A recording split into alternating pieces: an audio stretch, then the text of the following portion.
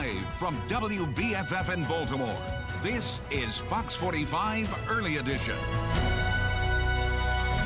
Good morning, everyone. Thank you for waking up with us. It's Friday Eve, Thursday, June 15th. I'm Megan Gilland. Let's check in with meteorologist Justin Chambers and see how this is all looking for us. Good morning, Justin. Yeah, good morning, Meg. Good morning, everyone. Taking a look at temperatures that are not too bad right now. Mainly clear skies out there as we get you started on your Thursday. And as we see these numbers here statewide, mainly 50s and 60s. So a little cooler for some of you, especially out toward western Maryland. So weather story looks like this. A clear and mild morning, warmer afternoon ahead. And we are tracking some more rain that's coming back into the forecast for Friday. Back with your full forecast in just a few minutes from right now. Sounds good, Justin. Thank you. Out on the roads, we've got your Len Stoller traffic network, and take a look at this. We've got light traffic moving through the area here this morning. No issues to report. We do begin this morning in a city in crisis. As we look ahead to another weekend under the youth curfew, emergency phone calls are reaching the phones of residents. Take a listen. Hey, Baltimore, as a reminder, curfew engagement is in effect from 11 p.m. to 6 a.m. throughout the summer. Well, the messages are hitting landlines, cell phones, text messages, and are being sent through the city's emergency notification system. They're being sent to more than 500,000 residents. Some residents fear this curfew call could prompt them to ignore future emergency calls. The next round of calls is expected to come from the Baltimore City School District through its own notification system. Well, this morning we are learning more about Jabri Griffith, the 18-year-old that is charged in 2 Baltimore shootings back in March. And this includes a mass shooting where Baltimore boxer Ernest Hall was killed. He was arrested last week at Dunbar High School with a loaded gun found in the back of his car. Court documents highlight a troubling trend showing Griffith broke the law as a teenager before going on to commit those crimes as an adult. Dr. Tyrone Powers says the holes in the juvenile justice system are evident. We have to look at all parts of the system. What is going on in the juvenile facilities? What happens when a young person is adjudicated delinquent and charged with delinquent acts? What happens to change that behavior? What is the intervention? What happens in our correctional system that allows people to not fear it? Now, Fox 45 News took those concerns to Maryland Secretary of Juvenile Services, Vincent Schiraldi. He says there are several adjustments to be made at DJS, including programming they're working to improve. In the meantime, there is uncertainty at City Hall as top officials leading public safety are stepping down. It's been a week since Police Commissioner Michael Harrison announced his resignation. His departure coming as the director of the Mayor's Office of Neighborhood Safety and Engagement is set to leave. Monzi Director Shante Jackson is stepping down at the end of June, and still no answer about what's next for Monzi and the Safe Streets program.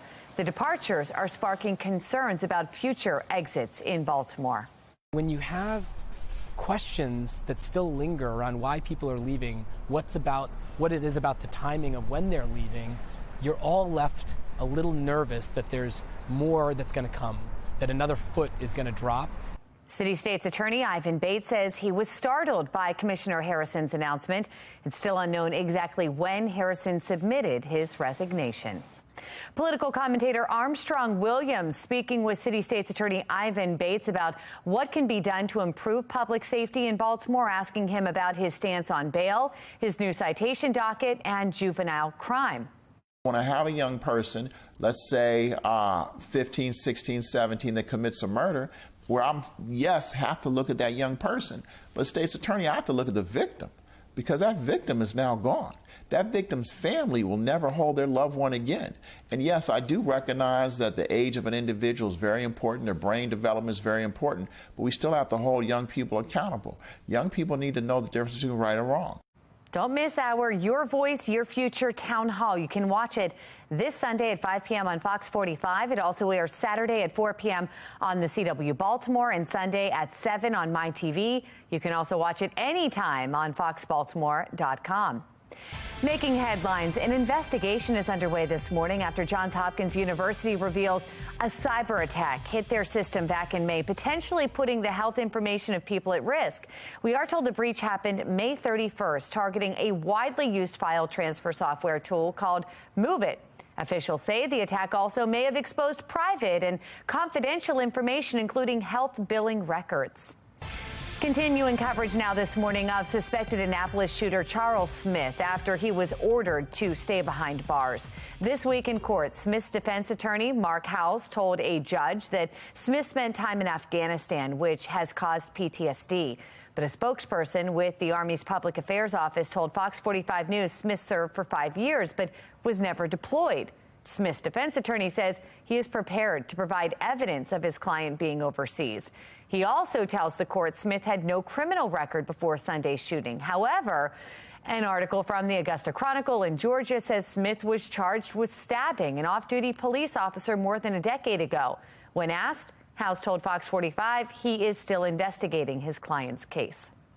In the wake of the Annapolis shootings, state leaders calling for new gun restrictions. But new data from a Gonzales poll shows Marylanders want accountability for illegal firearm offenders. According to the results, 89% of Maryland voters want possession of a stolen firearm to be a felony in the state. Here, there is near unanimity. About 90% of Marylanders, whether they're black or white or male or female or young or old or progressive or conservative, agree that the possession of a stolen firearm should be a felony. In response to the polling data, the Maryland House Republican caucus releasing a statement calling for stricter gun laws. The state GOP saying they've pushed forward proposals that would make illegal gun ownership a felony on multiple occasions, but it has failed to pass each time. The Republicans, citing the data, are calling on Democrats to accept the plans in hopes of cracking down on gun crime. Still ahead on the early edition, as the school year comes to an end, teachers in Baltimore City are speaking out the comparisons they're making to surrounding districts. Plus, a warm and sunny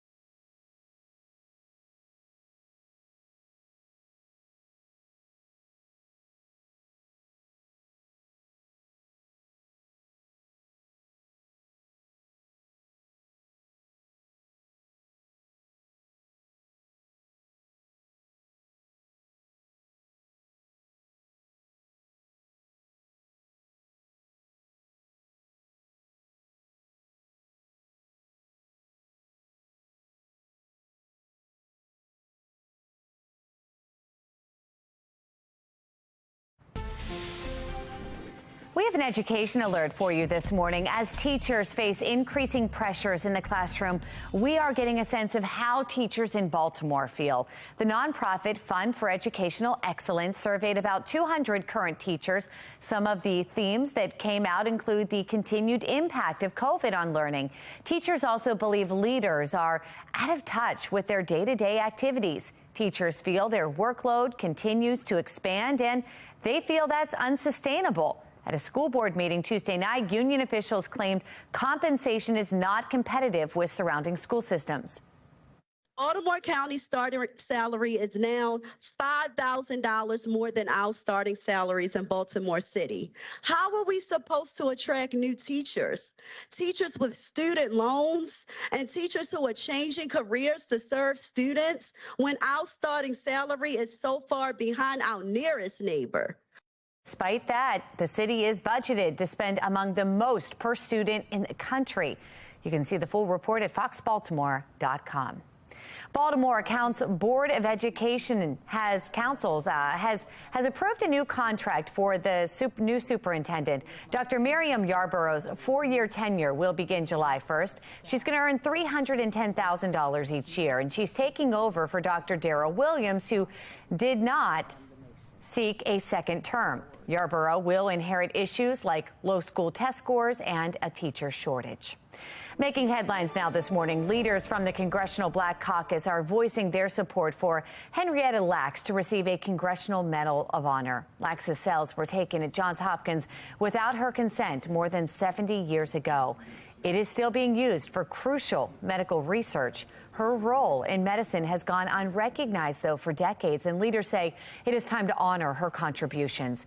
Maryland Congressman Kwesi Mfume announced legislation yesterday to award her the Congressional Medal of Honor. In just a few moments, I'm going to go to the floor of the House and formally introduce this bill. And I would urge all of my colleagues in the House and the Senate to move forthwith toward its passage as a real statement of where we are. Henrietta Lacks died of cancer in 1951 at the age of 31. Johns Hopkins Medicine notes her cells played a key role in the development of the polio and COVID-19 vaccines, as well as treatments for cancer. Severe weather and tornadoes ripping through parts of the southeast. Check out this video here. We've got some footage coming into our newsroom from Georgia showing a tornado touching down. Look at the size of that. Other parts of the state have reported high winds, window shattering, hail, lightning. The heavy storms causing power outages across the southern states, with more than 150,000 customers reported without power from Georgia to Texas. Just incredible images there. We saw some wind coming through, but my goodness, we got lucky in comparison. Yeah, 10 tornadoes reported across Texas, Alabama, and Georgia yesterday in that severe weather outbreak. And more is on the way for the Central Plains, parts of Texas and Oklahoma, under that threat for severe weather today. This is the season, Meg. This is what we typically see. Now, for us, we're going to be good today. Tomorrow, we're tracking rain and possibly some thunderstorms here, as well as another system is going to be bringing some unsettled weather to the area for your Friday. But right now, looking very nice over our Towson camera, our Mile 1 Auto Group cam. Temperatures are mainly in the 50s, a little cooler than where we were at this time yesterday morning, but overall not too bad. You can always check those numbers right there on the right side of your screen so you can see the temperature in your neighborhood before you step out the door. And that westerly wind only about 5 to 10 miles an hour. Overall, as you rise and shine with us over the next couple of hours, grabbing some coffee and breakfast, we're seeing those mid to upper 50s as we head into your morning, and 540s when that sun comes up. That's as early as that sun rises here, so we're going to start going the other way as we get closer to that summer solstice, which is next Wednesday. So these are the last few days of spring. 63 by 8 a.m. hanging out there at the Cross Street Market in Fed Hill. Numbers in the lower 80s by noontime. Great day for lunch outdoors today or any outdoor activities. It's going to be warmer. You'll feel those temperatures rise to the mid to upper 80s for a lot of us in that 3 and 4 o'clock hour. Check some of the temperatures here in your neighborhoods across Carroll and Baltimore counties. Low to mid 80s for your highs today. 84 is typically where we are this time of year, so we'll be slightly above average for today. Howard and Arundel counties also seeing those low to mid 80s for your highs on your Thursday afternoon. At the ballpark, O's didn't get the win last night, but the rubber match today at 105. I think they're giving out some visors here. The visor sunglasses, actually, for the first 10,000 fans this afternoon. And you'll need the sunglasses. Great day for baseball. A little warm with mid-80s for that first pitch at 105 against the Blue Jays today. All right, so here's a look at our future scan. Here's very nice conditions here. Not really seeing much in the way of cloud cover. Lots of sunshine today. Here comes that next weather maker. Another frontal boundary with an area of low pressure that's going to approach from the west. So we'll start to see some showers the later part of your morning tomorrow, and then through the middle part of the afternoon. Those showers and thunderstorms could develop as it pushes from west to east out toward the eastern shore. Good news is Saturday and Sunday, rain is not going to be an issue, although we'll be heating up as we head into Father's Day weekend, the final weekend of spring, and AFRAM weekend as well. It's happening both Saturday and Sunday, so need that sunblock for sure. Temperatures staying in the mid to upper 80s through Juneteenth on Monday, and then we bring in another chance for rain into Tuesday of next week. Meg? All right, Justin, thank you. We've got your Len Stoller Traffic Network now and our live camera here from Towson showing light traffic out there. I see some flashing lights. We'll try to see what's going on there. Looks like it just might be something moving over to the side there. No issues to report here at this hour. Dry conditions as well. Perfect time to get up and head out. Let's get a check of mass transit. We have Mark Jones with the MTA joining us. Good morning, Mark. Well, good morning, Megan. Good morning, everyone. Out there on the MARC train system, you'll find Penn Train 505 with a 5 to 10 minute delay. The other trains and lines of MARC are on time for the commute start. Out there on Light Rail Link, we've got that service disruption with us between Timonium and Hunt Valley. That's due to maintenance. Shuttle buses remain in place, and that construction project will be in place through the end of the month, so certainly allow time for travel on Light Rail Link. Metro Subway Link looking good. No delays or issues in either direction of that service. For the MTA Transit Team, I'm Mark Jones. Thank you, Mark. Make this summer even sweeter with the trip up to Hershey Park, and Fox 45 Morning News wants to help you with your sweet tooth with a chance to win a 4-pack of tickets every day this week. We're going to be giving away tickets to the amusement park, but you have to wait for your cue to call and win. Just keep watching for your chance to win a 4-pack of tickets to Hershey Park worth just over $300. Pretty nice deal. Well, if you win those tickets, or maybe you're just going on other summer adventures, we'd love to see how you're having fun. You can send your pictures and videos through Chime In on our website, foxbaltimore.com, or use that Fox 45 mobile app. Still ahead on the early edition, a big meeting happening today surrounding the state of Maryland schools, why the NAACP is calling on leaders to come together. But first, despite his arraignment, former President Donald Trump back on the campaign trail, how he's faring against other Republican candidates. Time now 4:51, and you're watching Fox 45 Early Edition, all local, all morning.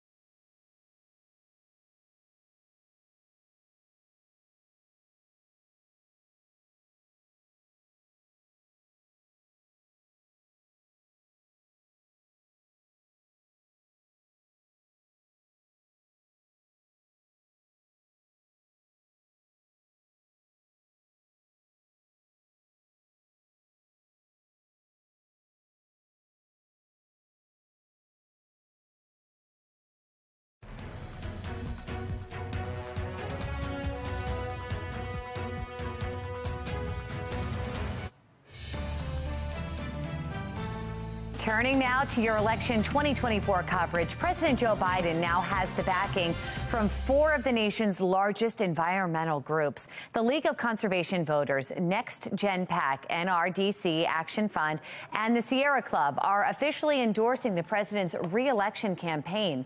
Biden celebrated the endorsement last night at the League of Conservation Voters' annual charity dinner, during which the president highlighted his plans targeting climate change. This is the only truly existential threat. It's the existential threat. If we don't meet the requirements that we're looking at, we're in real trouble. Your work has never been more important than it is today. Together, we've made a lot of progress so far, but we got to finish the job. We got to finish the job.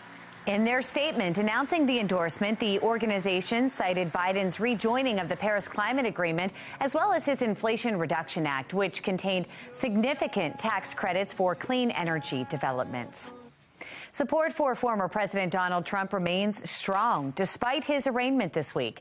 According to a new Quinnipiac University poll, 53% of Republican-leaning voters are considering voting for Trump in the GOP primary. That is only a slight drop from 3 weeks ago at 56%. Florida Governor Ron DeSantis is following up in second with 23%.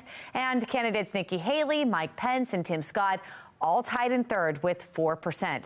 Trump's prospect in a hypothetical rematch with Biden is less promising, as Biden leads Trump 48 to 44% among registered voters. A recent Gonzalez poll is showing who Marylanders would vote for if the election were held today.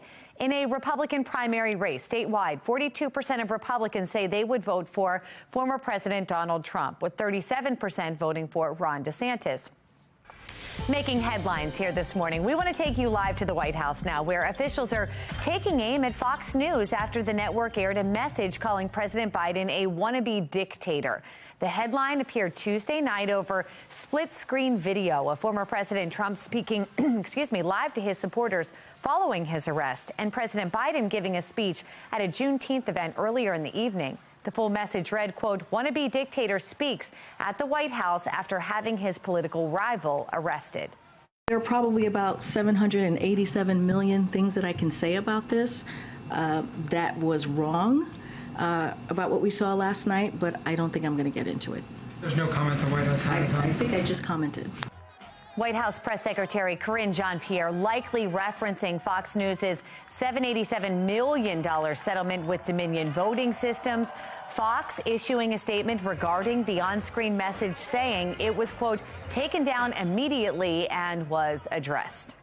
Trump and his allies accused the Biden administration of weaponizing the Department of Justice. The White House categorically denies that claim. Florida Congressman Matt Gaetz is digging into alleged abuse of people detained over the January 6th riot at the Capitol. The field hearing taking place this week with legal experts to defendants, family members, and riot witnesses. Lawmakers want to know more about claims of widespread abuse by law enforcement and also inside jails. They're also questioning whether suspects can get a fair trial in D.C. Some never even went into the Capitol but are facing serious felony charges because they didn't know they had crossed over a barricade that had been taken down many hours earlier. So we have to get these stories out, but really the purpose tactically of this hearing was to set up a fight to defund some of the authorities and some of the agencies that have been weaponized against the people. One woman urged lawmakers to support a bill that would forbid the detention of nonviolent political protesters. Representative Gaetz is promising to take action. Continuing coverage now this morning, the derailment in East Palestine is sparking a renewed push for railroad safety across the U.S., and that includes proposed reforms in Congress. The Bipartisan Rail Act was introduced in March in an effort to prevent future train derailment disasters. Ohio Republican Representative Bill Johnson says lawmakers are discussing the legislation, and he is hopeful that it will be moving forward soon. Look, that's going after low-hanging fruit to improve rail safety. There's a lot more that we will be looking at when we see the full spectrum of the National Transportation Safety Board's report, when we find out what actually happened in that derailment. The National Transportation Safety Board is still expected to issue a final report on the East Palestine derailment. The Senate Commerce Committee also passing the Bipartisan Railway Safety Act in May and is now waiting on a vote in the Senate. The conference today is calling public school leaders to come together. Coming up next, find out why the NAACP is saying it's a historic moment. A rare weather outbreak underway. Several southern states are getting pummeled by another day of severe weather. The shifting threats this morning leaving communities on high alert. Quiet weather conditions here at home, but we are tracking some more showers and possible thunderstorms for tomorrow. We'll break it down for you on Fox 45 Early Edition. Live from WBFF in Baltimore, this is Fox 45 Early Edition. Thanks for waking up with us. I'll get it out on this Thursday, June 15th. I'm Tom Rogers. I'm Megan Gillen. Patrice Sanders is off this morning. We've got meteorologist Justin Chambers with us. Good morning. Hi. How you guys doing? All right. Good. Yeah. Good Ready to go. Yeah, for a Thursday. Mm-hmm. All right. I guess I'll do some forecasting then. How's that? That'd be great. Sounds good. All right. Clearly, that's what you want me to do. Step over here and do the weather. Our Towson camp right now, mainly clear skies out there, and our temperatures are actually a little cooler than where we were at this time yesterday. So if you're out for a run or a jog in the next couple of hours, mid to upper 50s overall, mild conditions, you can enjoy it. We'll top out in the mid to upper 80s today, so it will be warmer this afternoon, but plenty of sunshine and those temperatures back above average for this time of year. We are tracking our next weather maker that could bring some rain showers and even thunderstorms for tomorrow. We'll talk about that coming up. All right, that sounds good, Justin. We've got your Lens Solar Traffic Network here. Look at this traffic map. Pretty perfect out there. Almost entirely in the green. No major issues to report.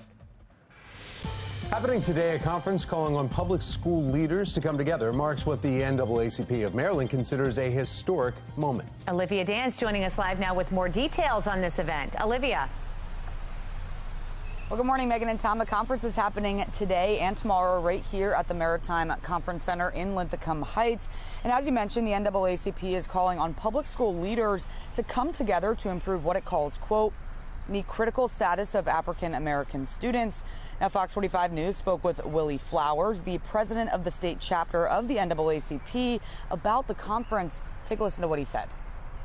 And the concern came out of years of challenges that come with African-American students being at the very bottom of everything. There should be some strategy to look at the front-end situations that create these challenges that students have in the public schools when it comes to test scores, when it comes to the details of how they interact with discipline issues, when it comes with who can be identified for special support, IEPs. Now, school leaders are invited to discuss solutions to a number of these issues impacting predominantly African-American students in Maryland public schools. In Baltimore City schools, student enrollment is 93% minority, and some of those issues mentioned by Flowers have been seen this year, including that 23 city schools had 0 students who took the state test score proficient in math. And Flowers says these issues are not limited to just any one district. Superintendents from all over the state have been asked to attend. The Education Solutions Conference starts at 9 a.m. this morning, or 9 both days, and runs until the afternoon. For now, reporting live in Linthicum Heights, I'm Olivia Dance, Fox 45, Early Edition. All right, Olivia, thank you. Many of the Maryland NAACP's concerns are also cited in a lawsuit filed against Baltimore City schools that captured the attention of civil rights attorney Ben Crump.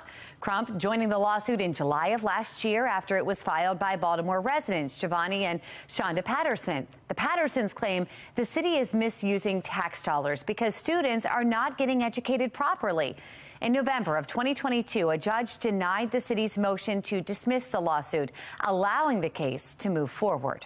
Fox 45's Project Baltimore has been investigating problems within some public city schools for months now. Earlier this year, they found 23 schools where 0 students among those tested are proficient in math. Graduation rates are also dropping. Baltimore City hit a 9-year low in the percentage of students graduating high school in 4 years. Project Baltimore reviewed the 4-year graduation rates from 2022 and found 10 high schools where fewer than half the students graduated in that period. Baltimore City Public Schools was forced to return hundreds of thousands of taxpayer dollars last year after an internal report showed inflated enrollment at Augusta Fells Savage High School. That report came months after Project Baltimore first broke the story about ghost students and grade changing in the school. And the most recent data from the state shows 58% of city school students are considered chronically absent. You can find all of Project Baltimore's past reporting into city schools on our website, foxbaltimore.com. Well, as we look ahead to another weekend under the youth curfew, emergency phone calls, they're going out to residents. Take a listen to this. Hey, Baltimore, as a reminder, curfew engagement is in effect from 11 p.m. to 6 a.m. throughout the summer. Well, the messages are hitting landline, cell phones. They're even sending out text messages, all being sent through the city's emergency notification system to more than 500,000 residents. Some residents fear this massive curfew call could prompt many to just start ignoring future emergency calls. The next round of calls expected to come from Baltimore City Public School District through its own notification program. And this brings us to our question of the day. Should the emergency alert system be used to send out curfew reminders? So far, 100% of those who have responded saying no. You can weigh in right now by going to foxbaltimore.com/vote. Well, this morning, we are learning more about Jabri Griffith, the 18-year-old charged in 2 Baltimore shootings back in March. And this includes a mass shooting where Baltimore boxer Ernest Hall was killed. He was arrested last week at Dunbar High School with a loaded gun found in the back of his car. Court documents highlight a troubling trend showing Griffith broke the law as a teenager before going on to commit those crimes as an adult. Dr. Tyrone Power says the holes in the juvenile justice system are evident. We have to look at all parts of the system. What is going on in the juvenile facilities? What happens when a young person is adjudicated delinquent and charged with delinquent acts? What happens to change that behavior? What is the intervention? What happens in our correctional system that allows people to not fear it? Well, Fox 45 News took those concerns to Maryland Secretary of Juvenile Services, Vincent Schiraldi, and he says there are several adjustments to be made at DJS, including programming that they're working to improve. Severe thunderstorms, hail, rain, heavy winds moving through much of the southeastern United States this morning, impacting millions across the country. We want to get right over to Shannon Lilly in our live center. She has the latest. Shannon? Yeah, right now, guys, the National Weather Service is reviewing more than 320 severe storm reports from Oklahoma to Florida. And just behind me, I mean, this is an example of that. Look at this video out of Arkansas where you can see that hail just pummeling the ground there, homes that are in this area in Hot Springs. Really quite a sight to see, and we're seeing all kinds of video like this across the internet. And hail is not the only threat. There are more than 200 reports of damaging wind gusts and 10 tornadoes, including one on the ground here for almost 9 miles in Cass County, Texas. Winds estimated at 120 miles an hour in this storm. Now, one person was hurt when a tree came down on an RV at a state park in Cass County. And then this tornado was caught on camera near Blakely, Georgia. Damage is reported in the area, but at this point, we've had no reports of injuries from this specific storm. Now, we have another chance of severe storms again today, including in southern states that are cleaning up from yesterday. Best chance today will be from southwest Kansas through Oklahoma to the Red River Valley. We'll keep our eyes on this, but for now, that's the latest from the Live Center. Tom. Thank you, Shannon. Still ahead this morning, uncertainty within City Hall as some of Baltimore's top leadership resigned from their positions. The grim reality of safety in Baltimore. Plus, a major hack at Johns Hopkins University, the information that could have been impacted. Our temperatures are starting off nice this morning. A lot of us in the 50s. So overall, probably the windows down as you head out to work or school. Back for your full forecast. We'll do that in just a few minutes from right now.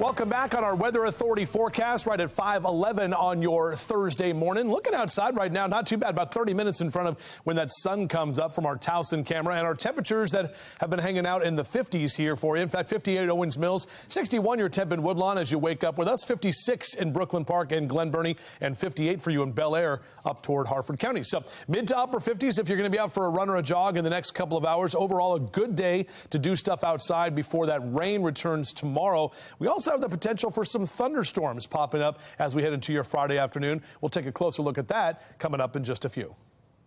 Sounds good. Thanks, Justin. Coming up after the break, nationwide interest rates will remain the same, but that could change when officials are warning a hike could happen. Plus, efforts to make college cheaper for incoming students. New bills being introduced by Republicans. Time now, 5:12. You're watching Fox 45's Early Edition, all local, all morning.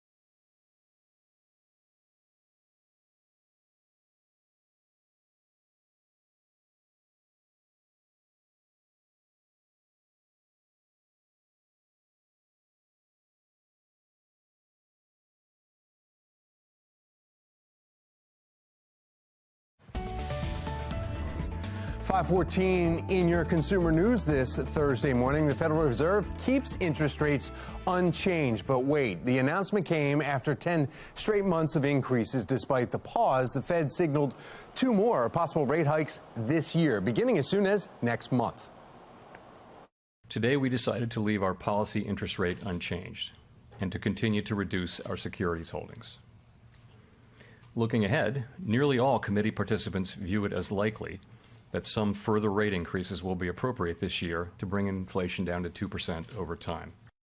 For now, the rate stands at 5.1%, the highest in more than 16 years. Meanwhile, the inflation rate is now 4%, having dipped from a high of almost 9% last year. Senate Republicans are introducing a series of bills that they say will reduce college tuition for incoming students, and it's called the Lowering Education Costs and Debt Act. And it consists of 5 bills that would simplify the student loan borrowing and repayment process and change how colleges disclose information to prospective students.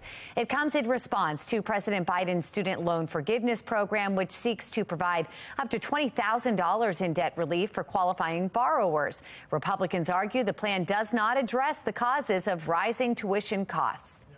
If this student debt loan transfer goes into effect, students and taxpayers will be back in the same situation in 5 years.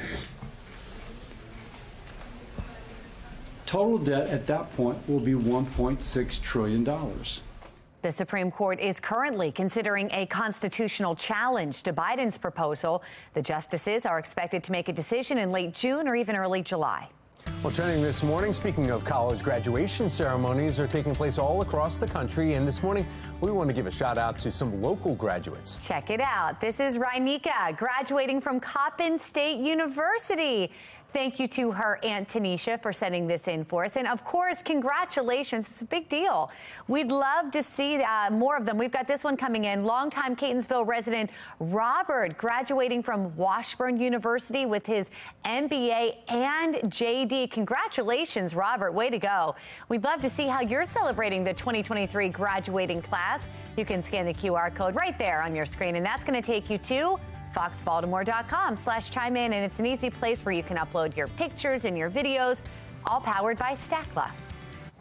All right, after the rain went through, it was absolutely gorgeous yesterday afternoon. Will we have that today? Meteorologist Justin Chambers is here with the a big look. difference is going to be less wind today. Yes, yeah, so yeah, it was definitely blowing around for sure behind took our that flags front. down on Flag Day. On Flag Day, I know. We don't want tattered flags. What does that mean?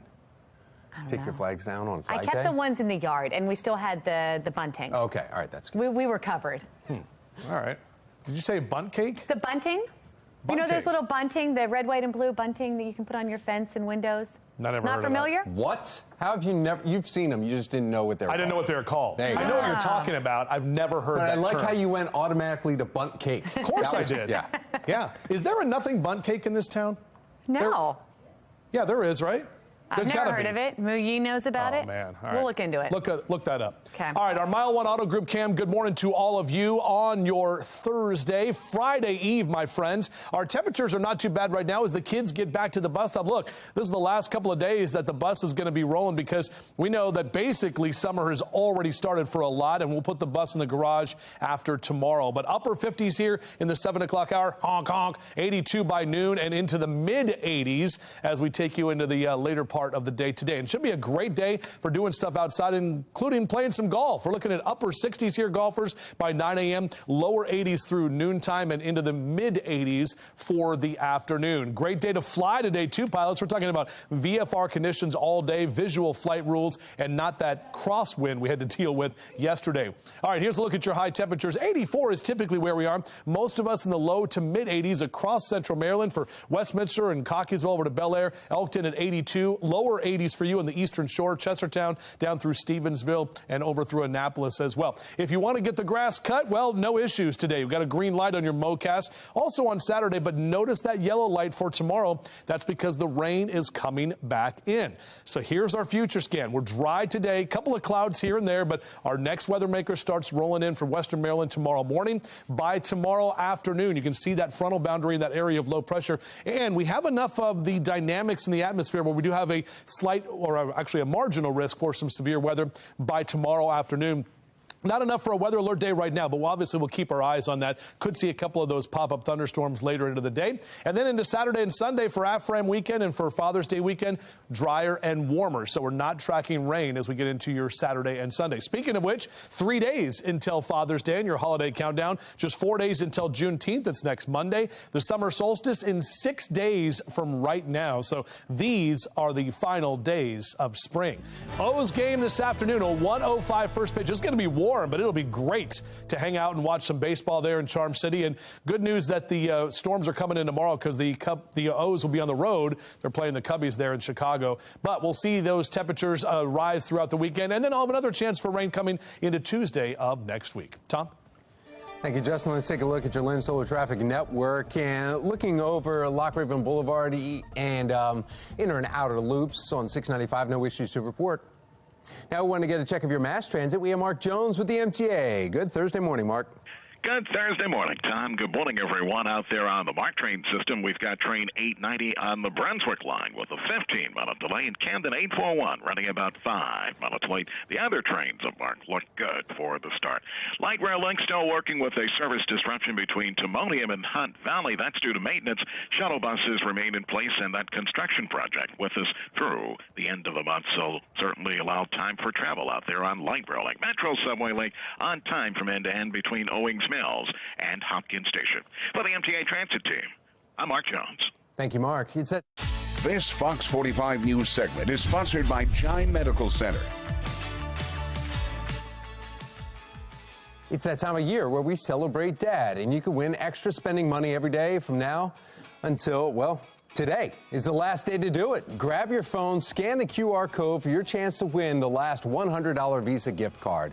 Play our Father's Day Pop Quiz Trivia Contest. Get the question right, you can win this daily prize. We've been giving away $100 Visa gift cards. Again, scan the QR code for this Father's Day Pop Quiz Trivia question, and good luck. Still ahead, a local DoorDash driver gaining some major dough. Just how much she won from a scratch-off and her plans for the money. A documentary is premiering overseas today, highlighting Mayor Scott's crime-fighting strategy. I'm Olivia Danson. Coming up next, find out why the mayor canceled his trip to the premiere. You're watching Fox 45, Early Edition.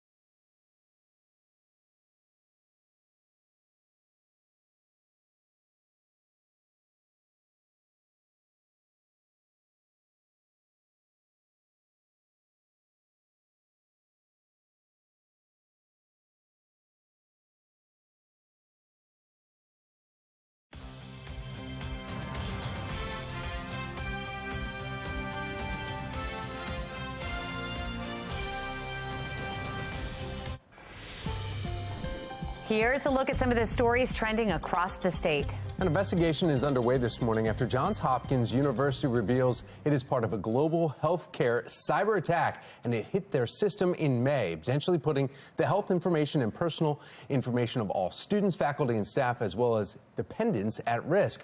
We're told the breach happened May 31st, targeting a widely used file transfer software tool called MoveIt. Officials say the attack also may have exposed private and confidential information, including health billing records. In West Baltimore, Governor Moore is going to make an announcement, about a transit project. The governor's office is calling it a major project. We expect state and city leaders to join the governor. We know it's happening at 3 o'clock, and you can watch it live on foxbaltimore.com. In Frederick County, officials unveiling the new flag design. It features the same colors as the Maryland state flag, with shapes designed to mimic a crossroads. Represents the county's diverse landscape, featuring vibrant towns, peaceful rural areas. It's designed to honor local traditions while looking ahead to the future. In Anne Arundel County, a DoorDash driver is getting delivered a lot of dough this week. The 47-year-old woman bought $1 million mega multiplier scratch-off, and guess what? She ended up with the top prize, $1 million. The Maryland Lottery says she purchased the $20 ticket at a 7-Eleven in Severn. She's not sure yet what to do with the winnings, but now has some plans to travel back home to the Philippines to see her father. That's beautiful. Well, still ahead on the early edition, a warmer afternoon with temperatures in the 80s. Our Weather Authority team is letting us know if we warm up or cool down this weekend. Closing arguments start in just hours in the trial on the deadly mass shooting at a synagogue in Pittsburgh. Just ahead, the arguments made by both the defense and prosecution and why this could be just the beginning of a lengthy next phase. It's 5:27. You're watching Fox 45 News, Early Edition.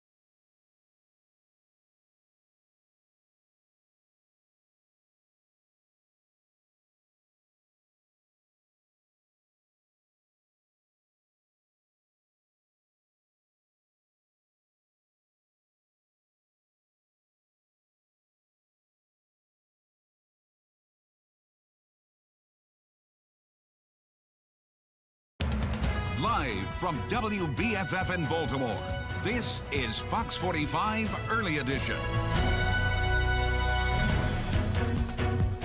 Welcome back to Fox 45 Early Edition. It's Thursday, June 15th. I'm Megan Gilland. I'm Tom Rogers. June 15th, come on. We are in summer. Almost every student is now out, just about around our area. And hopefully the weather will be nice for them. Meteorologist Justin Chambers here with our forecast. Yeah, when is do we still have school today and tomorrow? Howard County ended yesterday. City's Baltimore out. County 2 days ago. So do I need the bus stop? Like, should we put the bus in the garage today? Really? I think it's done.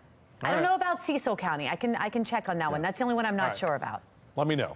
Get back to me on that. Let's take a look outside right now. By the way, thanks Henry Williams. He let us know that there is a nothing bundt cake on Reisterstown Road near Garrison. So that's where I'll be heading in about 4 hours from right now when I get off. 5 hours. 40s and 50s. Look at those temperatures. Actually upper 40s in Oakland and Cumberland this morning. We're seeing 57 in Hagerstown and Baltimore, 64 in Annapolis, 59 your temp in Bel Air. Overall, not a bad morning. I would have the windows down this morning on your morning drive. Mr. Bo says we're good to go. Some nice kind of cooler conditions with those 50s hanging around at least for the next couple of hours. Back with your full forecast. We'll do that in just a few minutes from right now. All right, Justin, thank you. Fox 45 News is following 3 big stories for you here at 5:30. Mayor Brandon Scott canceling an overseas trip to a documentary premiere highlighting his crime reduction strategy. History taking place at City Hall for the first time in more than a century. City Council reallocating nearly $12 million of the mayor's proposed budget. Plus, closing arguments today in a deadly mass shooting out of Pittsburgh. We have extensive team coverage of all of our top stories this morning, starting with Olivia Dance. Yeah, she joins us live now with more on that documentary and why some argue it is a political ploy. Olivia. Well, Megan and Tom, it's called The Body Politic, a documentary set to debut at a film festival in England today. Take a look at a copy of the poster right here. Now, the documentary highlights what Mayor Scott has considered to be a successful crime fight. Mayor Scott was supposed to be part of the premiere, even though there was no word of that from his office. But last night, he suddenly canceled his plans.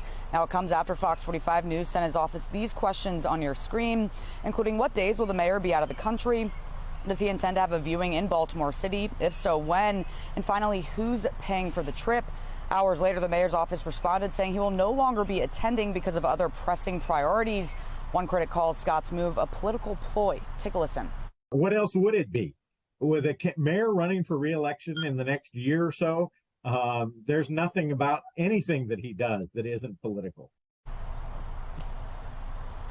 According to the festival's website, the documentary was filmed during the 2020 mayoral campaign and Scott's first year in office as he sought a holistic approach to reducing gun violence, an approach Mayor Scott has said has been successful, but Baltimore has seen over 300 homicides for the last 8 years in a row. Now, the film's North American premiere will take place on Father's Day in Washington, D.C., but it's still unclear when the film will make its way to Baltimore. For now, reporting live, I'm Olivia Dance, Fox 45, Early Edition. Uncertainty at City Hall as top officials leading public safety are stepping down. It's been less than a week since Baltimore Police Commissioner Michael Harrison announced his resignation. His departure coming as the director of the Mayor's Office of Neighborhood Safety and Engagement, or MONSE, is set to leave. MONSE Director Shantae Jackson stepping down at the end of June. Still no answer about what's next for MONSE and the Safe Streets program. The departures are sparking concerns about future exits in Baltimore.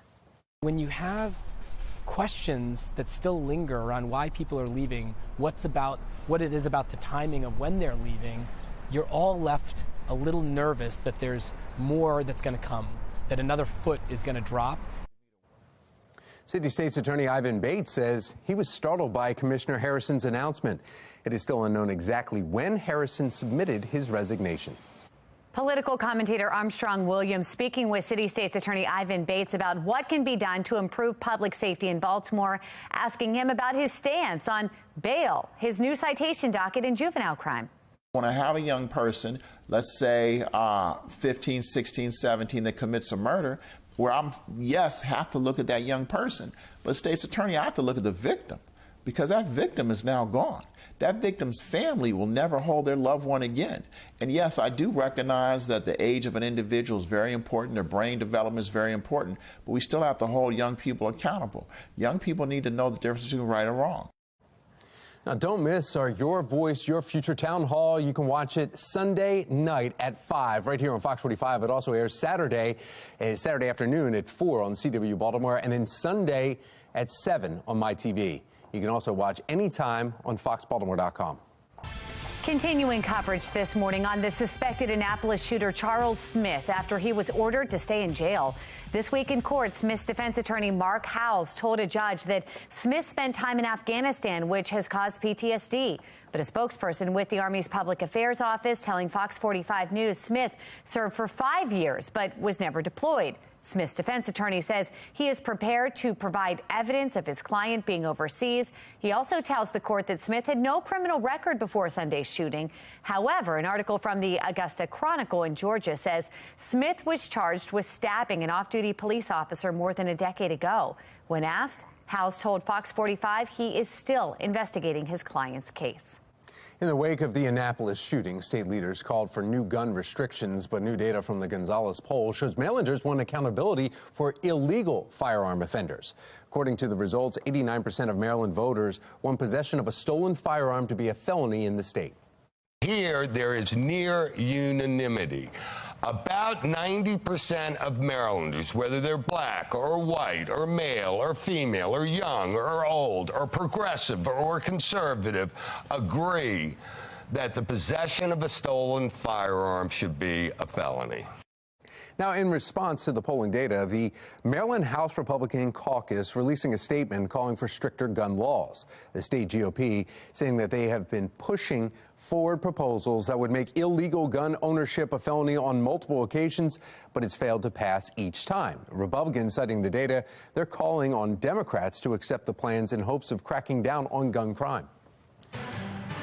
5:36, jurors will begin to hear closing arguments today in the trial of a deadly mass shooting at the Tree of Life synagogue in Pittsburgh. Let's get right over to Shannon Lilly in our live center with the very latest on this. Shannon. And Megan, we are starting with a live look over Pittsburgh this morning, where those closing arguments are expected to pick back up in just a few hours from now at 8:30 this morning. Robert Bowers right there is on trial for shooting and killing 11 people who were worshiping inside the Tree of Life temple in October of 2018. Bowers' defense, though, rested their case without calling witnesses or even presenting evidence. Now, they are not denying that Bowers was responsible for this attack, but their arguments focus on avoiding the death penalty by raising questions about his motive. Meanwhile, the prosecution argued Bowers carried out the attack because he hates Jewish people. The 11 killed were worshiping at the Tree of Life synagogue when gunfire rang out, marking the deadliest anti-Semitic attack in U.S. history. Now, assuming that the jury convicts Bowers, the trial would enter what's expected to be a lengthy penalty phase, with the same jurors deciding Bowers' sentence, life in prison or the death penalty. Again, closing arguments started at 8:30 this morning, and we will be following this closely. But for now, that's the latest from the Live Center. Tom? Thank you, Shannon. Still ahead, big meeting happening today surrounding the state of Maryland's public schools, why the NAACP is calling on leaders to come together. An historic moment within City Hall, the changes City Council has made to the mayor's proposed budget. Plus, we're tracking our next chance for rain. Meteorologist Justin Chambers letting us know if it impacts your weekend plans. 5:38, you're watching Fox 45's Early Edition, all local, all morning.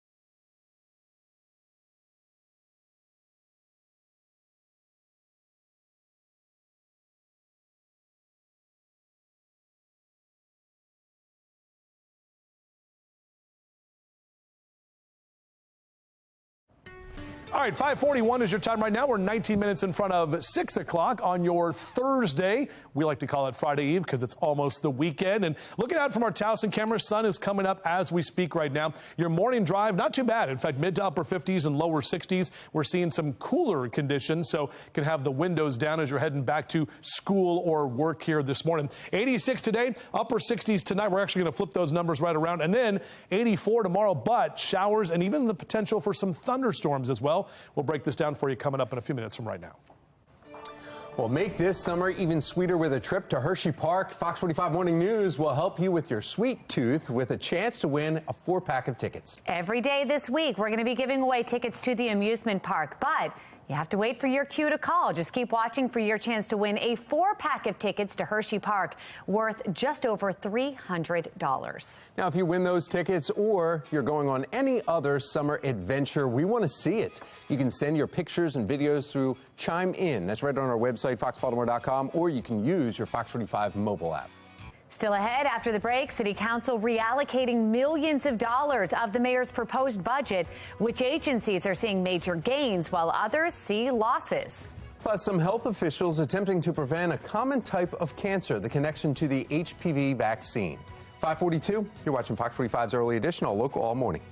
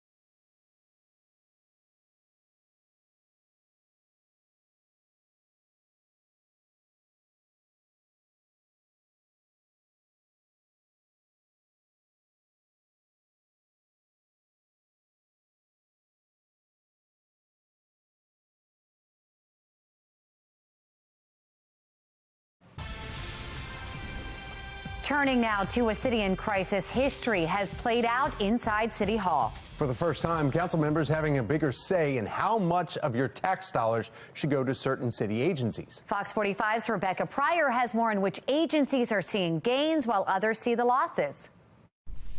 Obviously, this is the first time the City Council has had the ability of doing this in 125 years. With the newfound power to move money within Baltimore's budget, Wednesday, this bill's approved. City Council approving nearly $12 million worth of amendments to the mayor's $4.4 billion proposal. I congratulate all of you for being part of history. The majority of which is being shifted to the fire department, who will receive $5 million to purchase new equipment.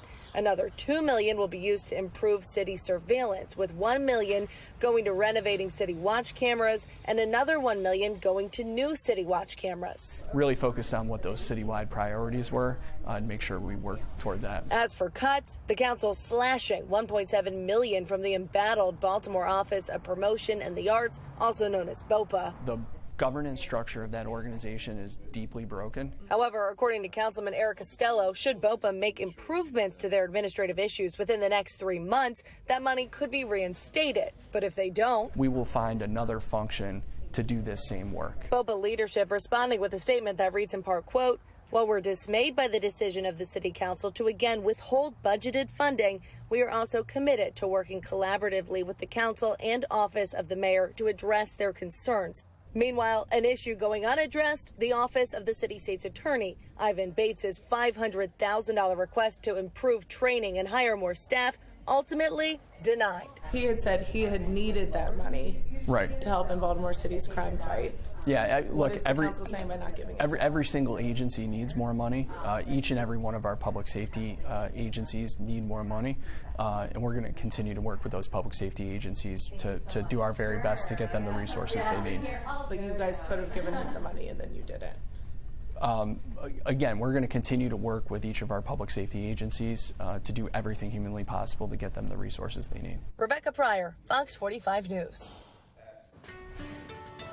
5:47 on this Thursday morning, and after some rain and some wind yesterday, will today be a little bit calmer? We need to find out. Meteorologist Justin Chambers here, and we're here, and we got to keep the bus out for a little bit more. We can't park it yet. Yeah, thanks to you and your research. Harford County and Dorchester County last days today, Montgomery tomorrow, and then that's it.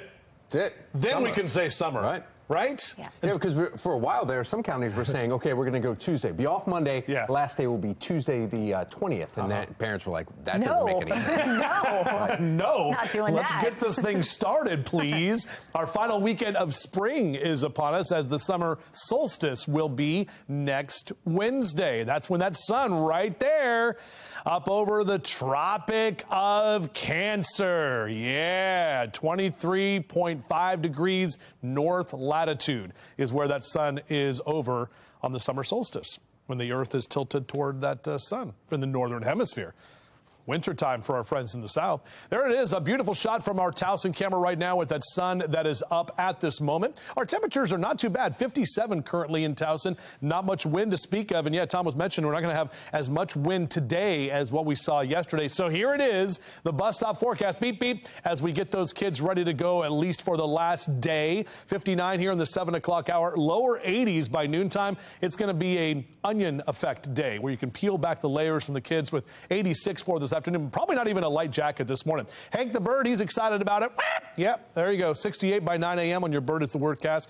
80s continuing into the afternoon for today. Across the area, we're talking about Carroll and Baltimore counties in the low to mid 80s. So a little bit warmer than yesterday afternoon. But the good news is we're staying mainly dry, guys. And we're talking about Harford and Cecil counties in those low to mid 80s across the board for your highs this afternoon. Eastern Shore also getting in onto those lower 80s. Chestertown, Centerville, down through Dorchester County right there.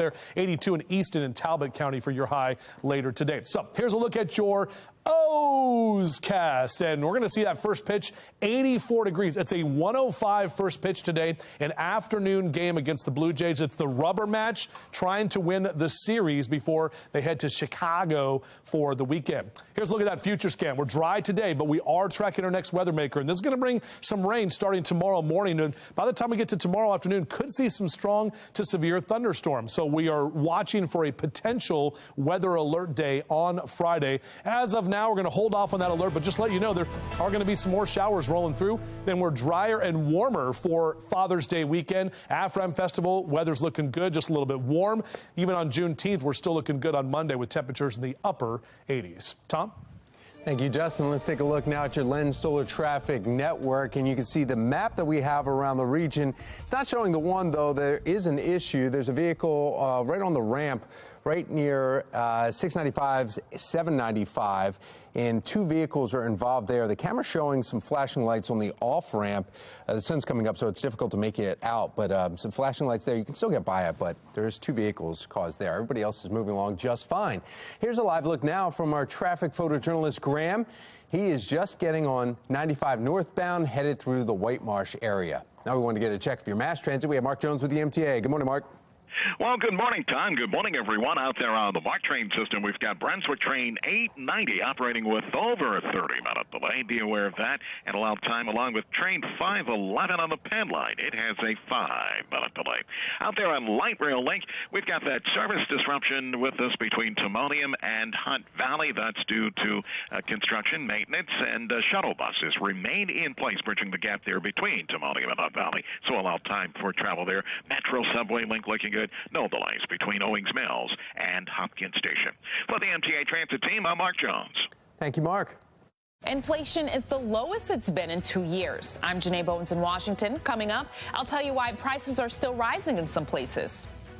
Plus, a recall alert you need to be aware of, the connection between frozen fruit and hepatitis A. 5:51, you're watching Fox 45's Early Edition, all local, all morning.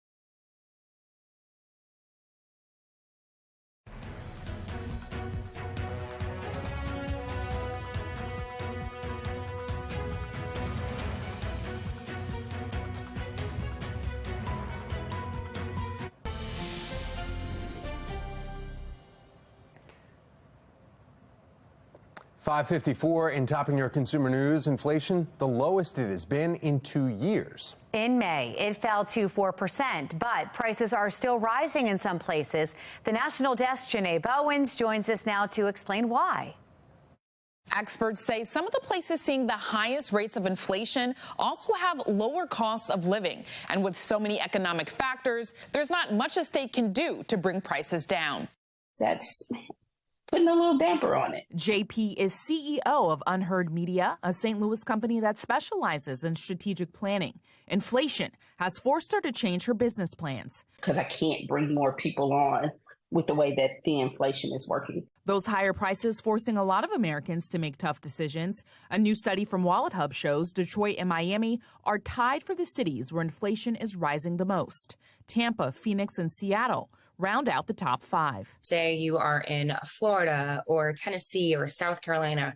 Right now in those states, the housing market is where we see inflation growing the most. Wallet Hub analyst Jill Gonzalez says the issue goes back to the COVID-19 pandemic, supply chain issues, and a labor shortage. But she says the Fed's rate hikes are working and inflation will continue to go down. So the outlook is a lot brighter than it was, say, 6 months ago. But JP isn't fully convinced. You just still have to be cautious because that could flip in, 30 days. Now, JP is planning for high costs, but is happy about the 4% inflation rate. It's important to remember the Fed is trying to get that number to 2%, so there's more work to do.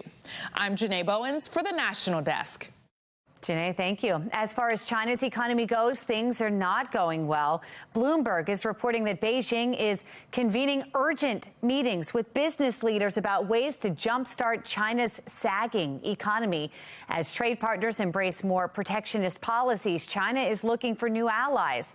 Here's Honduras's president, for instance, discussing a partnership with Beijing.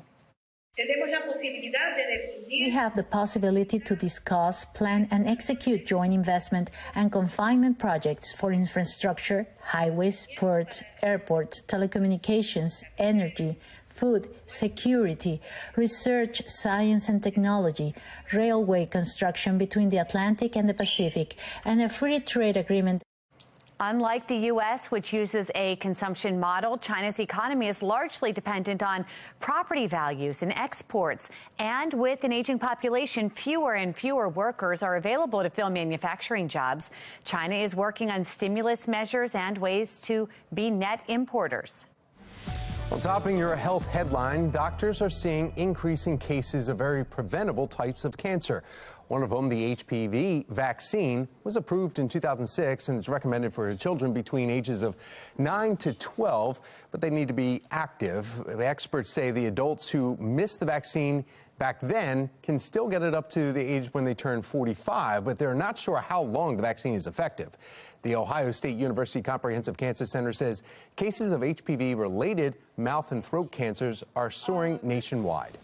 HPV-associated oropharyngeal cancer is expected to be one of the more common cancers in the coming decade in the age groups of 45 to 65 because of the lag time between infection that typically occurs in the teenage years and the development of cancer, which happens decades later. How are you? HPV is most commonly associated with cervical cancers, which is why awareness about these other throat cancers remains low, especially among men. Early symptoms can be subtle, like a tickle in your throat or a slow-growing lump. Experts recommend you check your vaccination status and talk with your primary care doctor. In other health headlines, the FDA is expanding the frozen strawberry product recall due to possible hepatitis A contamination. More brands have been impacted from hepatitis A outbreaks linked to organic strawberries imported from Baja California, Mexico. This is impacting frozen strawberries from Great Value at Walmart and Raider Farms Organic at Costco and H-E-B. The FDA is urging customers to check their freezers and throw out the frozen strawberries or return them for a refund. The agency says 9 people in 3 states have fallen sick. A conference today is calling on public school leaders to come together. Coming up next, find out why the NAACP is saying it's a historic moment. Rare weather outbreak underway as several southern states are getting pummeled by another day of severe weather. The shifting threats this morning leaving communities on high alert. Calm conditions here at home, but we are tracking the potential for some thunderstorms as early as tomorrow. We'll be talking about that on Fox 45 Morning News. Let's go.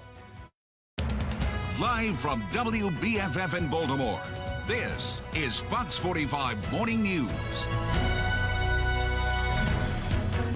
It is 6 o'clock on this Thursday morning, June 15th. I'm Tom Rogers. I'm Megan Gillen. Patrice Sanders is off this morning, and we're waking up to dry conditions. Yes, we are, and hopefully that will continue through the weekend. Meteorologist Justin Chambers here with a little hiccup there. Yeah, well, exactly. It's going to be Friday. The good news is Saturday and Sunday, we're looking good. It's going to be warm. Finally. Father's Day weekend. Yeah, I know, but we're going to see these showers rolling in for tomorrow. And right now, looking at the Towson camera with the sun that has risen this morning. A few of those high, thin clouds hanging around, but our temperatures are not too bad. A lot of us are waking up in the 50s and lower 60s, so it's nice outside right now.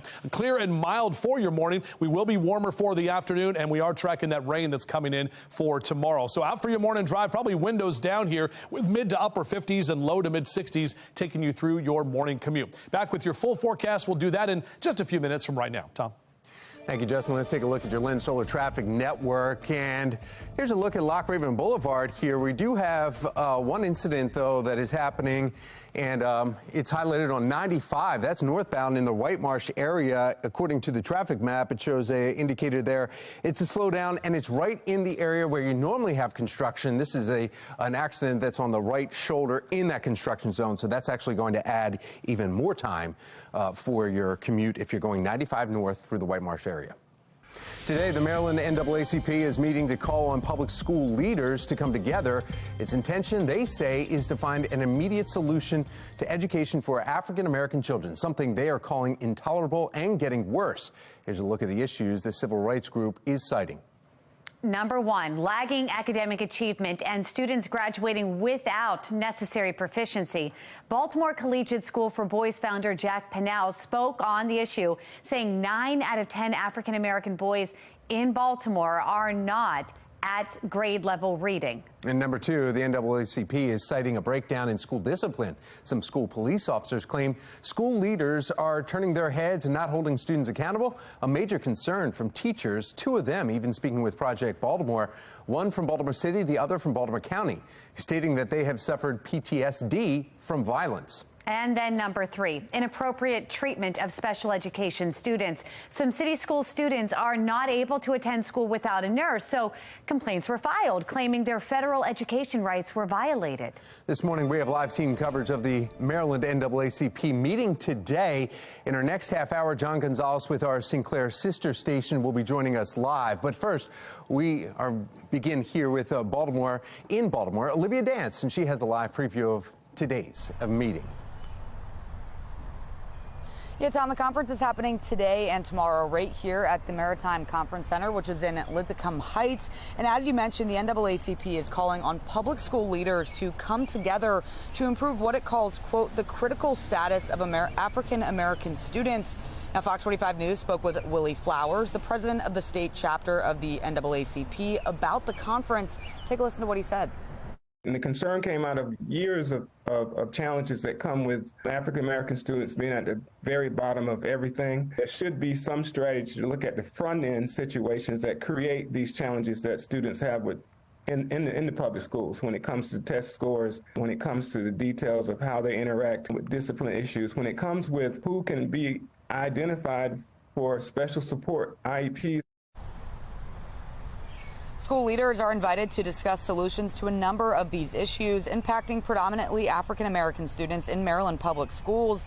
In Baltimore City schools, student enrollment is 93% minority, and some of those issues mentioned by Flowers have been seen this year, including that 23 city schools had 0 students who took the state test score proficient in math.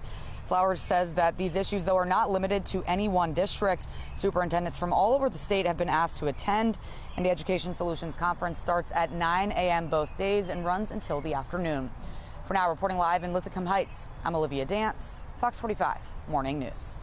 Thank you, Olivia. Many of the Maryland NAACP's concerns are also cited in a lawsuit filed against Baltimore City schools that captured the attention of civil rights attorney Ben Crump. Crump joining the lawsuit in July of last year after it was filed by Baltimore residents Giovanni and Shonda Patterson. The Pattersons claim the city is misusing tax dollars because students are not getting educated properly. In November of 2022, a judge denied the city's motion to dismiss the lawsuit, allowing the case to move forward. Severe thunderstorms, hail, rain, heavy winds are moving through much of the southeastern United States this morning, impacting millions across the country. We need to get right over to Shannon Lilly. She's in our live center with the latest. Shannon. Well, right now, guys, the National Weather Service is reviewing more than 320 severe storm reports from Oklahoma to Florida. And just behind me, this is an example of that. Some wild video that we're seeing on social media. I'll get it pulled up for you here. You can see that hail coming down and just pummeling the ground. Dangerous hail the size of softballs in some area in Hot Springs is where this video is coming out of. Now, hail is not the only threat, though. There are more than 200 reports of damaging wind gusts and 10 tornadoes, including one on the ground here for almost 9 miles in Cass County, Texas. Winds estimated at 120 miles an hour in this storm. One person was hurt when a tree came down on an RV at a state park there in Cass County. And look at this. This tornado caught on camera near Blakely, Georgia. Now, damage is reported in this area, but at this point, we've had no reports of injuries from this specific storm, thankfully. Now, today, more than 2.5 million people are under an enhanced or moderate risk for severe weather this afternoon across the plains. So that's that area right there of orange and red you can see here on this map. And the threat mostly is around Texas and Oklahoma, but you can see in the yellow, millions of others could also see impacts from these storms. So states that are cleaning up from yesterday may face another round. We'll keep our eyes on this, but for now, that's the latest from the Live Center. Tom? Thank you, Shannon. Mayor Brandon Scott cancels his flight to a premiere, topping our next half hour. How his crime reduction strategy is the highlight of a new documentary shown overseas. Still to come this morning in our 7 o'clock hour, Project Baltimore takes a deeper dive into the problems Baltimore City schools are facing, how they compare to what the Maryland NAACP is calling for today. We're tracking mainly 50s across the Old Line State this morning. Overall, not a bad start to your Thursday. Breaking down what we can expect with our next weather maker and how this can impact the start of your weekend. That's all coming up when you're watching Fox 45 Morning News, all local, all morning.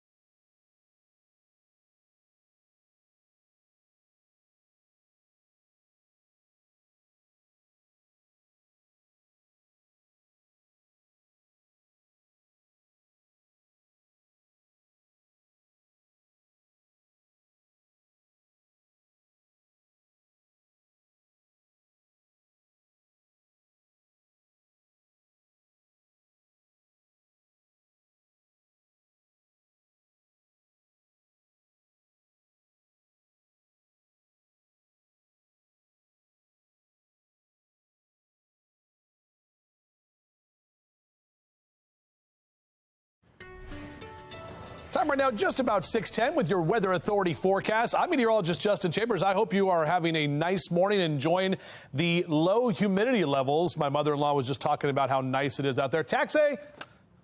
Water taxi never listens to me. It just keeps doing its own thing. Our 40s and 50s is what we're seeing for western Maryland right now.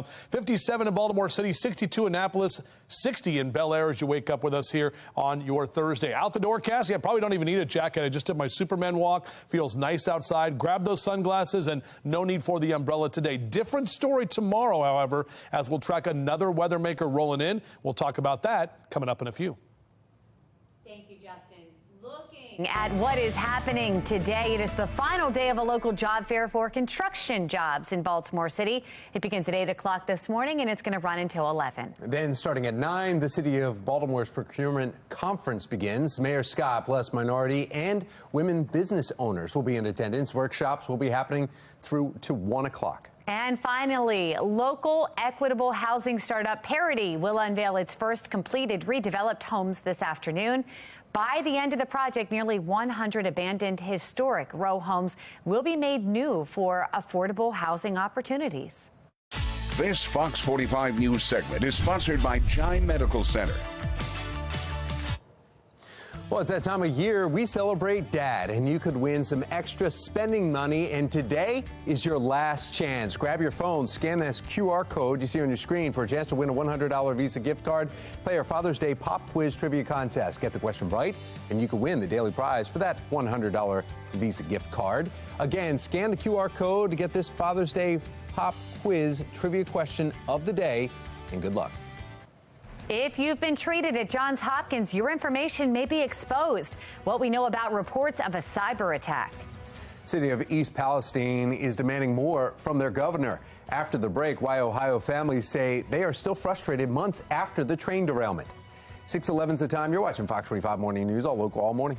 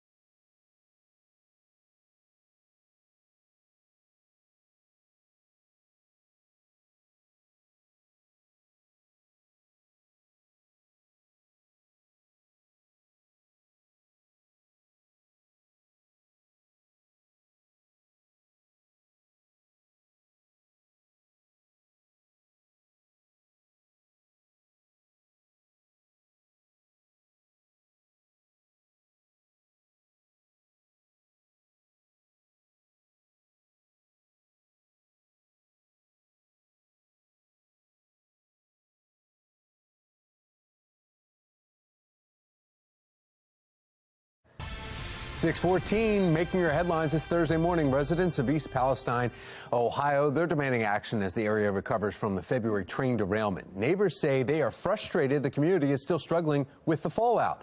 The group Unity Council for East Palestine Train Derailment rallied at the Ohio State House just yesterday, and they're calling for Governor Mike DeWine to submit a request to President Biden for a declaration or disaster declaration before the July 3rd deadline.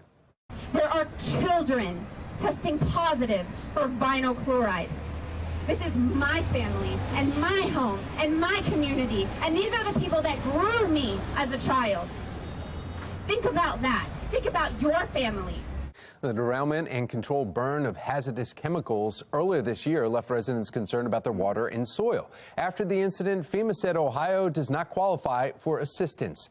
This week, Governor DeWine requested a second extension on the deadline to request a major disaster declaration, which buys more time in case conditions or findings arise that do qualify.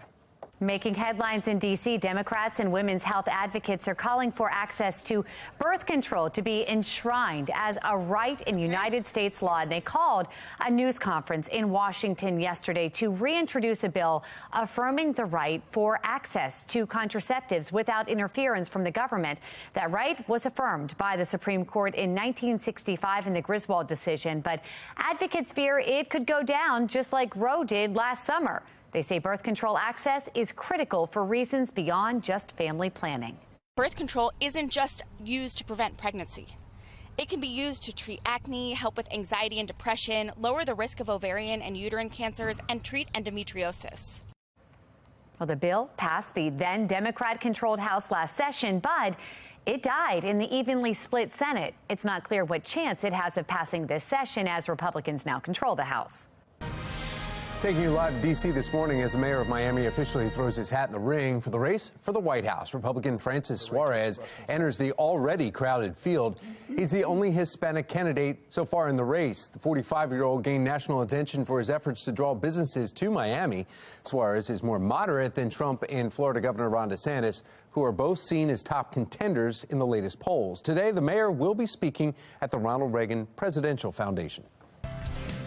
The search for extraterrestrial life is on as researchers look into one of Saturn's moons. I think I hear something, maybe an alien. Coming from our Weather Authority Center, yeah. According to this new study published in the journal Nature, scientists have uncovered large bounties of phosphorus within oceans of Enceladus. The element is one of 6 essential ingredients needed for life.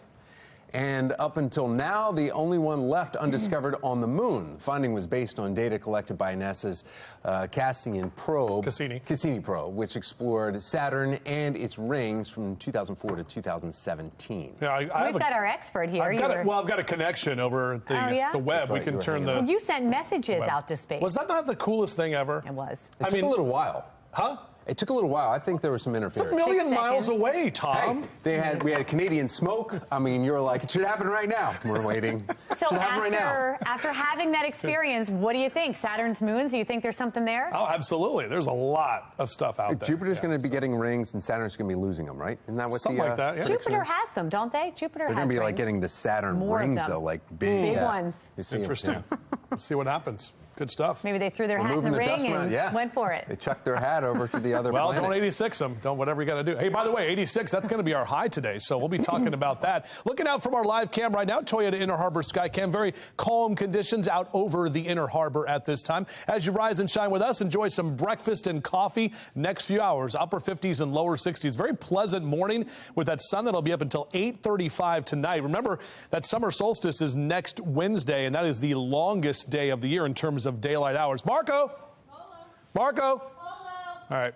A few polos out there. 73 at 10 a.m. if you're jumping in the pool today. That UV index, remember, in the very high category. So it does not take very long to get burned. You want to make sure to have the sunblock on today. But a great pool day for sure. Temps in the mid-80s later this afternoon. On your sprinkler cast, I'm kind of right between the yes and the no because we're not going to get rain today, but we are getting more rain tomorrow. So if you want to go ahead and get the watering done this morning or this evening, you're good to go. Just know you get some help from Mother Nature with the showers and storms on the way on Friday.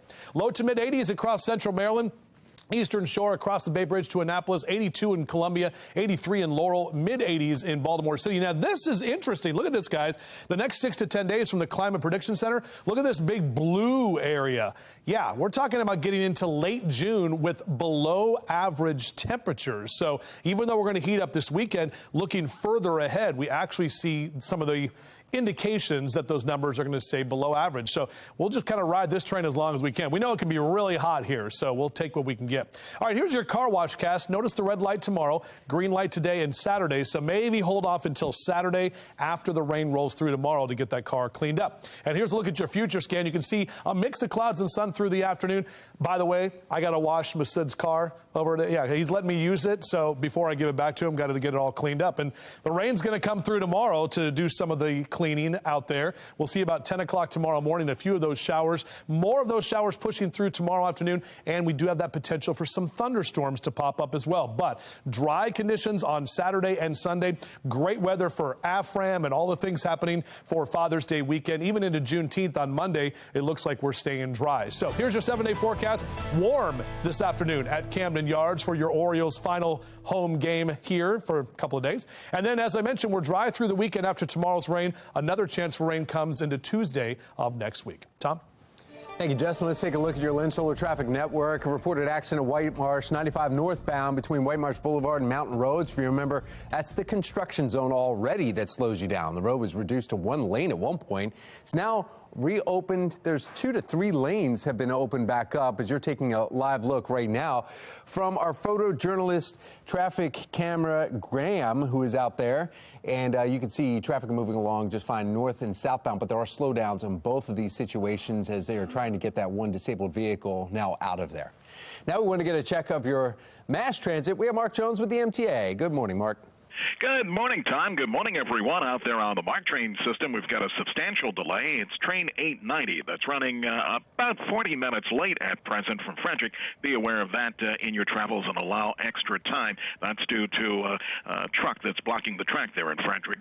Expect more delays perhaps on that line out there. You'll find train 511 and Camden 845 both running about 5 minutes late. Light Rail Link has a service disruption between Timonium and Hunt Valley due to ongoing maintenance, and shuttle buses remain in place, bridging the gap there. Metro Subway Link on time. MDOT/MTA is holding public hearings this week, including today and Saturday, to gather feedback on the proposed fall bus route changes.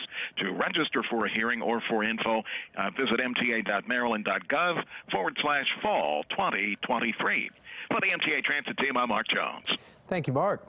Well, speaking of transportation, today Governor Moore is expected to make an announcement about a transit project in West Baltimore.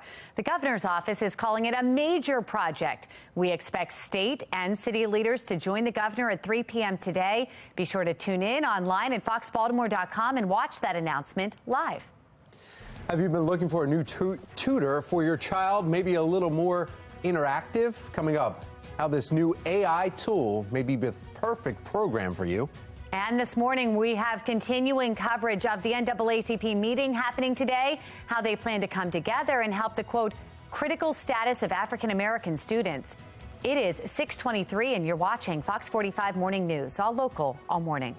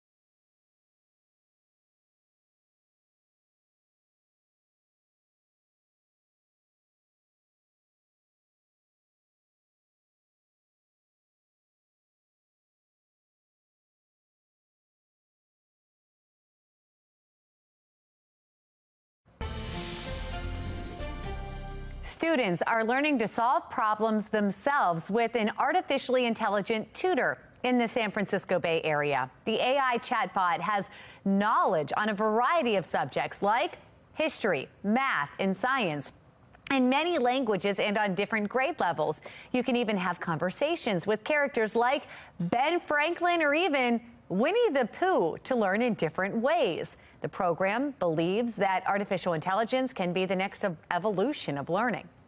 Recently, students were asked to grade their schools. On average, they're not making the dean's list. A recent survey from Gallup and the Walton Family Foundation asking American students from 5th to 12th grade to rate their schools. About 2/3 graded their school around an A or B, but overall, American schools received a B-. The students say it's mainly because of lack of mental health support, excitement in learning, and knowledge in potential jobs. Now, when it comes to what they appreciate the most, they say it's their school's ability to keep it safe and respect for individuality. We have mostly clear and cool start to your Thursday. Coming up, meteorologist Justin Chambers is tracking when our warmer temperatures move in and how long they plan to last. A documentary is debuting overseas today, highlighting Mayor Scott's crime-fighting strategy. I'm Olivia Danson. Coming up next, find out why the mayor decided to cancel his trip to the premiere. You're watching Fox 45 Morning News, all local, all morning.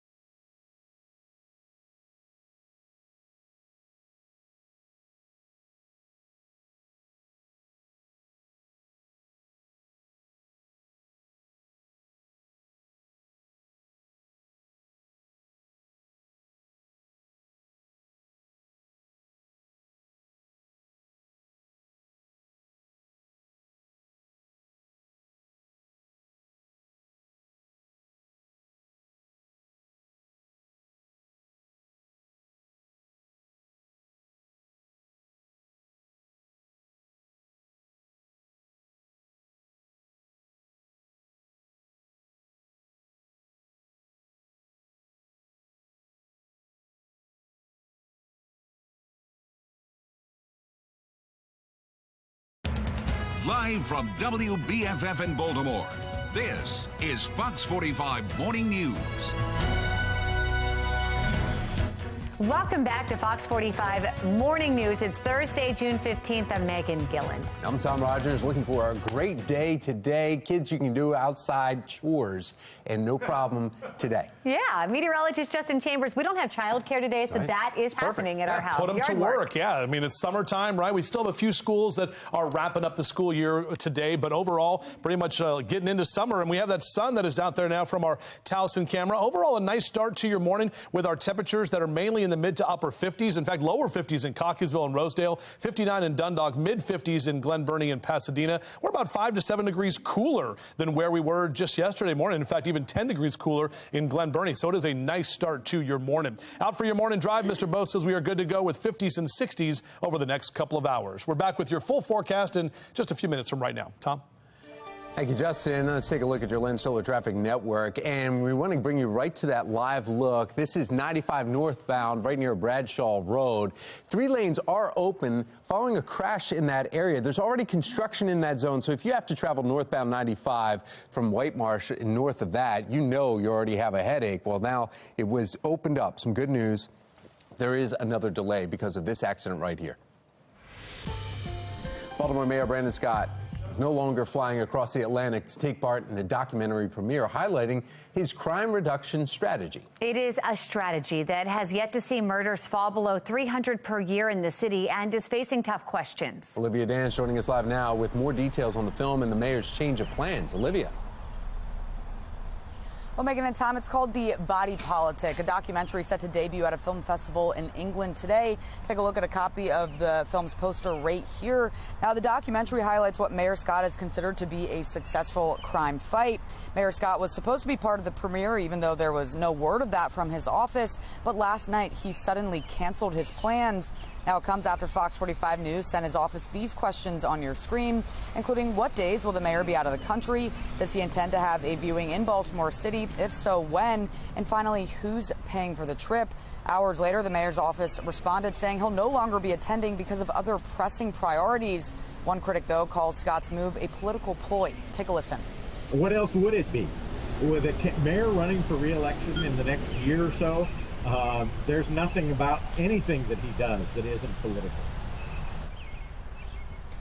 According to the festival's website, the documentary was filmed during the 2020 mayoral campaign and Scott's first year in office as he sought a holistic approach to reducing gun violence, an approach Mayor Scott has said has been successful, but Baltimore has seen over 300 homicides for the last 8 years in a row.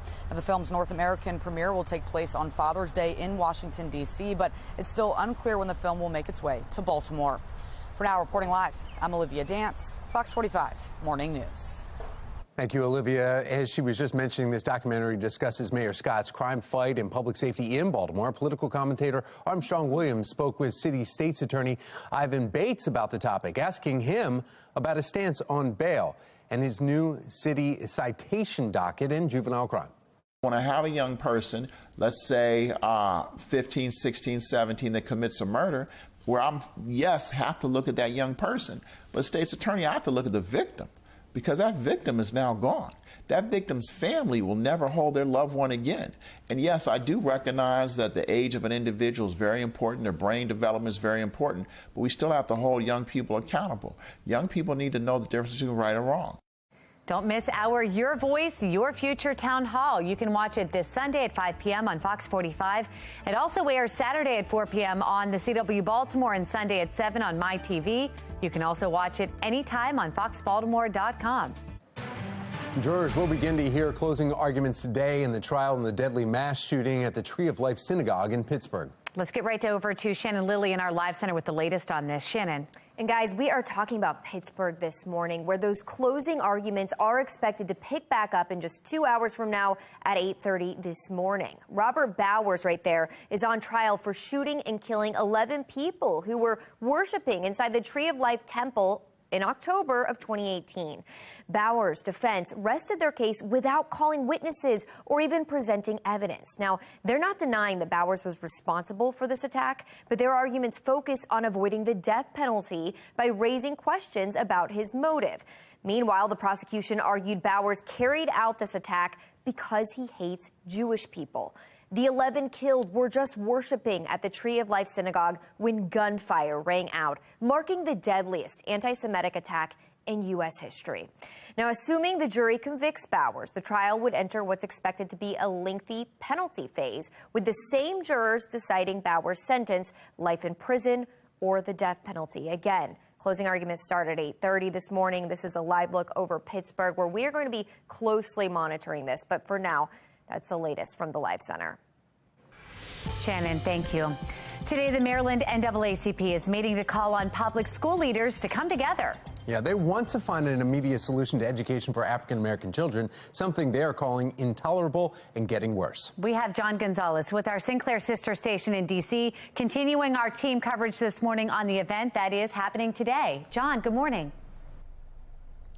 Megan and Tom, good morning to you both. And the NAACP's Maryland chapter says it has attempted to work with school leaders statewide to remedy what it describes as a dreadful education circumstance confronting African-American students statewide. And all counties, we are told, have been invited to take part in this two-day conference starting today in Linthicum Heights. Now, this situation, the civil rights group says, is only getting worse. And statewide academic achievement is part of the problem, they say. A breakdown in school discipline and a school-to-prison pipeline. It's now calling this statewide conference today and tomorrow that will include school leaders here in Montgomery County, where I am live this morning. In fact, educators tell me it is absolutely a top priority to improve literacy and mathematics among African-American and Latino students.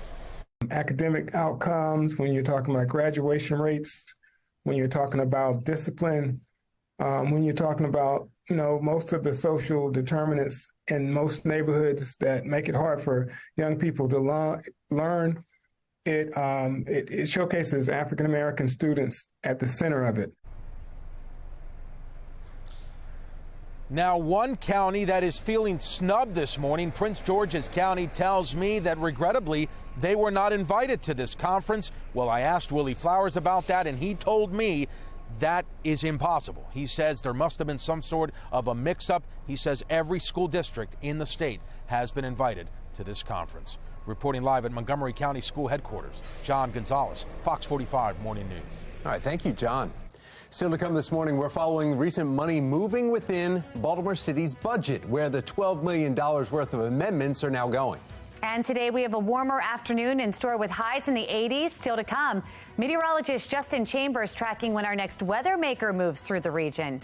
It is 6:37 now on Fox 45 Morning News, all local, all morning.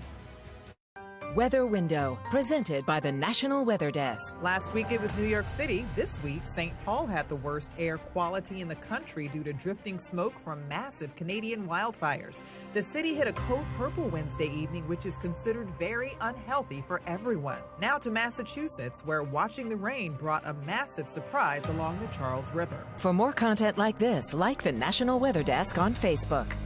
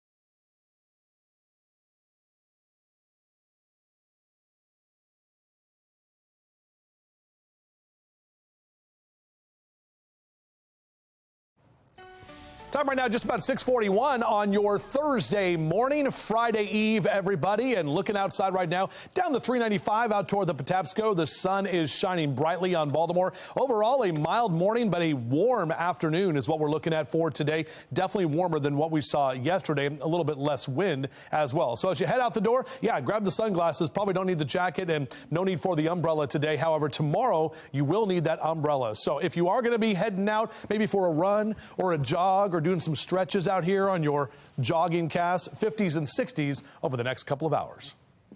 Is your dog truly living its best life? Coming up, why you may need to consider adding another member to your family. But first, Johns Hopkins University releasing reports of a cyber attack. How your information might be impacted. Time now 6:41. You're watching Fox 45 Morning News, all local, all morning.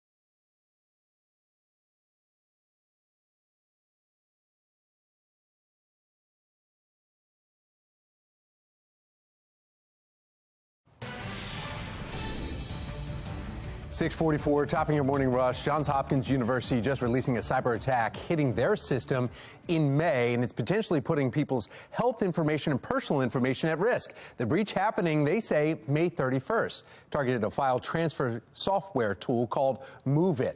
But private and confidential information, including health billing records, could have been exposed as well.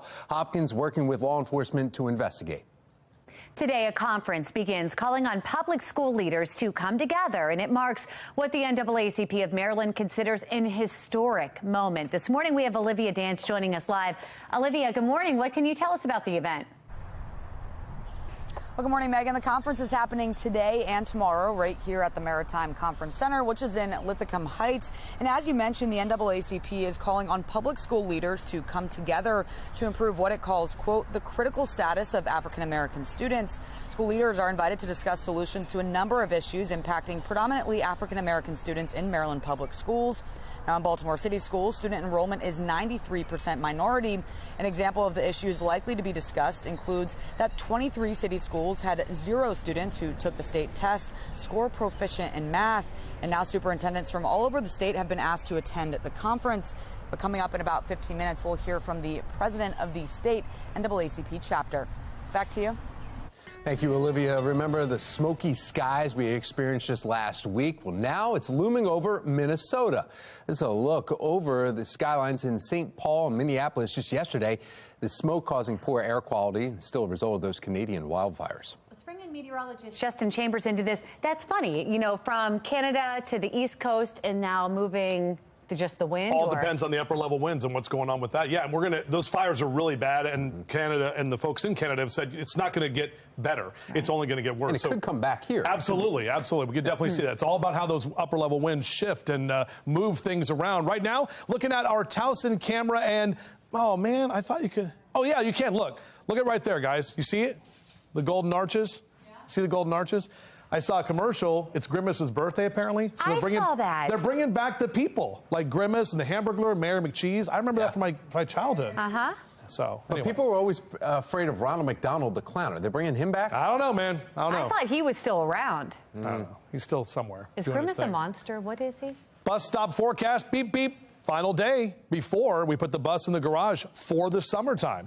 Because we're seeing most kids that are already on summer break, but a few of you still getting out to the bus stop today. 59 next hour, lower 80s by noontime, into the mid 80s in that 2 and 3 o'clock hour this afternoon. So it will be warm. Golfers hitting the links on your forecast. Upper 60s through 9 a.m. and low to mid 80s later today. Great day, not much wind out there. Also a great day to fly, too. We're talking about visual flight rules, so VFR conditions for you pilots. 86 is where we typically are this time of year. Most of us in the low to mid 80s across Carroll and Baltimore counties for this afternoon. Howard and Anne Arundel counties, you're going to see those low to mid 80s for Ellicott City and Columbia, down through Odenton, 84 Severna Park, 83 in Annapolis for the capital today. If you are heading out to the ballpark, O's trying to get back on the winning wagon, or at least try to win the series. The rubber match today against the Blue Jays, and that first pitch is at 1:05 this afternoon. I believe they're giving away the visor sunglasses, so that should be good. You'll need the sunglasses today because we've got plenty of sunshine. Here's our future scan. 3 o'clock this afternoon, we're all good. Now, this is the next weather maker. So another cold front is coming in from the south, from the northwest. And that's going to bring some showers starting tomorrow morning, really into the middle part of tomorrow afternoon. That'll be the best chance for some of those showers and possibly some thunderstorms to develop. The areas east of 95 will have the best chance at seeing some of the strongest storms. We're holding off on a weather alert day for now, but we'll see how those models change. And if we need to, we'll initiate that weather alert day for tomorrow. But right now, it's just looking like a couple of spotty storms. We're dry on Saturday, Sunday, also nice and dry, but warmer. So AFRAM's looking good in terms of no rain. Just got to make sure to stay hydrated and get that sunblock on. We're talking mid to upper 80s on Saturday and Sunday. Even Juneteenth is looking pretty good with a few clouds hanging around. By Tuesday of next week, that'll be another round of rain that's rolling in with slightly cooler temperatures. All right, Justin, thank you. Our Len Stoller traffic network here showing a crash in White Marsh. This is on 95 northbound between White Marsh Boulevard and Mountain Road. The road reduced to one lane here. We're going to keep you posted here. You can see traffic building up here. We're going to try and get more information, but we're seeing backups as a result of all of that.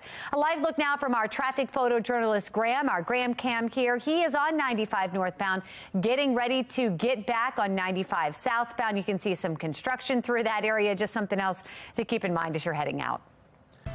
Well, have you been thinking about adding another pup to your family? Well, this may convince you. Be More lifestyle host Mark Clark live in studio with a look at why. What's going on, Mark? Here's the breakdown. If you love your dog to live its best life, then you might need to get a friend. New research suggests that dogs that have other friends and human companions live a long and healthy life. This could mean you need to schedule more play dates, or you may need to welcome a new friend to your forever home. But there's some bad news for kids and pets. The study says dogs who live with children are not as happy as dogs who live with only adults.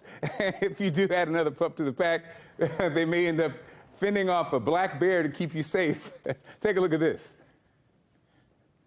In Minnesota, a family's dog chases a 3-foot bear, eventually running it off the property. Remember, if you encounter a bear, don't run, just slowly walk away. This is just another crazy bear sighting incident to add to the list of things this year. So also, shout out to Gabby and Ladybird Johnson, our 2 girl dogs, who really, they don't get along that well, if I'm honest. I feel like kids add the life because they drop all the food on the floor. But I think it doesn't. I think it's the adults in the house that really determine the dog's life. Do they treat them better than their children or not? Or do they treat them like one of the kids, right? Oh, interesting. And what's up with these bears? No, great question. Great question, Mark. Thank you. That's what I'm here for. All right, thank you. Still to come sometime this morning, you could win a real sweet treat. Stay tuned to see how you can win tickets to Hershey Park this summer. And a popular luxury brand bag is so small, you might need a microscope to see it. Come on. Come on. How the exclusive bag came about, come on. What do you put in there? Nothing. From small purses to extra large cups of coffee. That sounds good. Let's take a coffee break, a real one that you can see without a microscope.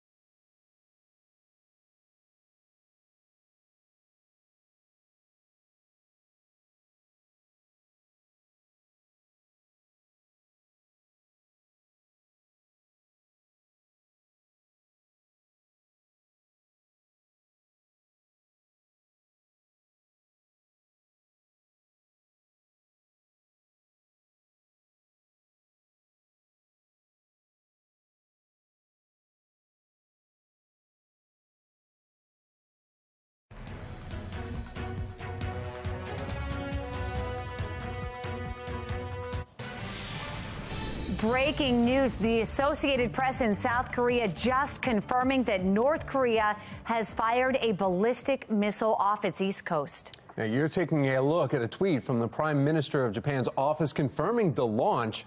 We'll keep you updated as more information comes in. She's 12? About 15 feet out and straight down. Oh my God! Oh my God! Now, caught on camera, new body camera footage capturing the moment officers and strangers jumped into the water to rescue a 12-year-old girl who was trapped in a van that was submerged underwater. Oh my gosh. This happened about 2 weeks ago at the Settlement Canyon Reservoir in Utah. Amanda Gilbert with our Sinclair sister station in Utah spoke exclusively with one of the brave people who jumped in to help those officers. This is what Tooele Police and Bryan Parker heard after a van ended up underwater. A 43-year-old woman and child escaped, but a 12-year-old girl was still trapped inside. She's 12? Brian Parker and officers jumped in. They removed their body cameras. Audio still captured the terrifying scene. About 15 feet out and straight down. Once they found the van, they struggled to get the girl out until an officer used his gun to shoot out a window. The gun! Give me the gun! He came up and he says, okay, I got the window out. We went down and brought the girl up. Dash camera footage shows the tow strap they held onto. The girl wasn't conscious. Parker says police then performed CPR. I'm just glad that we were able to get the little girl back to the family. As far as the day goes, Parker doesn't remember a lot. I didn't realize I jumped in until I was in. Would you say you're a hero or? No. Those police officers are. He just remembers seeing the little girl's face. For a parent to have to go through that, my heart goes out to him. Well, that 12-year-old girl was taken to the hospital after the rescue, and she is okay. Brought That's tears great. to my eyes. My goodness. What a great story. Wow. Great outcome there. Strangers jumping in and giving the props up to those officers, too. Thank you. Well, officials in Richardson, Texas, investigating an incident after a concrete boom pump truck just burst into flames. Look at this video. This happened yesterday afternoon, and you can see just that intense wall of black smoke. It's thick. Flames shooting from the truck as firefighters work to try and put out that fire. Yeah, and this is a scary situation. We were just thinking about 95. The flames were eventually put out. Right now, there's no word if anyone was injured, though. Man, well, that pump truck fire in Texas happening on the very same day that Pennsylvania lays out all of its hands-on-deck approach to rebuild the destroyed stretch of 95. Complete demolition of the northbound and southbound lanes at that site will be complete today, they say. Crews will then fill and pave 3 lanes in each direction as construction begins on a new bridge. We are going to show this great city, our Commonwealth, and the world the grittiness, the toughness, the ingenuity, and the capacity to get this road reopened as quickly as possible. Traffic will be routed around lanes under construction. 160,000 drivers use that stretch of road every single day. The final repaint could actually take months.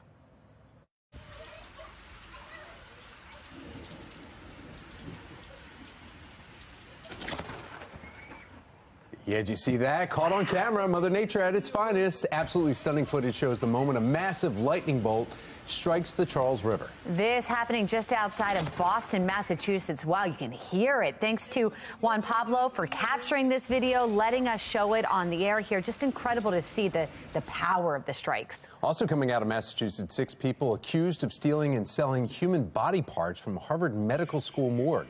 Yeah, the morgue's manager and his wife were among those arrested and indicted by a federal judge yesterday. The pair are accused of, oh my goodness, stealing faces, skin, brains, and other body parts donated to the school for medical research. Now, they are said to have sold the remains, some of which they shipped through the U.S. Postal Service. Harvard Medical School addressing the incident and calling it part, quote, abhorrent betrayal. A conference today is calling on public school leaders to come together. Coming up next, find out why the NAACP is saying it's a historic moment.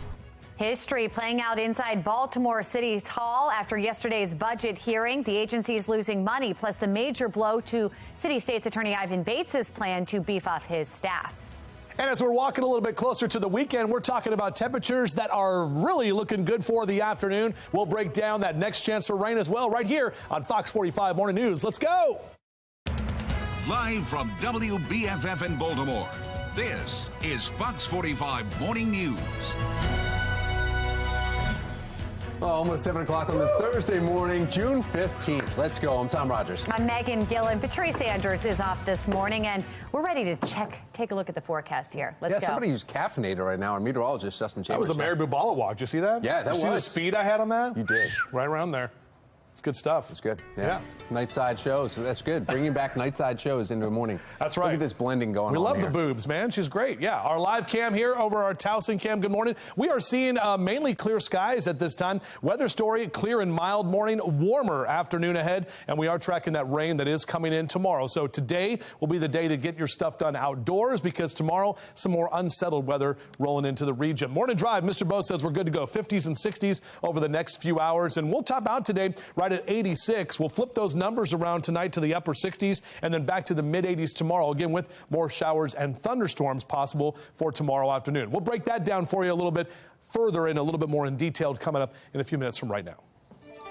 Let's take a look now at your Len Stoller traffic network and a live look over Lock Raven Boulevard as volumes picking up. Cars are still moving, but the big issue still is 95 northbound. Right before in that construction zone, there's a dump truck that our photojournalist Graham showed us earlier in the median. That's now blocking 2 lanes, 95 northbound. You already have the construction there, so some slowdowns north and southbound. Also seeing some slowdowns. They're probably just looking at what's going on. So just be prepared to add even more time if you're traveling northbound right above White Marsh area. It just sounds like these schools now have turned into essentially babysitters with no accountability. This is the future of our city. We got to change this. Happening today, a conference calling on public school leaders to come together. It marks what the NAACP of Maryland considers a historic moment. Olivia Dance joining us live this morning with more details on the event today. Olivia. Well, good morning, Megan and Tom. The conference is happening today and tomorrow right here at the Maritime Conference Center, which is in Lithicum Heights. And as you mentioned, the NAACP is calling on public school leaders to come together to improve what it calls, quote, the critical status of African-American students. FOX 45 News spoke with Willie Flowers, the president of the state chapter of the NAACP, about the conference. Take a listen to what he said. And the concern came out of years of challenges that come with African-American students being at the very bottom of everything. There should be some strategy to look at the front-end situations that create these challenges that students have in the public schools when it comes to test scores, when it comes to the details of how they interact with discipline issues, when it comes with who can be identified for special support, IEPs. Now, school leaders are invited to discuss solutions to a number of these issues impacting predominantly African-American students in Maryland public schools. In Baltimore City schools, student enrollment is 93% minority, and some of those issues mentioned by Flowers have been seen this year, including that 23 city schools had 0 students who took the state test score proficient in math. Flowers says these issues are not limited to any one district, though, so superintendents from all over the state have been asked to attend, and the Education Solutions Conference starts at 9 a.m. both days and runs until the afternoon. For now, reporting live in Lithicum Heights, I'm Olivia Dance, Fox 45 Morning News. Thank you, Olivia. Many of the Maryland NAACP's concerns are also cited in a lawsuit filed against Baltimore City Public Schools that captured the attention of civil rights attorney Ben Crump. Crump joining that lawsuit in July of last year after it was filed by Baltimore residents Giovanni and Shonda Patterson. Now, the Pattersons claim the city is misusing tax dollars because students are not getting educated properly. In November 2022, a judge denied the city's motion to dismiss the lawsuit, allowing the case to move forward. Fox 45's Project Baltimore has been investigating problems within some city public schools for months now. As Olivia mentioned earlier this year, they found 23 schools where 0 students among those tested are proficient in math. Graduation rates also dropping. Baltimore City hit a 9-year low in the percentage of students graduating high school in 4 years. Project Baltimore reviewed the 4-year graduation rates from 2022 and found 10 high schools where fewer than half the students graduated in that period. Well, Baltimore City Schools was forced to return hundreds of thousands of taxpayer dollars last year after an internal report showed inflated enrollment at Augusta Fells High School. And that report came months after Project Baltimore first broke the story about ghost students and grade changing at that school. Now, the most recent data from the state shows 58% of city students are considered chronically absent. You can find all of our Project Baltimore's past reporting into city schools on our website, foxbaltimore.com. Plus, coming up in our next half hour, Project Baltimore's Chris Papst will tell us more about what we can expect from today's conference. This morning in a city in crisis, we are learning more about Jabri Griffith, the 18-year-old that is now charged in 2 Baltimore shootings back in March. And this includes a mass shooting where Baltimore boxer Ernest Hall was killed. We know the suspect was arrested last week at Dunbar High School with a loaded gun found in the back of his car. Court documents highlight a troubling trend showing Griffith broke the law as a teenager before going on to commit those crimes as an adult. Dr. Tyrone Power says the holes in the juvenile justice system are evident. We have to look at all parts of the system. What is going on in the juvenile facilities? What happens when a young person is adjudicated delinquent and charged with delinquent acts? What happens to change that behavior? What is the intervention? What happens in our correctional system that allows people to not fear it? Fox 45 News took those concerns to Maryland Secretary of Juvenile Services Vincent Schiraldi. He says there are several adjustments to be made at DJS, including programming they're working to improve. Well, in the meantime, there's uncertainty as some public officials in Baltimore City are stepping down. It's been a week since Police Commissioner Michael Harrison announced his resignation. His departure comes as the director of Mayor's Office of Neighborhood Safety and Engagement, or MONSE, is set to leave. MONSE's director, Shantae Jackson, stepping down at the end of June. And there's still no answer about what's next for MONSE and the Safe Streets program. The departures sparking concerns about future exits in Baltimore. When you have questions that still linger around why people are leaving, what it is about the timing of when they're leaving, you're all left a little nervous that there's more that's going to come, that another foot is going to drop. City State's Attorney Ivan Bates says he was startled by Commissioner Harrison's announcement. It's still unknown exactly when Harrison submitted his resignation. Political commentator Armstrong Williams speaking with City State's Attorney Ivan Bates about what can be done to improve public safety in Baltimore, asking him about his stance on bail, his new citation docket, and juvenile crime. When I have a young person, let's say 15, 16, 17, that commits a murder, where have to look at that young person. But state's attorney, I have to look at the victim, because that victim is now gone. That victim's family will never hold their loved one again. And yes, I do recognize that the age of an individual is very important, their brain development is very important, but we still have to hold young people accountable. Young people need to know the difference between right and wrong. Voice your future town hall. You can watch it this Sunday afternoon at 5 right here on Fox 45. It also airs Saturday afternoon at 4 CW Baltimore and Sunday at 7 on MyTV. You can also watch anytime on our website, foxbaltimore.com.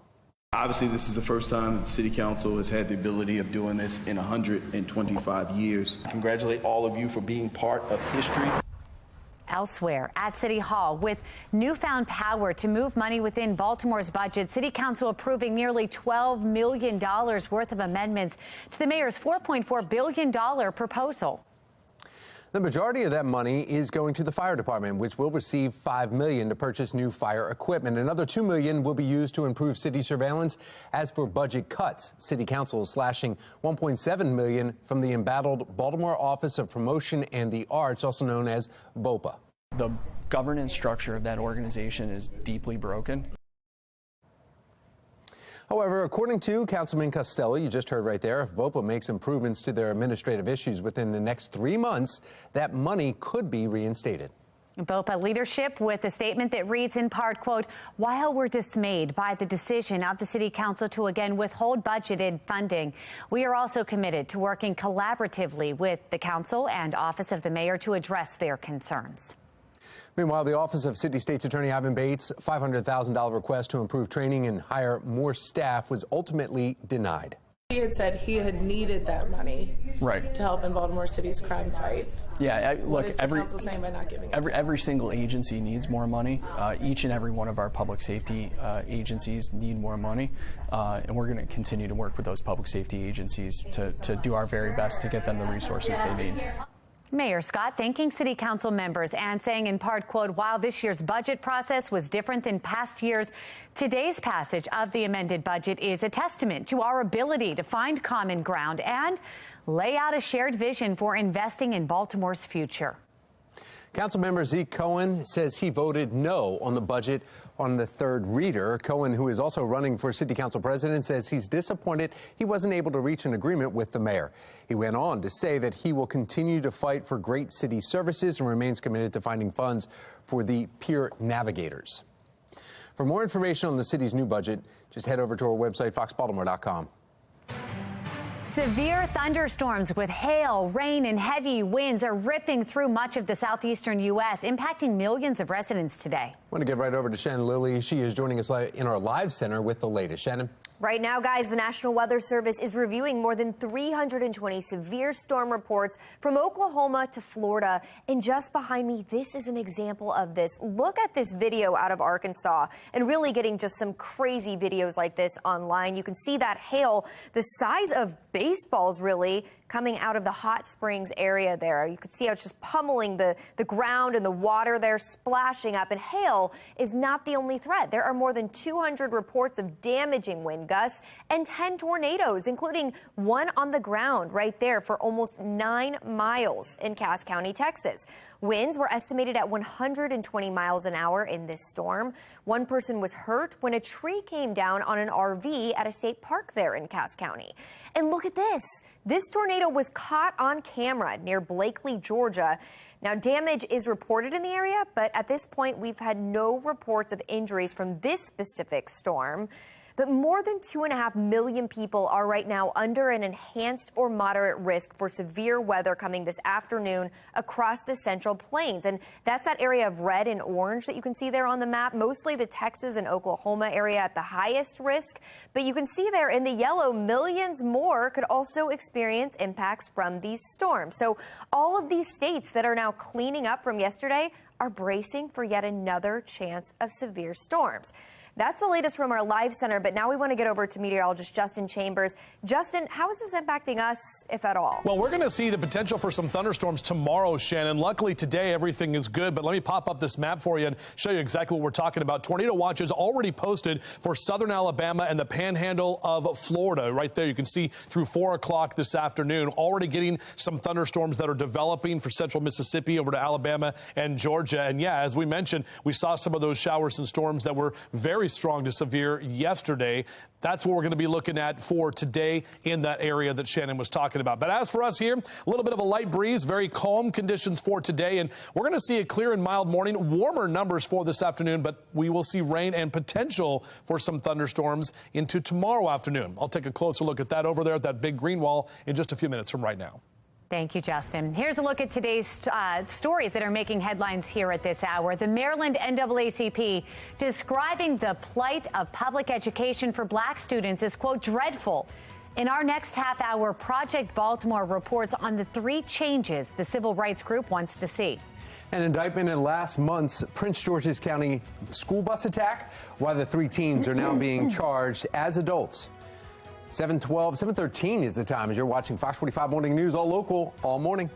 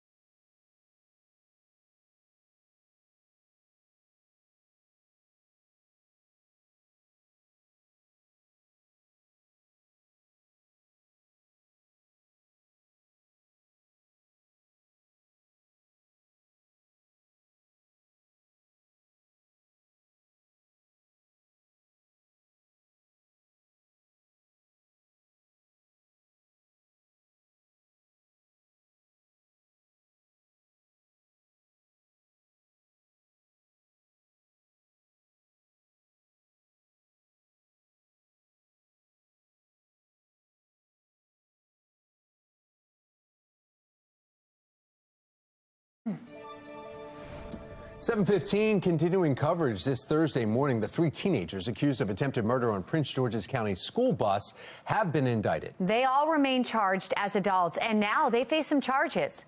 Now, Tom Rousey with our Sinclair sister station in D.C. has more.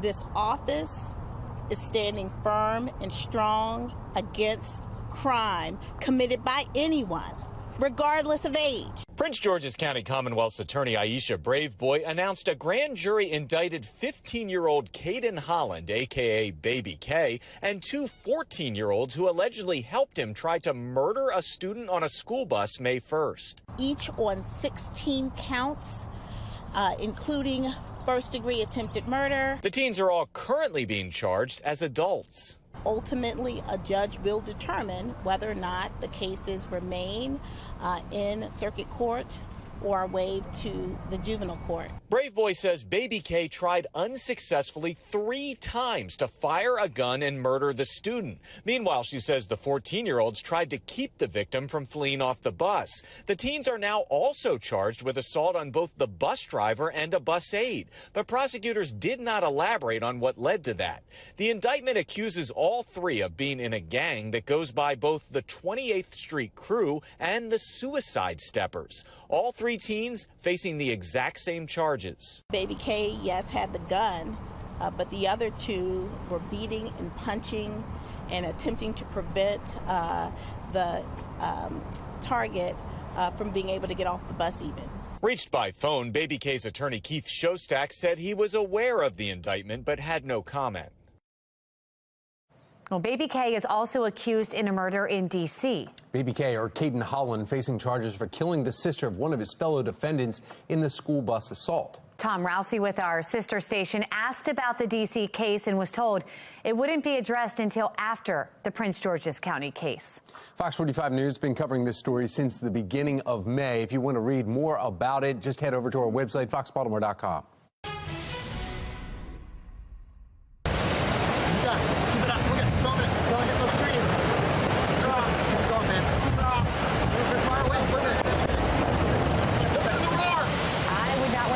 Close to that. Severe weather, tornadoes ripping through parts of the southeast yesterday.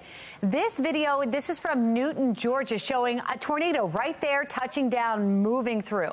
Other parts of the state have reported high winds, window-shattering hail and lightning, heavy storms causing power outages all across the southern states, with more than 150,000 customers reported without power right now in Georgia and through to Texas. Now, luckily, we saw nothing like that in our region yesterday or today. That's right. We just had a little bit of wind, and we want to get over to meteorologist Justin Chambers because the rain started, then the winds picked up, and then it seemed like the wind stayed. Yeah, it did through most of the afternoon. That's kind of behind that front that we talked about yesterday, guys, that brought the rain in the morning time and then dried us out nicely as we headed toward the afternoon. But a lot less wind this morning, and check it out. You know it's going to be a good day when you look at the Bromo Seltzer Tower clock, and it is right on time. Yes. All right, you guys ready? Are you ready? Yeah. This is it. This is it. Now, Huey Lewis said, if this is it, please let me know. So this, the final bus stop forecast of the school year. Beep, beep. Yay! Yeah, all right. I know a lot of kids are already on summer break, but still a few lingering schools here today and tomorrow. 59 your temperature right now, 82 by noontime, and in the mid-80s for that 2 and 3 o'clock hour. So, yeah, we're going to start warming up for the afternoon. And, yes, summer break kind of officially getting underway. Cannonball! Jump in that pool. We're looking at UV index in that very high category today, guys. So lower 70s through 10 a.m. Great pool day, but please make sure to use that sunblock and use it liberally. And stay hydrated, too. 86 by about 2, 3 o'clock this afternoon. Again, pretty nice day to do what you got to do outside. Now, in terms of the sprinkler cast, I'm right between the yes and the no because we had some rain yesterday. We're getting more rain tomorrow. So if you want to save on the water bill, let Mother Nature do the watering for your Friday. That's when that rain is going to be coming through. Low to mid 80s across central Maryland for your high temperatures today. Slightly above average for this time of year. Heading down the ocean, looking at 78 in Ocean City, 83 in Philly with mid 80s for Baltimore down through D.C. Let's show you the future scan. So dry today, no issues, and the wind stays away as well or stays calm. Here comes the rain tomorrow morning, right about 9, 10 o'clock, and then pushing through the area into that 2 and 3 o'clock hour tomorrow afternoon.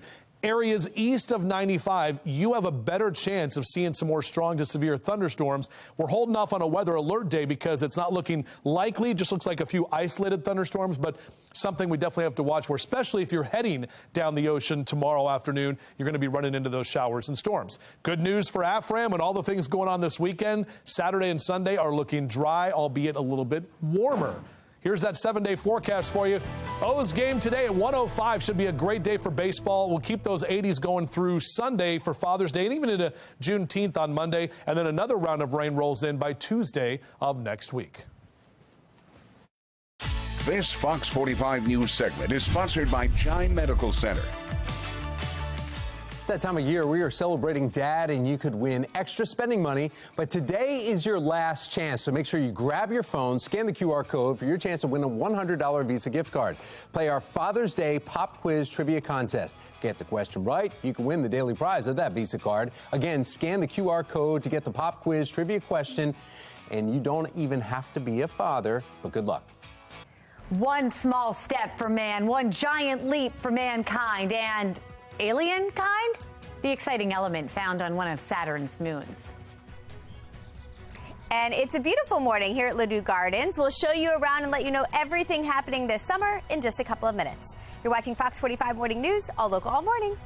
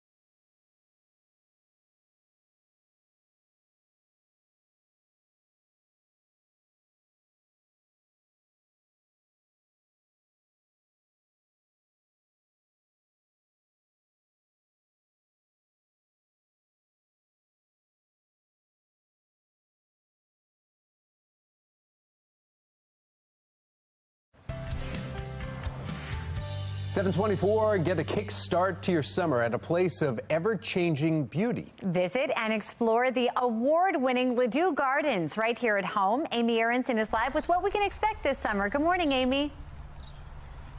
Good morning. Yeah, a beautiful morning here. I'm here with Emily Emmerich, who's showing us around the gardens. It always looks lovely.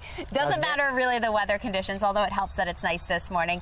And you all have quite the lineup for the summer season. We do. So we are ready for summer. We have switched over from our spring bulbs, and all of the summer plantings are in place. I think Ray's going to show you some of the topiary we've added to the topiary in the gardens. Ooh, I can't wait. Twilight Tuesdays, every Tuesday evening. We're open until 8 o'clock. You can make reservations for a fabulous dinner in our cafe where they have some live music and a wonderful menu. And then our Come Inside program, which allows people who have paid garden admission to see the house for free, is the last Friday of every month this season. So we're looking forward to the next one on the 30th. Okay, awesome. And you can just kind of walk around and explore here. Everything always looks so beautiful and so perfect. Doesn't matter if it's been kind of dry or a little hot. You guys have procedures in place for everything. We do, and we did get almost an inch of rain the day before yesterday, Yes. which was wonderful because it was getting a little crispy around here. So the rain has helped. And the garden staff do a fabulous job maintaining, planting the correct plants for our climate. Right. Even for these warm spells, we've done pretty well. So we'd love people to come out and see it, and looks beautiful. Awesome. We can't wait to see more as the morning continues, because I know we're just like in one little section here right now, but I think this view is the most memorable. It is that great bowl. Yes. Quite stunning. Yeah, very stunning. Awesome. Well, if you want more information, head over to our website, foxbaltimore.com/newslinks. We've got all the details there on how you can come out and enjoy Ladue Gardens yourselves. Tom, Megan? All right, thank you, Amy. Perfect morning to be out there. Highs in the 80s this afternoon. Meteorologist Justin Chambers tracking the next chance for showers ahead in his full Weather Authority forecast. Plus, after the break, our Project Baltimore team has more on the 3 changes the Maryland NAACP wants to see in public schools. Time now 7:27. You're watching Fox 45 Morning News. All local, all morning.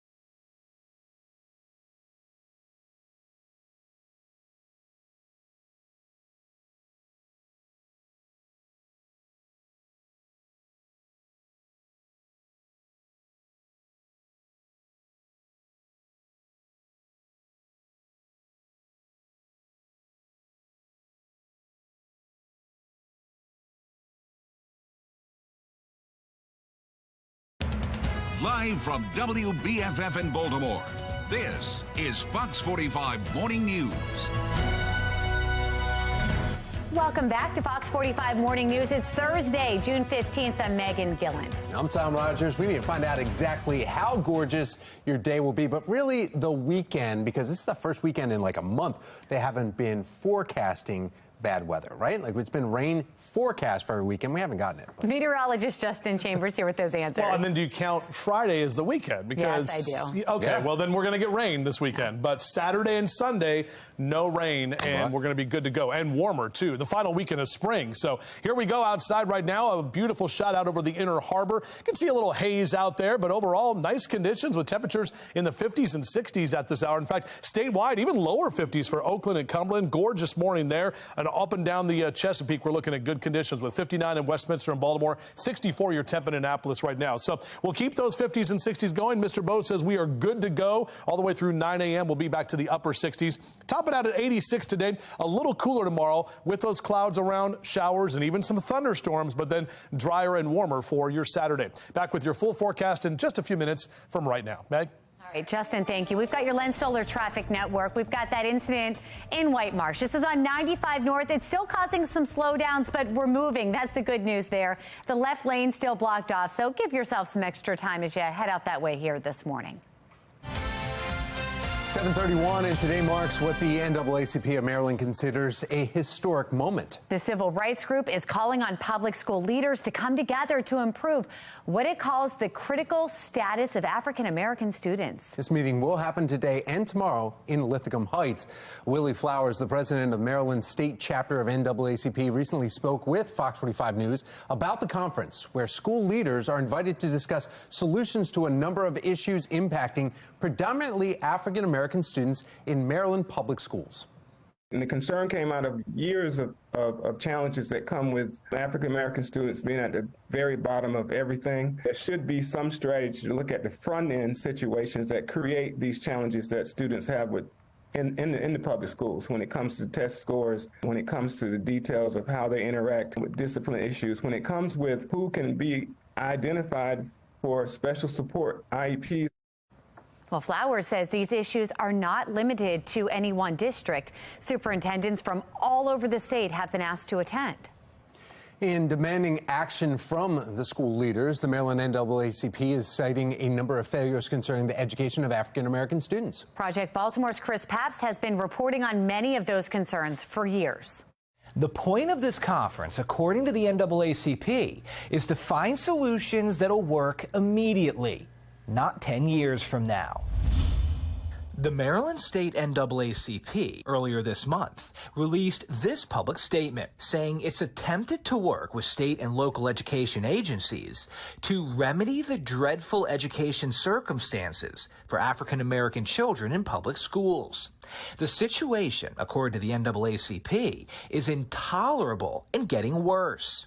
The civil rights group cites several issues, including, number one, lagging academic achievement and students graduating without necessary proficiency. There's an urgency about the work we're doing. Back in 2017, Project Baltimore spoke with Jack Pinnell, founder of the Baltimore Collegiate School for Boys, about a grim reality. 9 out of 10 black boys in Baltimore City are not reading at grade level. And so 9 out of 10? 9 out of 10. That same year, 13 Baltimore City high schools had 0 students among those who took the state exam score proficient in math. Fast forward to 2023, and the problem continues. My immediate reaction is take your kids out of these schools. In February, Project Baltimore broke the story that 23 Baltimore City schools had 0 students who took the state test score proficient in math. Another 20 schools had just 1 or 2 students test proficient in math. Student enrollment in city schools is 93% minority.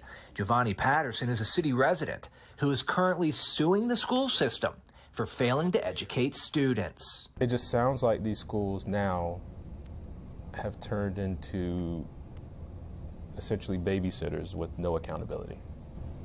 This is the future of our city. We got to change this. Number 2, the NAACP in its letter also cites a breakdown in school discipline. One of the biggest concerns we hear from teachers in Baltimore City and Baltimore County.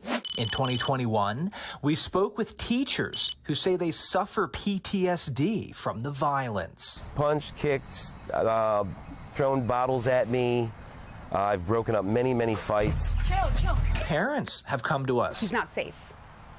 He's not safe. Saying their children are in danger. I don't send my son to school to be a punching bag. And students have said the bullying is out of control. This has been rough, like going to school, staying focused, and then worrying about this. I can't go to the bathroom by myself. I don't go to the bathroom by myself. In January of last year, Project Baltimore reported that arrests in Baltimore City schools went down 98% in a decade.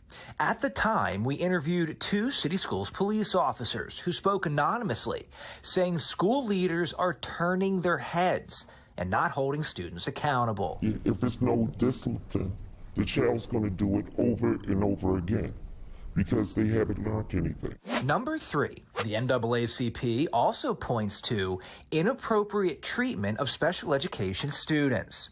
Last year, Project Baltimore told the story of 4 city school students with disabilities who could not attend school without a nurse. Your son, Shai, missed basically his whole school year. Yeah. I'm honestly outraged with it, but I'm like, what options do I have at this point? All 4 students were not receiving the services that by law, city schools was required to provide. And when they filed complaints, the state found the school system violated their federal education rights. For a $1.6 billion company to wrong so many families of their children's education, they owe us reparation for that. The Maryland NAACP calls the conference a good faith effort to fix what it calls an intolerable situation for African American students in Maryland public schools. But it also warns other actions may be necessary. We will be there to see what solutions are discussed and which school leaders participate. I'm Chris Pabst, and this is Project Baltimore. Uncertainty at City Hall. The concerns facing Baltimore as other top public safety officials consider leaving their city positions. Reconstruction continues on I-95 in Philadelphia after that fiery bridge collapse on Sunday. Just ahead, the work that state police will start today and the plans for that portion of the interstate. And we are looking forward to a warm afternoon, but our next chance for rain comes just in time for the weekend. Meteorologist Justin Chambers tracking our next weather maker in his full forecast. 7:37 now on Fox 45 Morning News, all local, all morning.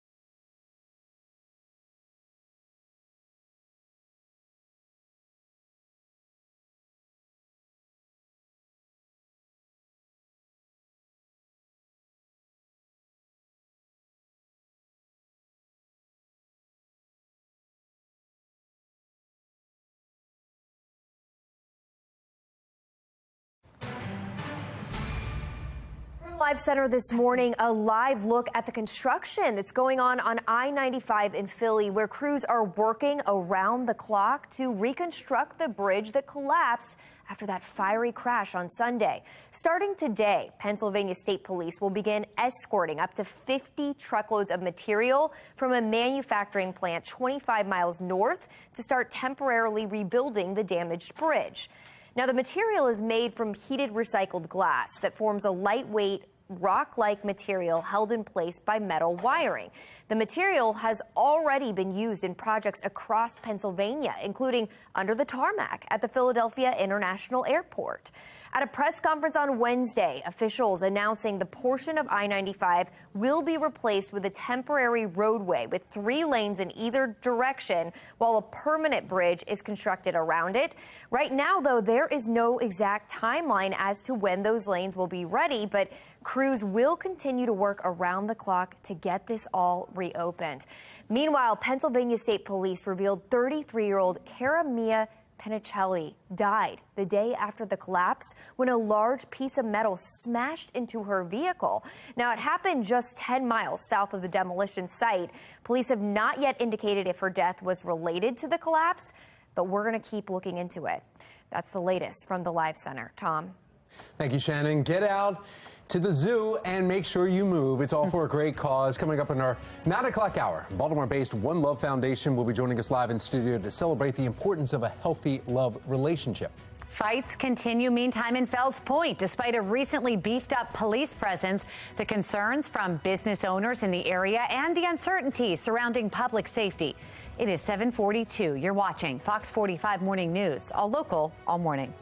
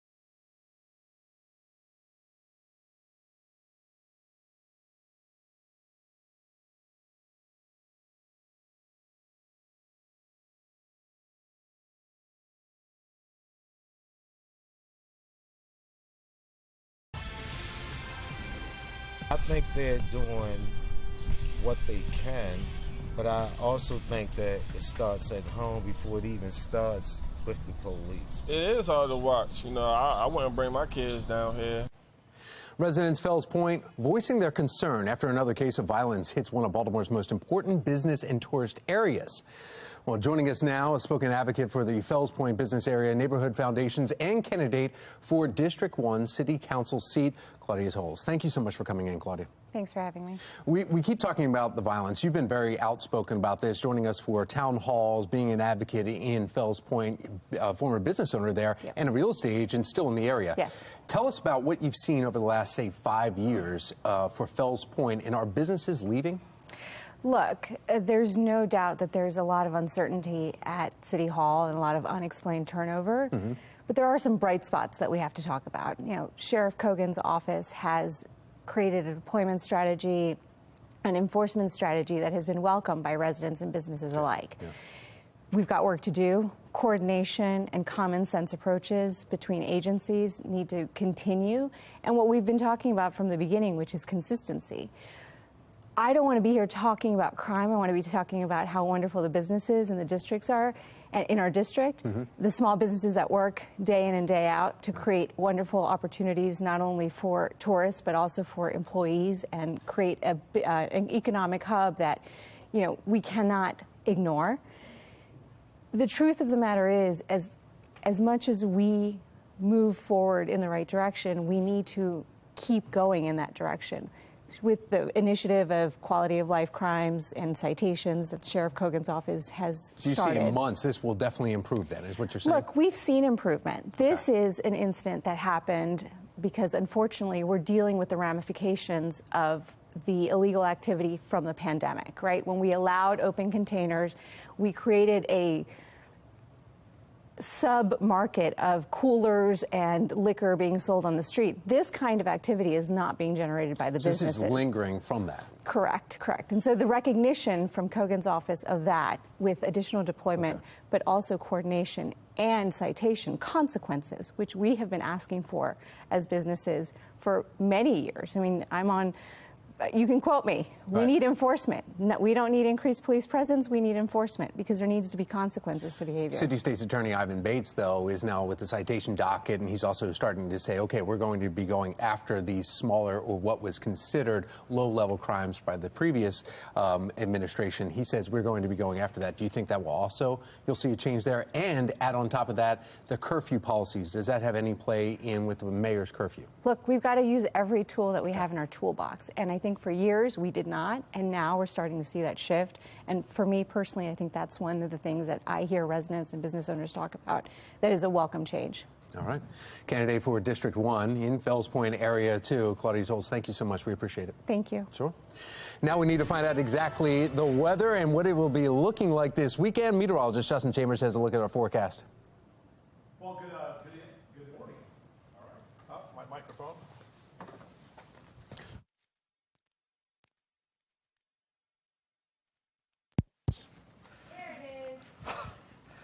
Tom gets right up in my face. He's like, hang out with me, Justin, talking to my microphone. I'm like, a little close.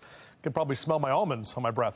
Good morning to all of you, everybody. Happy Thursday. It is Friday Eve. There's the sun on our Towson camera. And overall, hanging out there at Fed Hill. Next hour, we're talking about numbers in the lower 60s as we take you through noon. Great day for lunch outdoors today with lower 80s in that noon hour. And we'll see those temperatures climb to the mid to even upper 80s as we take you through the later part of the afternoon today. So checking those numbers for you across Carroll and Baltimore counties. Hereford zone right about 80, 81 in Reisterstown, down through Catonsville, 86 there in Baltimore City, and 85 in Dundalk. Numbers for you up and down the 95 corridor, staying in the low to mid 80s from Philly and Baltimore down through D.C. And if you're heading down the ocean, looking at 78 for the high there in Ocean City. Great day for baseball today, just warm. Camden Yards, a 1:05 first pitch. It's a midweek day games. They've been doing more of these this year as the Blue Jays are finishing up their series. Hopefully the O's get the win in the rubber match today and can have another series victory. So here's a look at our future scan. We're dry today. We're tracking our next weather maker. That's the showers that will roll in tomorrow morning and then off and on into tomorrow afternoon. Could see some thunderstorms, and the strongest storms look to stay east of 95. So eastern shore down toward the ocean. If you're heading that way, just know that's where some of the activity could get a little bit strong to severe at times. Shout out from Tracy Jackson. Jelly Bean was right there. We had that doggy picture, and I always love getting your pet pics. JC Chambers at foxbaltimore.com. 3 days days until Father's Day. Juneteenth a day later, 4 days away, and we're 6 days now from the summer solstice. So these, my friends, are the last days of spring and the final weekend of spring as well. That first day of summer is next Wednesday. And actually, temperatures will be cooler next Wednesday as opposed to what we'll see for the weekend. All right, Justin, thank you. Happening this morning, make summer even sweeter with a trip up to Hershey Park. Fox 45 Morning News wants to help you with that sweet tooth with a chance to win a 4-pack of tickets. Every day this week, we'll be giving away tickets to the amusement park. But you have to wait for your cue to call. Just keep watching for your chance to win the 4-pack of tickets at Hershey Park worth more than $300.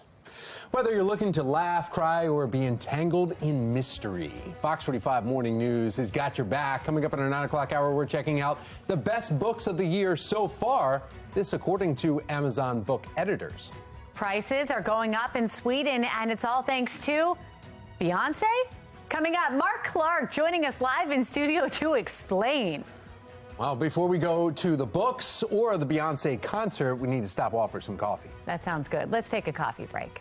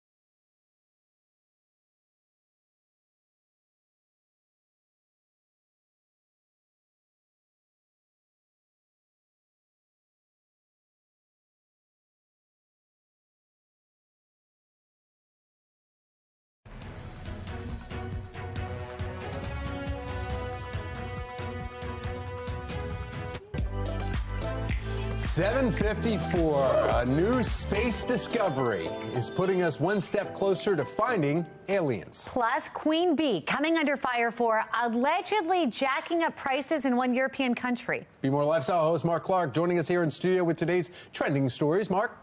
Okay, Sweden, now let's get some inflation. Okay, Sweden, now, okay, don't let me, okay, wait a minute. A senior economist at one of the top Nordic banks says Beyonce's Renaissance tour stop in Stockholm, Sweden last month is partly to blame for the country's higher than expected inflation. The economist says the surge of the tourists to the city brought a sharp rise to hotel and restaurant prices, and that Beyonce's concert probably contributed 0.2 of a percentage point to inflation. Beyonce kicked off her Renaissance tour, and it was amazing. Now, researchers say that they've set sights on Saturn's moons in their search for extraterrestrial beings. According to a new study published in the journal Nature, scientists have uncovered large amounts of phosphorus within one of Saturn's oceans. The element is one of 6 essential ingredients needed for life, and up until now, the only one left undiscovered on Saturn's moon. So what do you think, guys? Now, they saying, okay, there's 6, and now they have phosphorus, so does that mean there's life on Saturn? Yes. Must be. Not human life, though. Oh. You think so? Yeah, absolutely. You think human life or just life? I'm still going back to Mark singing and dancing. I know. Still want to. Okay, Sweden, now let's get on inflation. I'm mad, too. They can't blame Beyonce for their restaurants and hotels raising prices for her being in town. That's on them. Clearly, they didn't put a ring on it, so.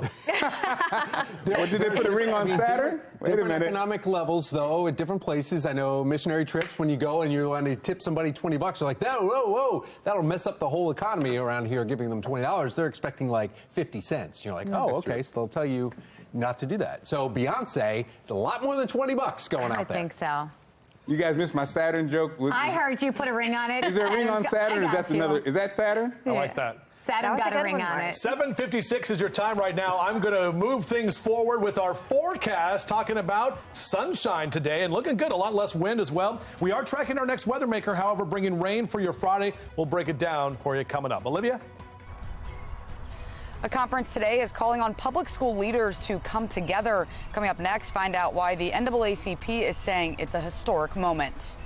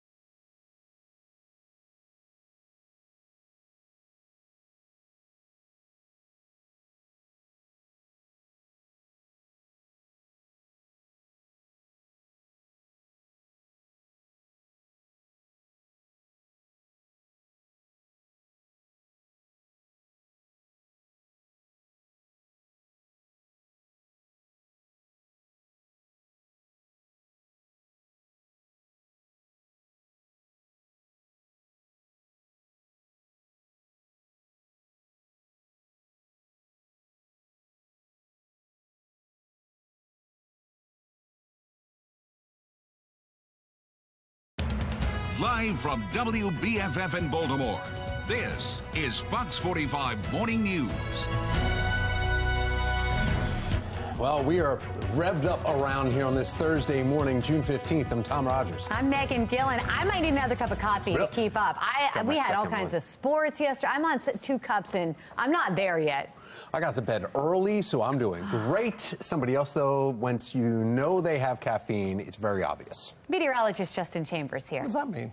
It just means that it's pretty obvious when it kicks in. I have one cup of coffee every day. It's the same. Right. It's just the timing of it. Yeah, that's right. Yeah. The weather's going to wake you up. We talked about it's a little cool. Not cold, but it's cool. Cooler, yeah, cooler than it was yesterday for sure. We're already sliding into the low to mid 60s, but it feels nice outside right now. You can see that sun, little haze as we look out over the inner harbor, all of the beautiful conditions that we're seeing at this time. So if you do want to get out for your mild Thursday morning, yeah, not too bad. Warmer for the afternoon. And we are tracking our next weather maker, which is going to bring rain to the area tomorrow, possibly even some thunderstorms as well. Not a weather alert day as of yet, but obviously we'll keep our eyes on that if we need to shift into weather alert mode. So upper 60s next hour, low to mid and upper 70s on your out and about cast. And we're going to see highs today back into the mid 80s. So 86 today, put your thing down, flip it and reverse it, a 68 tonight, and then 84 tomorrow. That's when we bring those showers and storms into the forecast. And we'll take you through that hour by hour coming up in just a few. How are we looking on the roads, Tom? Not bad at all. In fact, taking a look right now from 695, you can see the traffic moving along in your Len Stoller traffic network. And this is right near Charles Street. And this is pretty much the picture around the Baltimore region on all of our major roads. No issues to report. Today, the Maryland NAACP is meeting to call on public school leaders to come together.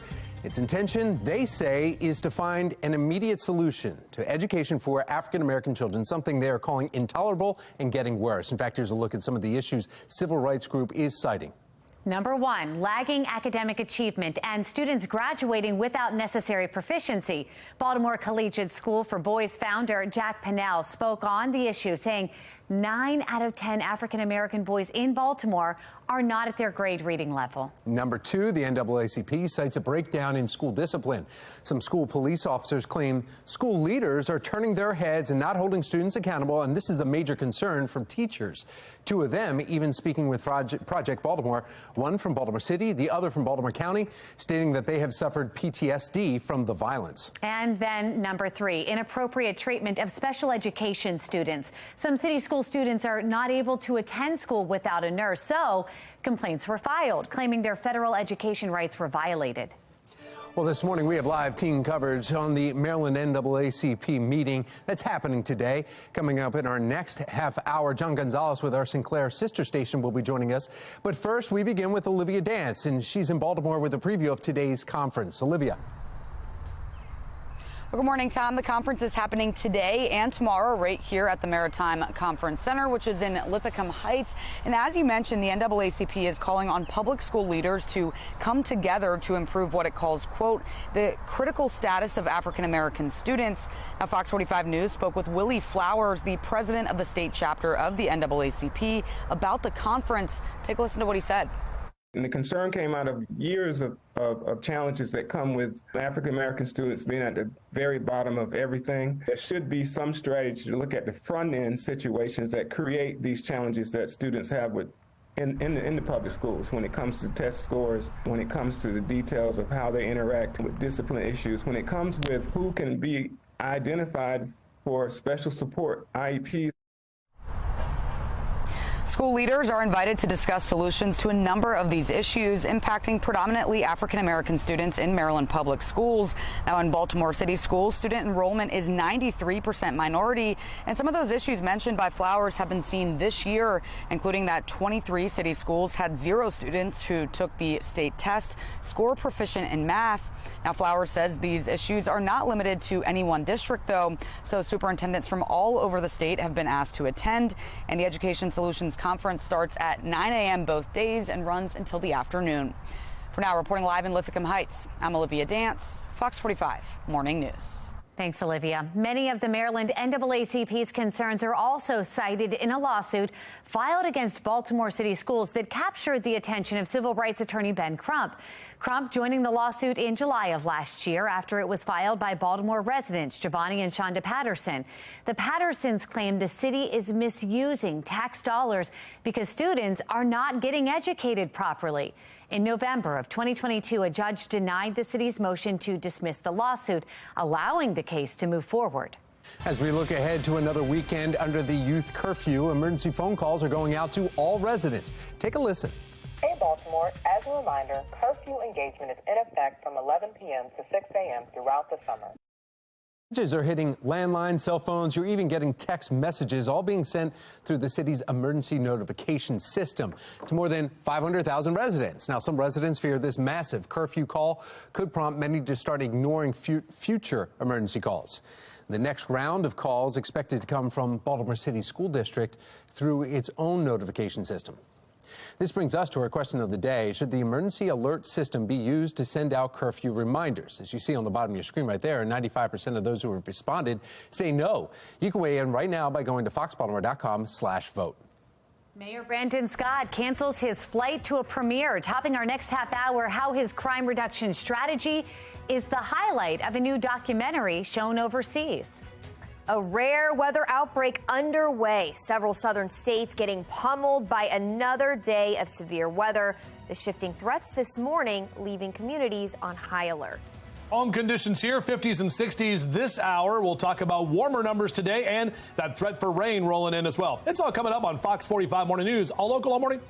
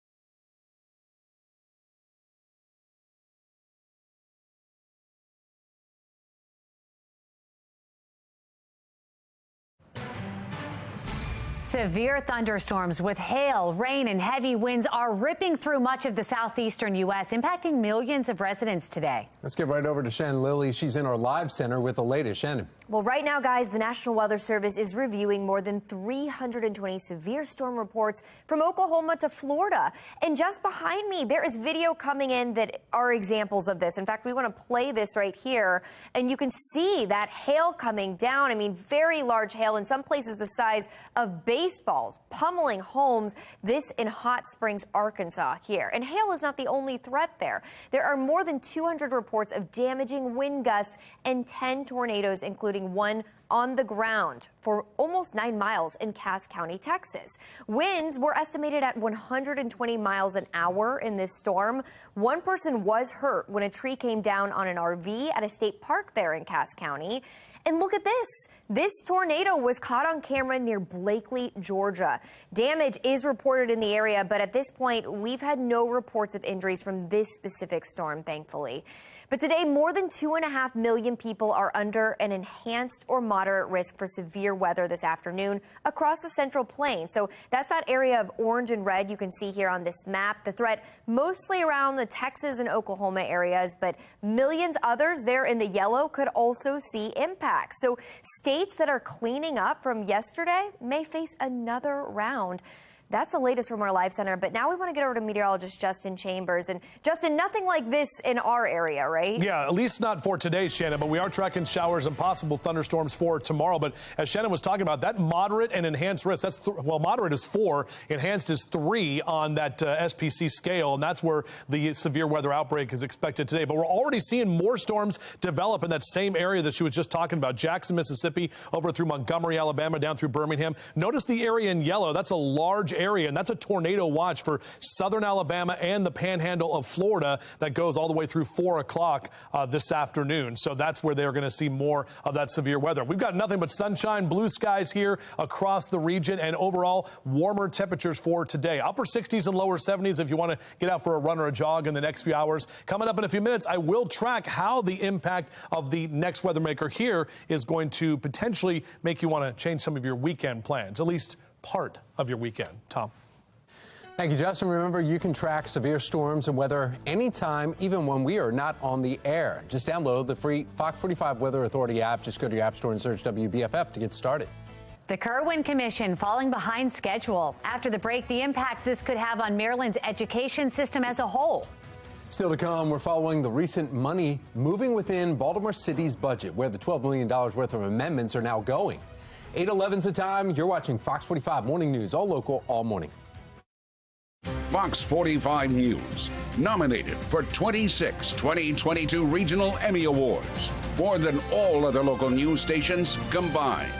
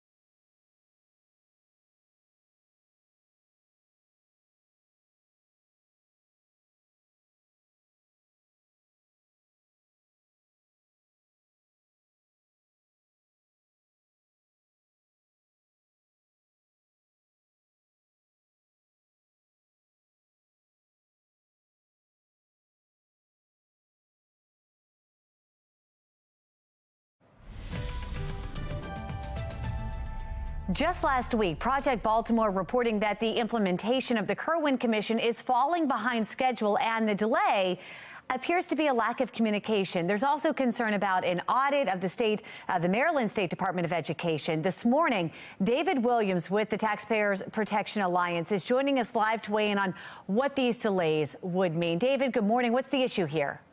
Good morning, Megan. And this is a problem, right? Because the Kerwin Commission is expensive and it's going to take a long time to implement. And what we found out was that the implementation board, they're not doing their homework. They're supposed to have this done in early June. Now they're saying mid or late July. That is a problem because the longer you delay this, the more expensive this is going to be, but also the longer the implementation. So we're not going to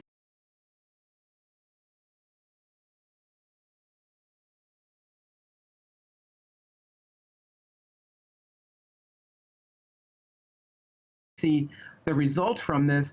And my concern is that back in January, we heard the new governor talk about he wants to speed up the funding of the Kerwin Commission. Well, if you don't have the plans in place, if you don't know how the money is going to be spent, why are you accelerating the spending of this? Really, it's the cart before the horse at this point. David, we mentioned the audit of the Maryland State Department of Education. What are the biggest takeaways from this? That the state does not know where the money is being spent. They can't ensure expenditures were used in accordance with state law. So let's talk about that a little bit. That there are 300 findings. 170 of those were from a previous audit. So half of them, these are issues that have already been identified. Now, Megan, the Kerwin Commission hasn't been fully implemented, and they're having these problems. There are about 3,000 ghost students. These are students that the school districts are getting paid for, but they can't account for. And we know in Baltimore City, that's a massive problem. I think the last check was about 900 ghost students. Wow. And this could get worse as more money is being spent. And then there's this section on cybersecurity where everything is redacted. So there is a cybersecurity issue within the Kerwin Commission and the implementation, and they're not telling us what those problems are. And quite frankly, that really scares me. Certainly off to a rocky start, seeing issues already. How do we know if this will work, if it is working once it is implemented? That's the scary part, is that they're saying we're not going to know for 9 or 12 years. Oh, my. So what kind of accountability is there with Kerwin and making sure that the billions of dollars being spent are being spent to help students? And they're going to keep on pushing this back. And Megan, we've seen the different school districts. There's a bigger financial burden on them. We saw Mayor Scott say it was a gut punch to learn that we're paying more for education. So there's a lot of bad things happening here. And I'm very concerned about the taxpayer dollars, but also the students that are going to be affected by this, as you have money that's being wasted and not accounted for, and there's no oversight. David, just real quick, can you still get out of this? Is there still time to scrap it? I think there is. I think they should pull back immediately and not spend the $8 billion a year and really figure out a way to do this in a way that they can address education, but just not throw more money at a problem that isn't working. All right. Thanks for weighing in, David. We appreciate it. Thank you.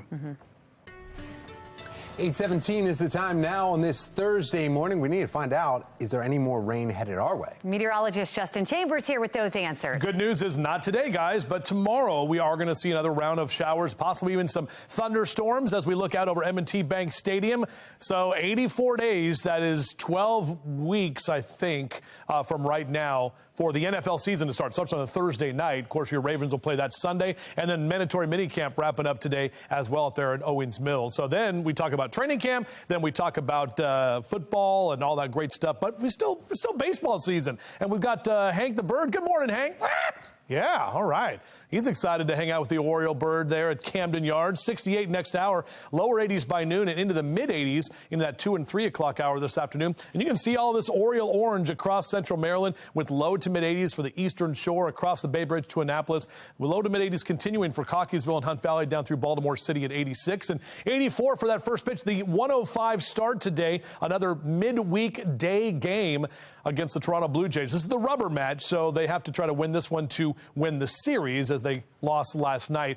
And then maybe thinking about some barbecue. Man, Boog's barbecue. Yeah, that's what I want right now. But 86 here in that 4 o'clock hour in your grillcast, and you're going to see those numbers stay into the 80s. So a good afternoon or evening to fire up the grill and maybe do some patio dining. Now, in terms of getting the grass cut, go ahead and do that today before the rain rolls in tomorrow. Notice on your mowcast, I have a yellow light on Friday, but back to a green light on Saturday as that rain comes back in. And let me show you what's going on. This is the updated look at our future scan. So we are dry today, not as much wind as yesterday. Tomorrow, you can see this cold front moving in from the west, and we'll start to see showers develop in western and central Maryland between about 9 and 10 o'clock in the morning. Shouldn't affect your morning commute, but midday into the early afternoon, that's when showers and possible thunderstorms could pop up, especially east of 95. So eastern shore counties, or if you're heading down the ocean, that's where we'll have the best chance for some of those storms on Friday. Saturday, though, we're dry and a little bit breezy on Saturday, even into Sunday, also staying dry, but we're warm. So heading into the AFRAM Festival,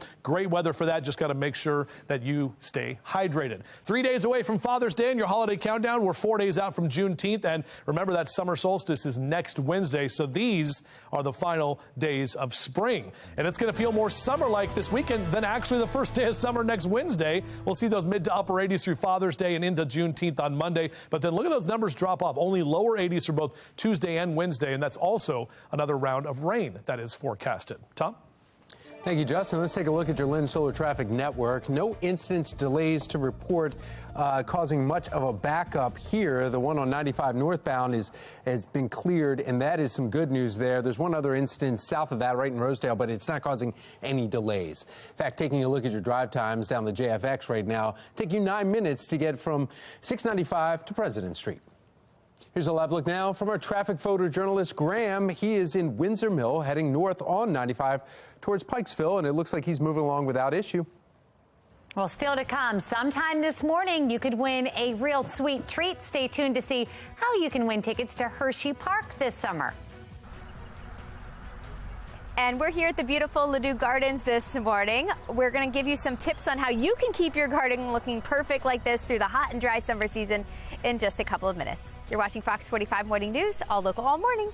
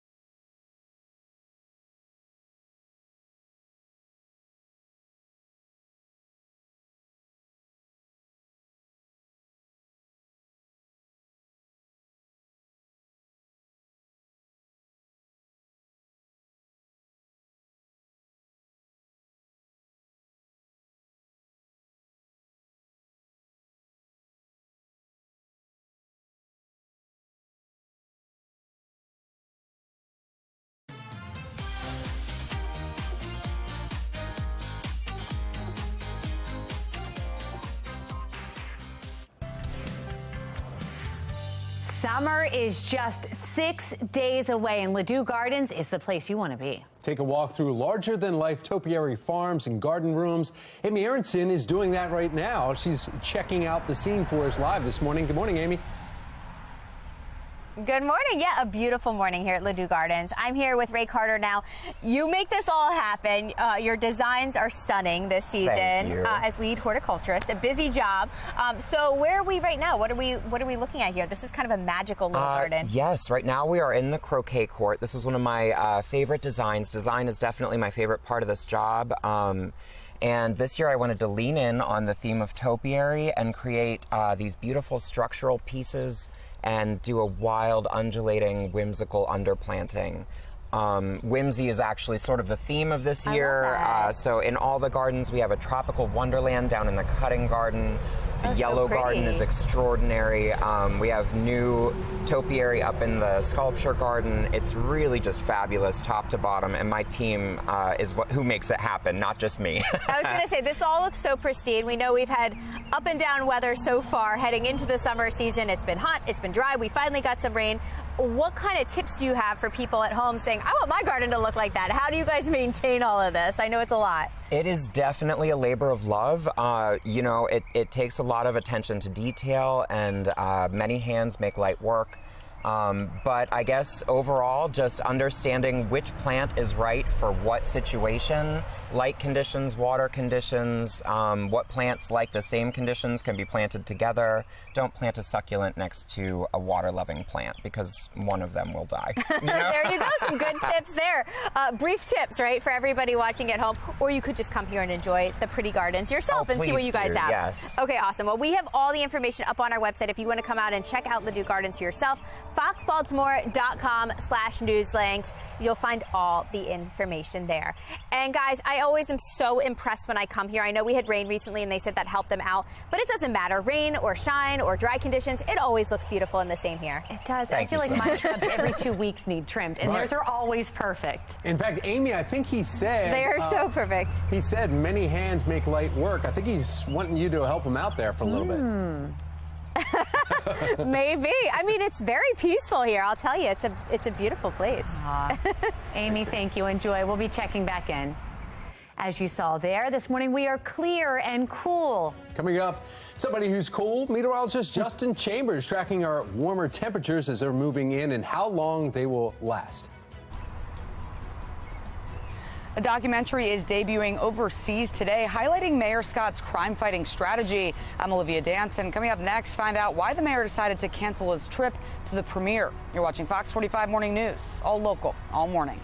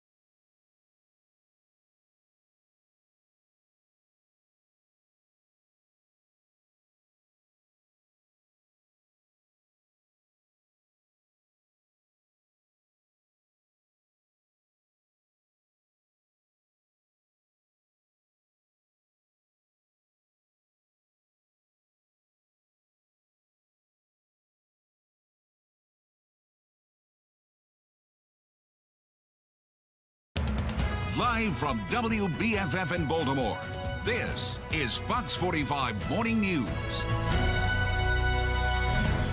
Welcome back. Thanks so much for being here on this Thursday, June 15th. I'm Shannon Lilly. I'm Tom Rogers. A great Thursday morning, too. Hopefully you're able to get outside at some point today, at least this morning, because we could have possibility of rain coming tomorrow. But right now it's nice and cool out there. We want to get over to meteorologist Justin Chambers. So it's kind of been feeling like summer. Yeah. Depends on the Did you day. go outside though, Shannon? You said it's cool. I stepped outside briefly. Better than the other two. That's great. They don't ever go. Back. There's no wind. That's why I brought up. Yeah.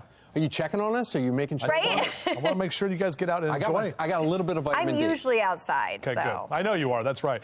Fresh air for sure this morning, guys. And yes, we are tracking that rain that's going to roll in tomorrow. But our Mile 1 Auto Group cam showing us a little hazy, but overall not too bad. Less wind today. So that means that sky probably be a little bit more on the hazy side in terms of the afternoon, just that particulate matter that's out there. We're in the lower to mid 50s in western Maryland, 59 in Hagerstown, 64 Westminster across the state, 66 now in Baltimore City and Annapolis. So our temperatures are steadily rising. And as you transition from breakfast to maybe brunch and thinking about bloodies and mimosas on a Thursday, why not? 77 by 11 a.m. That sun up until 8:35 tonight. Should top out at 86 today, mid-80s tomorrow. A little bit more cloud cover, and those showers will keep our temps down a bit. But then we'll start warming up as we head into the final weekend of spring. We'll take a closer look at that coming up in a few minutes from right now. Tom? Yeah, I just did brunch yesterday with my sisters and wife at First Watch yesterday right after work. Woo, great place, yeah.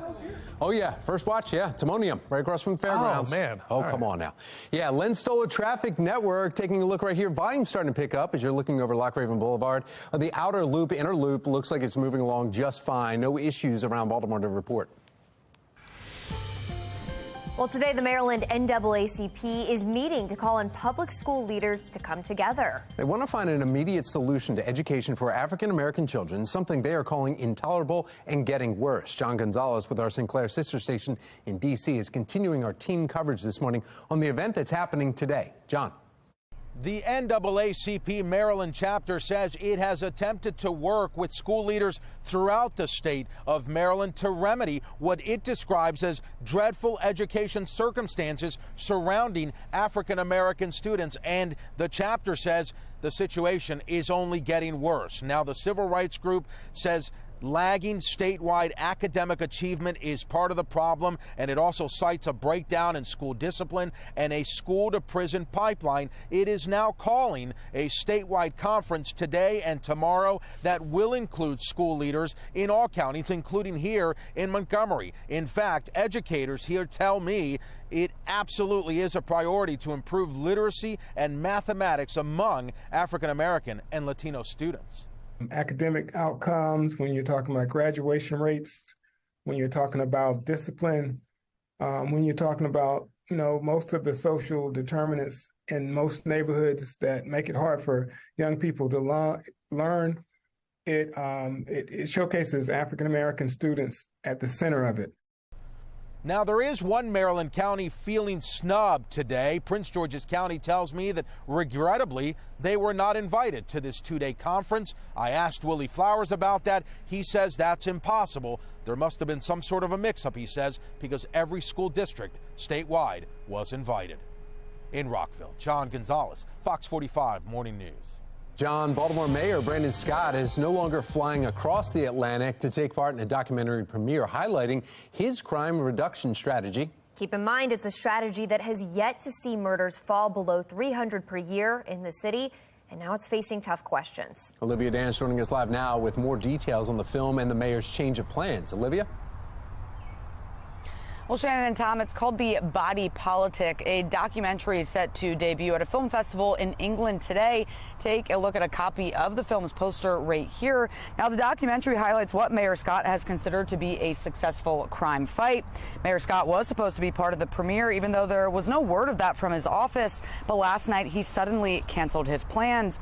It comes after Fox 45 News sent his office these questions on your screen, including what days will the mayor be out of the country? Does he intend to have a viewing in Baltimore City? If so, when? And finally, who's paying for the trip?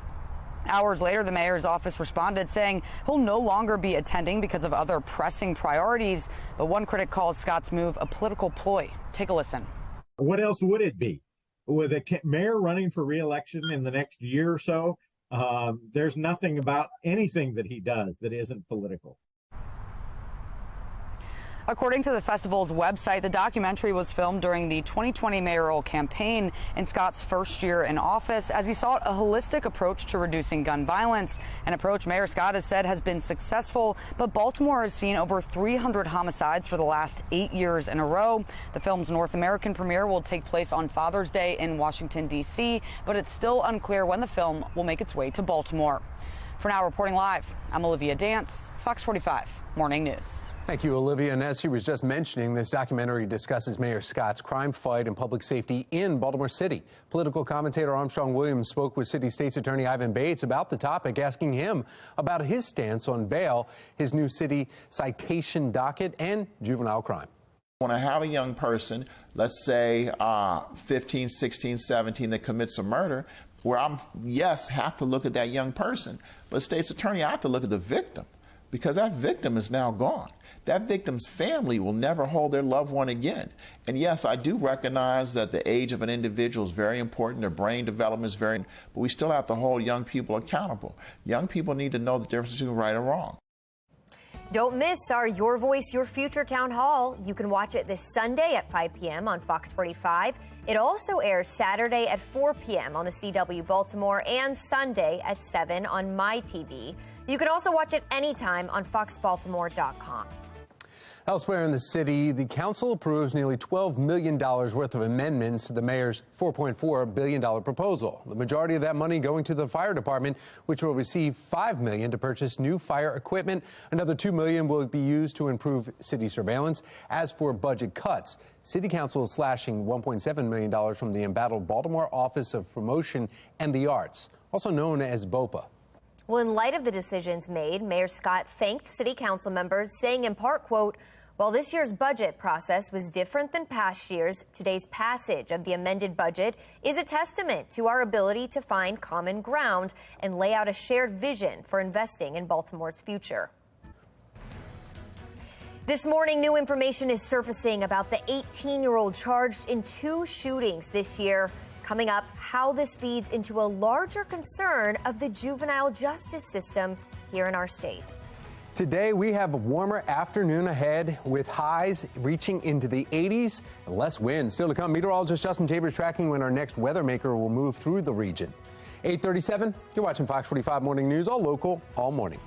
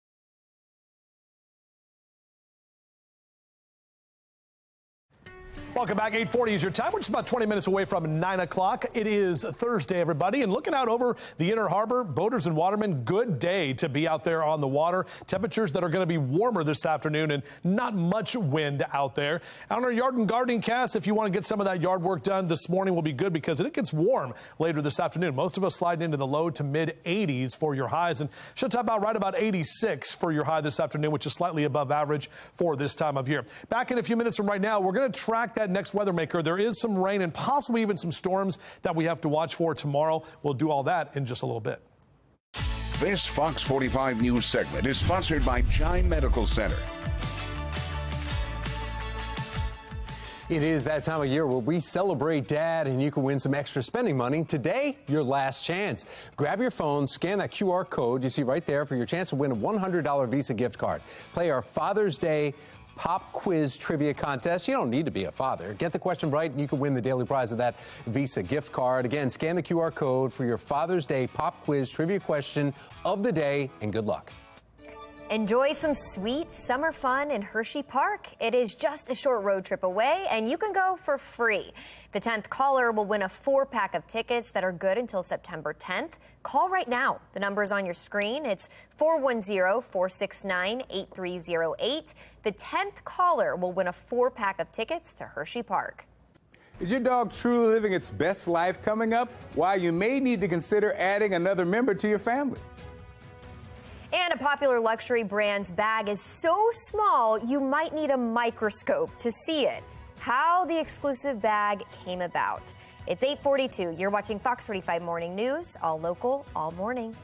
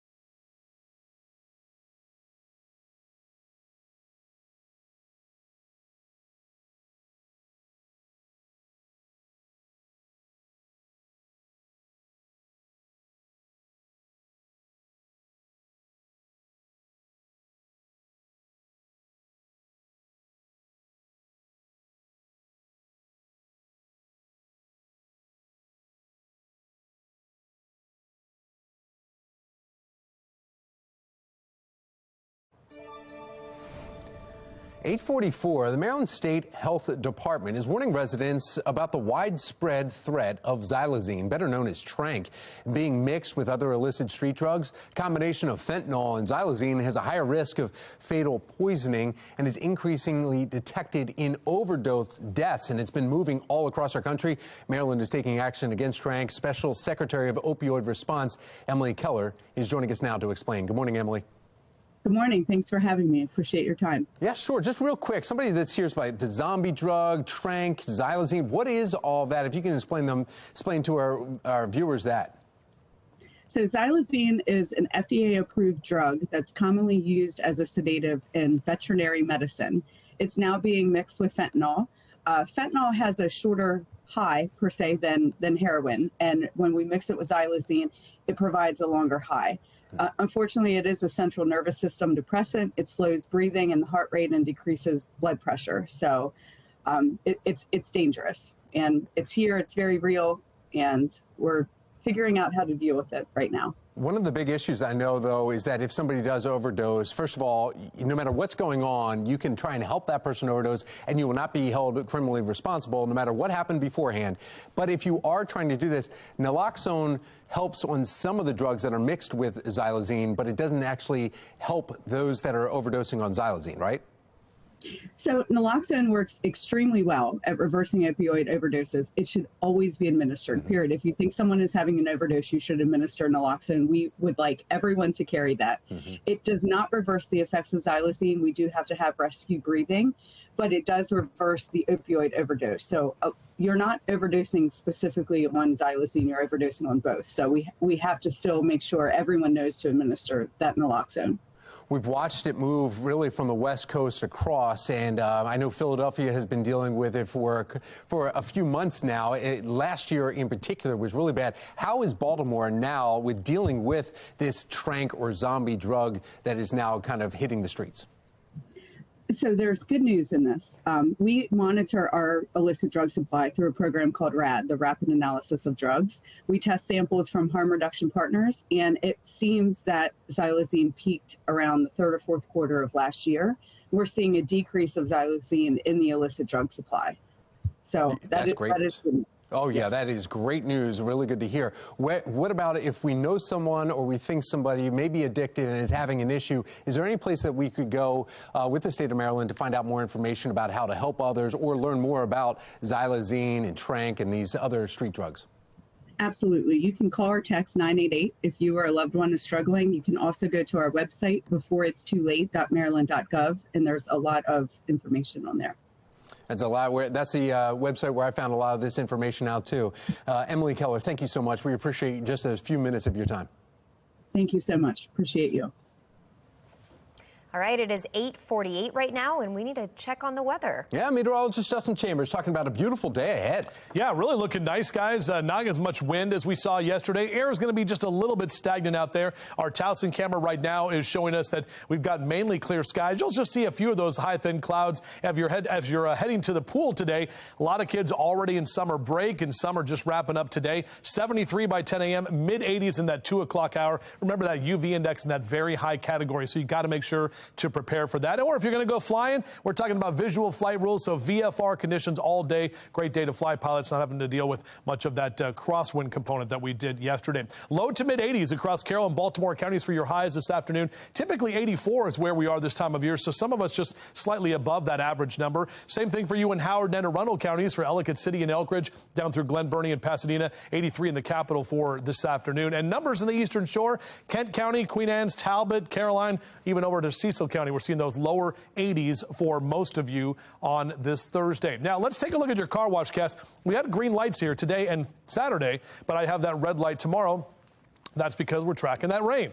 All right, the latest update from our future scan still showing us that we're dry today. No issues out there. Today, a very nice day to be outdoors, albeit a little bit warmer. Here comes tomorrow, the next weather maker. This is about 10 o'clock in the morning as we stop the clock there. You can see that cold front coming through, very similar to what we saw yesterday. We'll see the showers in the morning and then the potential of a couple of pop-up thunderstorms in the afternoon. And notice those areas here with the red. That's an indication the Eastern Shore where we'll have a better chance of some of those pop-up thunderstorms that could be in that strong to severe category. So that's where we have to watch for that possible weather alert. Now on Saturday, we'll see the breezy conditions, but we're dry. Saturday afternoon looks great, as does Sunday. In fact, our temperatures are going to continue to climb, especially into Sunday and Monday. That big old H right there doesn't mean hot, but it's a ridge of high pressure. And typically when that slides in, that kind of dries everything out and really warms us up. It's called subsidence. So it's that sinking air from the top to the bottom. We're 81 days out from Labor Day and Independence Day in just 19 days. 6 days from today is the summer solstice. So next Wednesday, we officially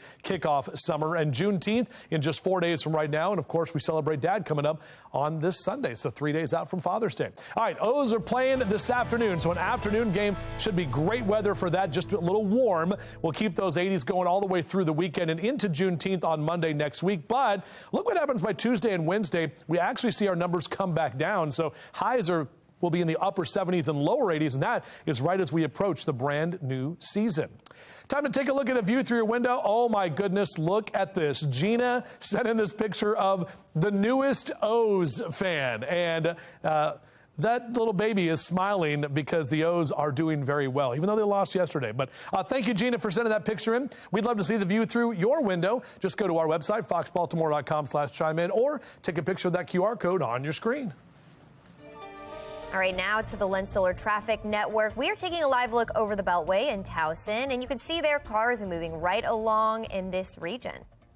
And now to a live look from our traffic photojournalist, Graham. He is in Rosedale heading south on 695 towards Dundalk. Also, traffic moving smooth in this area as well. So if you're headed out now, you should be good to go.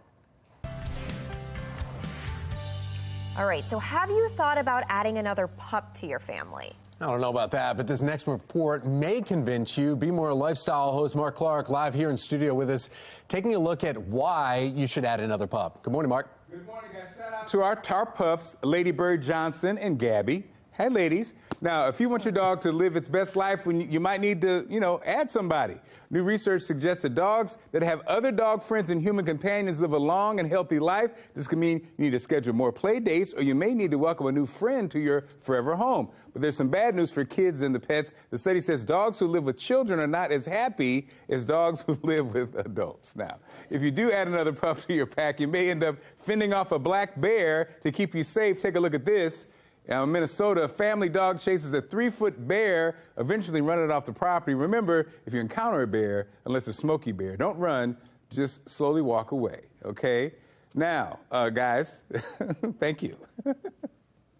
A bear story, yeah. Goodness. They say slowly walk away. I think I would run. All right, the summer is underway, which means you are probably looking for the perfect summer vacay book. Still to come, we narrow down the best books of the year so far. We're here at Ladue Gardens this morning, a beautiful morning where we're actually now in the Iris Garden. We'll show you this garden and the meaning behind it in just a couple of minutes. Right, but before you head to the garden, how about some caffeine? Oh, yeah, and use coffee grounds. They are good for the garden, too. So by drinking a cup, you're actually helping out the environment or the garden, right? There you go. Yeah. It's time for a coffee break.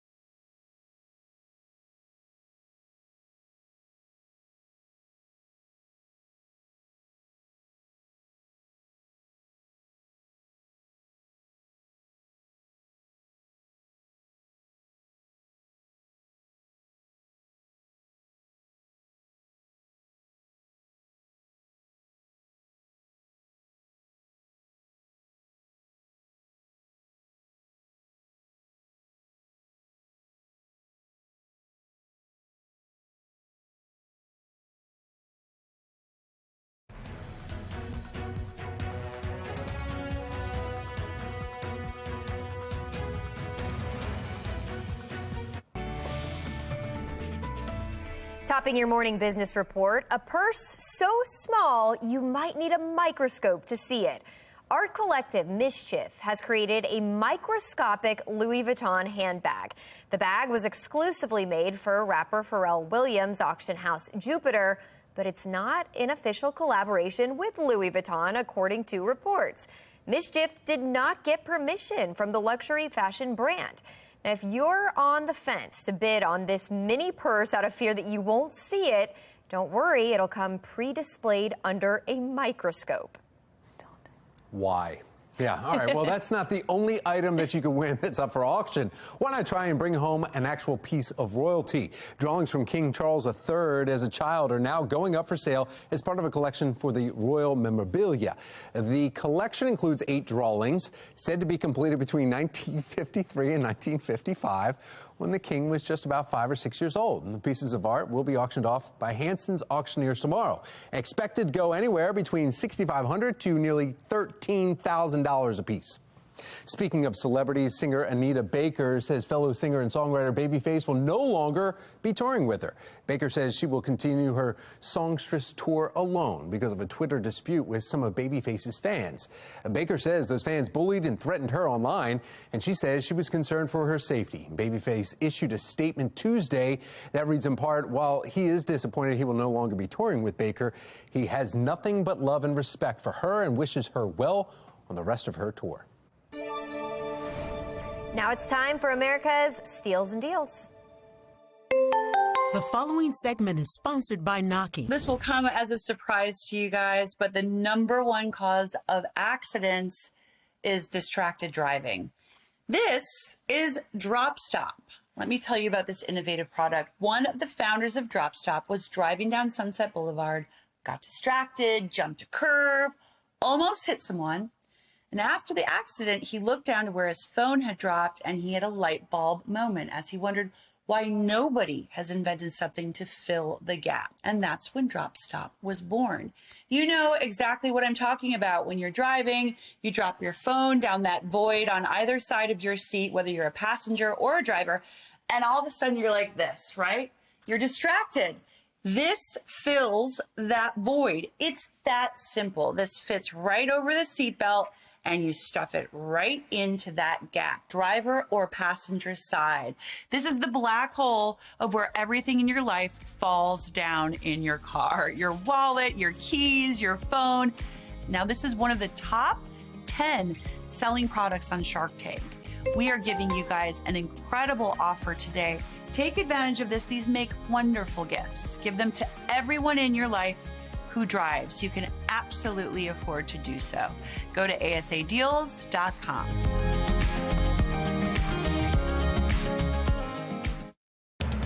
Live from WBFF in Baltimore, this is Fox 45 Good Day Baltimore. Welcome back on this Thursday, June 15th, or Friday Eve. I'm Shannon Lilly. I'm Megan Gilland. We have meteorologist Justin Chambers joining us with the forecast. Yeah, good morning, ladies. Talking about nice conditions so far this morning. It's been pretty pleasant out there, and temps are warming up. We already snuck into the lower 70s at BWI officially. You can see some folks out there on the water. Good day to be on the water, boaters and watermen, as we're not tracking a lot of wind today. Definitely less wind than what we saw yesterday. And overall, outdoors, not an issue today in terms of your out and about cast, mid to upper 70s, even low to mid 80s as we take you through the middle part of the day. Should top out about 86 today. We'll drop to the upper 60s tonight, and we are tracking that chance for showers and even a couple of thunderstorms on your Friday, but nicer conditions for the second half of the weekend. We'll take a closer look at that in my 7-day forecast in just a few.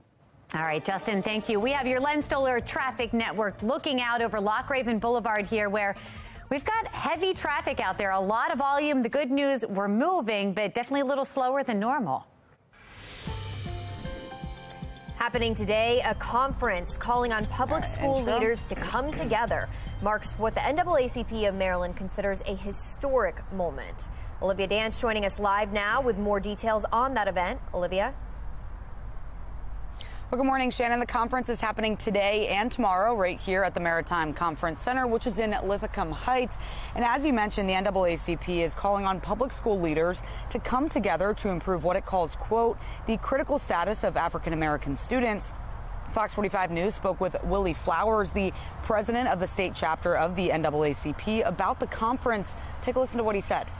And the concern came out of years of challenges that come with African-American students being at the very bottom of everything. There should be some strategy to look at the front-end situations that create these challenges that students have in the public schools when it comes to test scores, when it comes to the details of how they interact with discipline issues, when it comes with who can be identified for special support, IEPs. School leaders are invited to discuss solutions to a number of these issues impacting predominantly African-American students in Maryland public schools.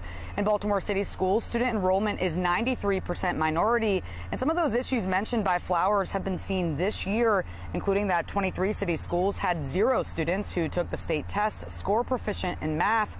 Flowers says these issues are not limited to any one district, though, so superintendents from all over the state have been asked to attend. And the Education Solutions Conference is starting right now, and it'll start at the same time again tomorrow. It runs until the afternoon both days. For now, reporting live in Lithicum Heights, I'm Olivia Dance, Fox 45. Good day, Baltimore. Olivia, thank you. Many of the Maryland NAACP's concerns are also cited in a lawsuit filed against Baltimore City schools that captured the attention of civil rights attorney Ben Crump. Crump joining the lawsuit in July of last year after it was filed by Baltimore residents Giovanni and Shonda Patterson. The Pattersons claim the city is misusing tax dollars because students are not getting educated properly. In November of 2022, a judge denied the city's motion to dismiss the lawsuit, allowing the case to move forward. Fox 45's Project Baltimore has been investigating problems within public city schools for months. Earlier this year, they found 23 schools where 0 students among those tested are proficient in math. Graduation rates also dropping. Baltimore City hit a 9-year low in the percentage of students graduating high school in 4 years. Project Baltimore reviewed the 4-year graduation rates from 2022 and found 10 high schools where fewer than half the students graduated in that period. Baltimore City Public Schools was forced to return hundreds of thousands of taxpayer dollars last year after an internal report showed inflated enrollment numbers at Augusta Fells Savage High School. Now, that report came months after Project Baltimore first broke the story about ghost students and grade changing in the school. And the most recent data from the state shows 58% of city students are considered chronically absent. You can find all of our Project Baltimore's past reporting into city schools on our website, foxbaltimore.com.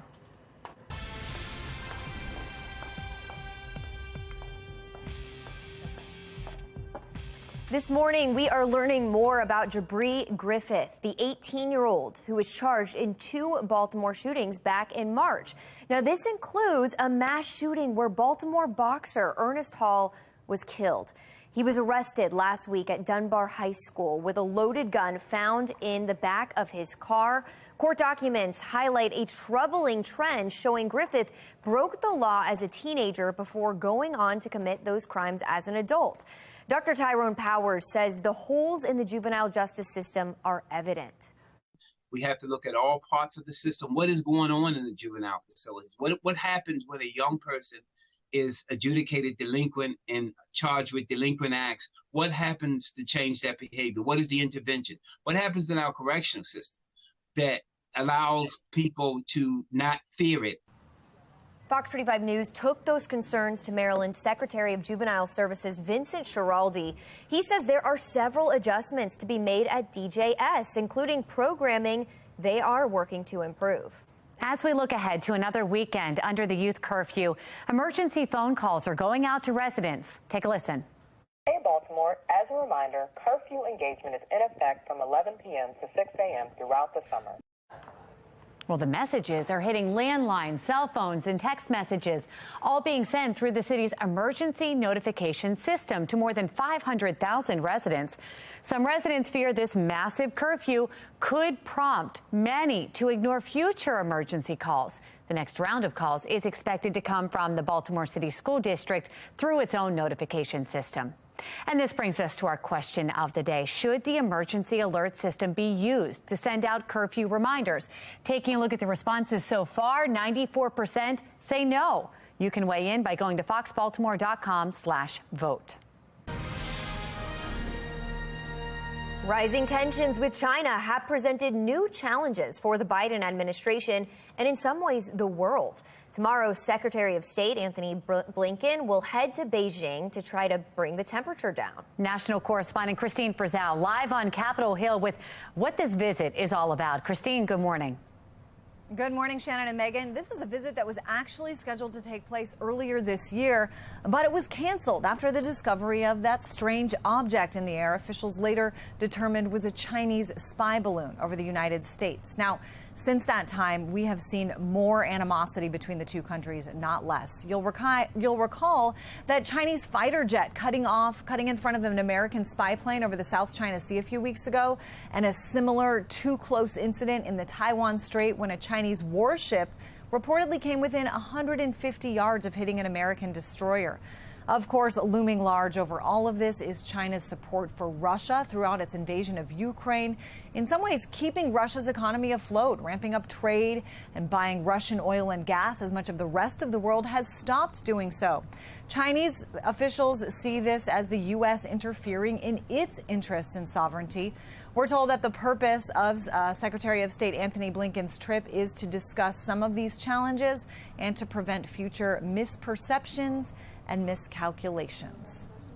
And in Washington today, Christine, you are awaiting a series of rulings out of the Supreme Court. Can you break down what we could see?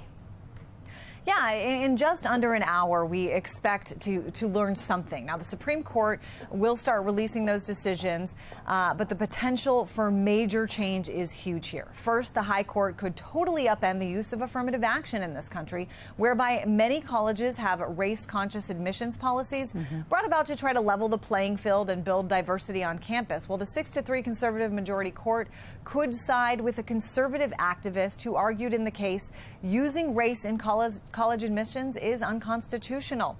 President Biden's student loan forgiveness plan is also at stake here. His plan to forgive up to $20,000 for some borrowers, $10,000 for others. Opponents argue it's unfair, both to people who have paid their student loans and to those who chose not to go to college, but whose tax dollars would be used to help pay for the plan. There is also an LGBTQ rights and freedom of speech case centered around a Colorado website designer who says the law violates her right by requiring her to design wedding websites for same-sex couples. And finally, an election case focused on the conservative idea that state legislatures have the sole authority over federal elections. This idea, once considered fringe, now in the hands of the highest court in the land. So we'll have to see which of those four cases, if any, we hear about today. All right. National correspondent Christine Frizzell live in Washington. Thank you. Severe thunderstorms with hail, rain, and heavy winds are ripping through much of the southeastern U.S., impacting millions of residents today. Right now, the National Weather Service is reviewing more than 320 severe storm reports from Oklahoma to Florida. And just behind me, this is an example of that. We're seeing a lot of video across social media. This one showing the hail out of Arkansas. You can see it just pummeling the ground there. This was in Hot Springs. Hail is not the only threat either. There are more than 200 reports of damaging wind gusts and 10 tornadoes, including one on the ground here for almost 9 miles in Cass County, Texas. Winds were estimated at 120 miles an hour in this storm. Now, one person was hurt when a tree came down on an RV at a state park there in Cass County. And look at this. This tornado was caught on camera near Blakely, Georgia. Damage is reported in the area, but at this point, we've had no reports of injuries from this specific storm. More than 2.5 million people are under an enhanced or moderate risk for severe weather this afternoon across the Central Plains. So that's that area of red and orange on the map. So mostly in Texas and Oklahoma, they're at the highest risk. But you can also see those areas in yellow. Millions more could experience impacts from these storms. So all of these states that are cleaning up from yesterday are bracing for yet another chance of severe storms.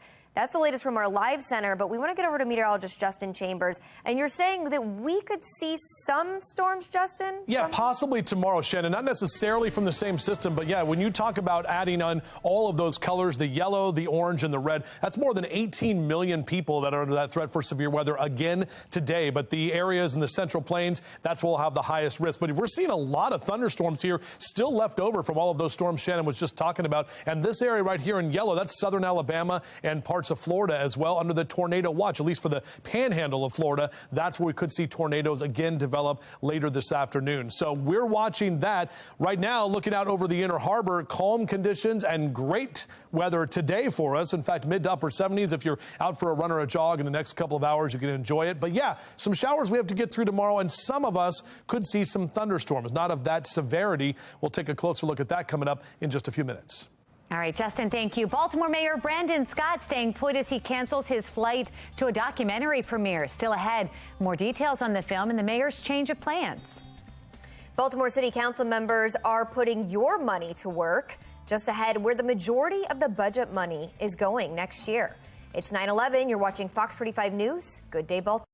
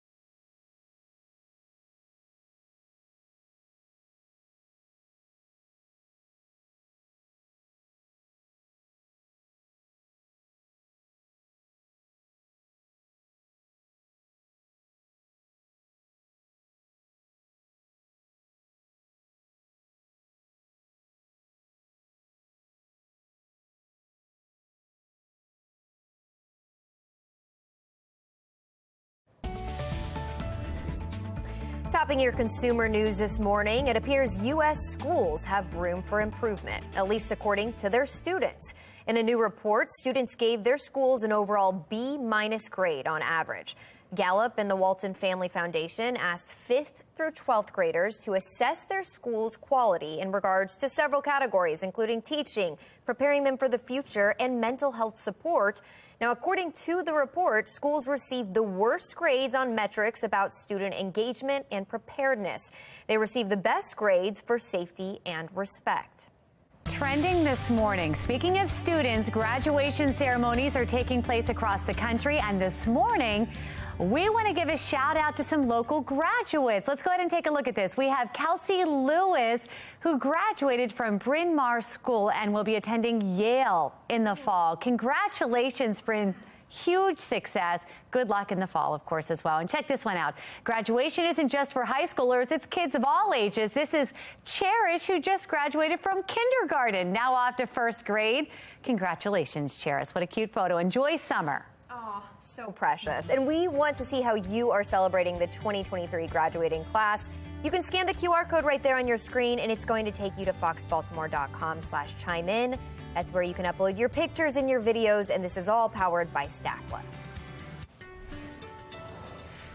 All right, it is 9:16, and we want to get a check on the forecast. Meteorologist Justin Chambers is here with us this morning. Hi. You guys ready for the weekend? A big sigh there, Justin. Was that a happy sigh? Yeah, we're getting closer to the end, man. It's going to be pretty cool. We got Moo Yee pumping her fist here in the studio. And overall, ladies and guys and everyone watching, we've got a nice day ahead of us here today. We definitely saw that rain that rolled through yesterday, beneficial rain. Little bit of a dent, so about a tenth of an inch officially at BWI. We're still about 9 inches below average, so we still remain very dry. We still remain in a drought situation, but at least we've got some more rain on the way by the time we head toward tomorrow. So more rain is definitely good for all of our lawns and gardens. 71 your temp right now at Towson, so our temps have slid up a little bit. You can already tell that we're going to see some of those numbers continue to climb as we head toward the afternoon. So we'll keep those 70s this hour. If you are heading out to play some golf today, 82 by noon and into the mid-80s in that 2 and 3 o'clock hour. Overall, a little bit warmer. Now, on the sprinkler cast, I kind of have it right in the middle because you can go ahead and do the watering today since we won't get rain. But if you want to save a little bit, you can let Mother Nature do some of that raw watering for tomorrow with more rain that is rolling in. Low to mid-80s across central Maryland for Cockeysville, Bel Air, even out toward the eastern shore, Chestertown at 81, Stevensville 82, mid-80s in Baltimore City. Here's a look at your O's cast as the O's are back at it. How about a midweek Thursday afternoon game? I like that. I wish I could go to the game today, but 1:05 p.m. is that first pitch. The O's on the rubber match trying to get the series win against the divisional opponents Blue Jays, and then they are heading to Chicago to take on the Cubbies at Wrigley Field this weekend. But mid-80s basically, get the sunblock on, stay hydrated, your other kind of beverages, just sneak a water round in there. All right, if you're going to get that mowing on today or your grass cut on your mow cast, Thursday and Saturday, good days to cut the grass. Tomorrow, a yellow, maybe even a red light, because we are going to be tracking some of that rain that's heading in on Friday. So here's a look at our future scan, staying dry for the afternoon. Let's track our next weather maker. Here it comes. Tomorrow morning, you can see that cold front moving in from the west. Very similar setup to what we saw yesterday, where the showers are in the morning time. And then as we head toward the afternoon, it gets a little bit more active in that 2 and 3 o'clock hour, where we could see some pop-up showers, maybe even a thunderstorm or two as we head east of 895. That's really where we're going to have the best chance and the dynamics for some of those storms. And then that wind is going to be with us on Saturday morning, but by the afternoon, calming down a bit and warming up as we head into Saturday. Sunday is going to be the hottest day of the weekend as that nice ridge of high pressure slides right through there. And that's going to keep us high and dry through the rest of your Father's Day weekend. Also, final weekend of spring. Got the big Afram Festival coming up Saturday and Sunday at Druid Hill Park. So we're staying rain-free, albeit just warm, keeping those mid to upper 80s all the way through Juneteenth on Monday. And then look what those numbers do next week. We're talking lower 80s for highs as we slide to the first days of summer. Shannon? All right, sounds good. Thanks, Justin. Hey, take a look at this. Blue Bunny Ice Cream is looking for the softest dad in America. The company is looking for dads and father figures who have mastered the French braid or who aren't afraid to let loose or shed a tear, showing their soft side. The softest dad in America will win a recliner, soft enough to take a nap after a hard day's work of being a great father. Also, the top 10 finalists will receive a summer's worth of Blue Bunny ice cream to enjoy. That sounds like a prize worth fighting for. This Fox 45 News segment is sponsored by Chime Medical Center. Well, it is that time of the year we celebrate Dad, and you could win extra spending money every day from now until June 15th.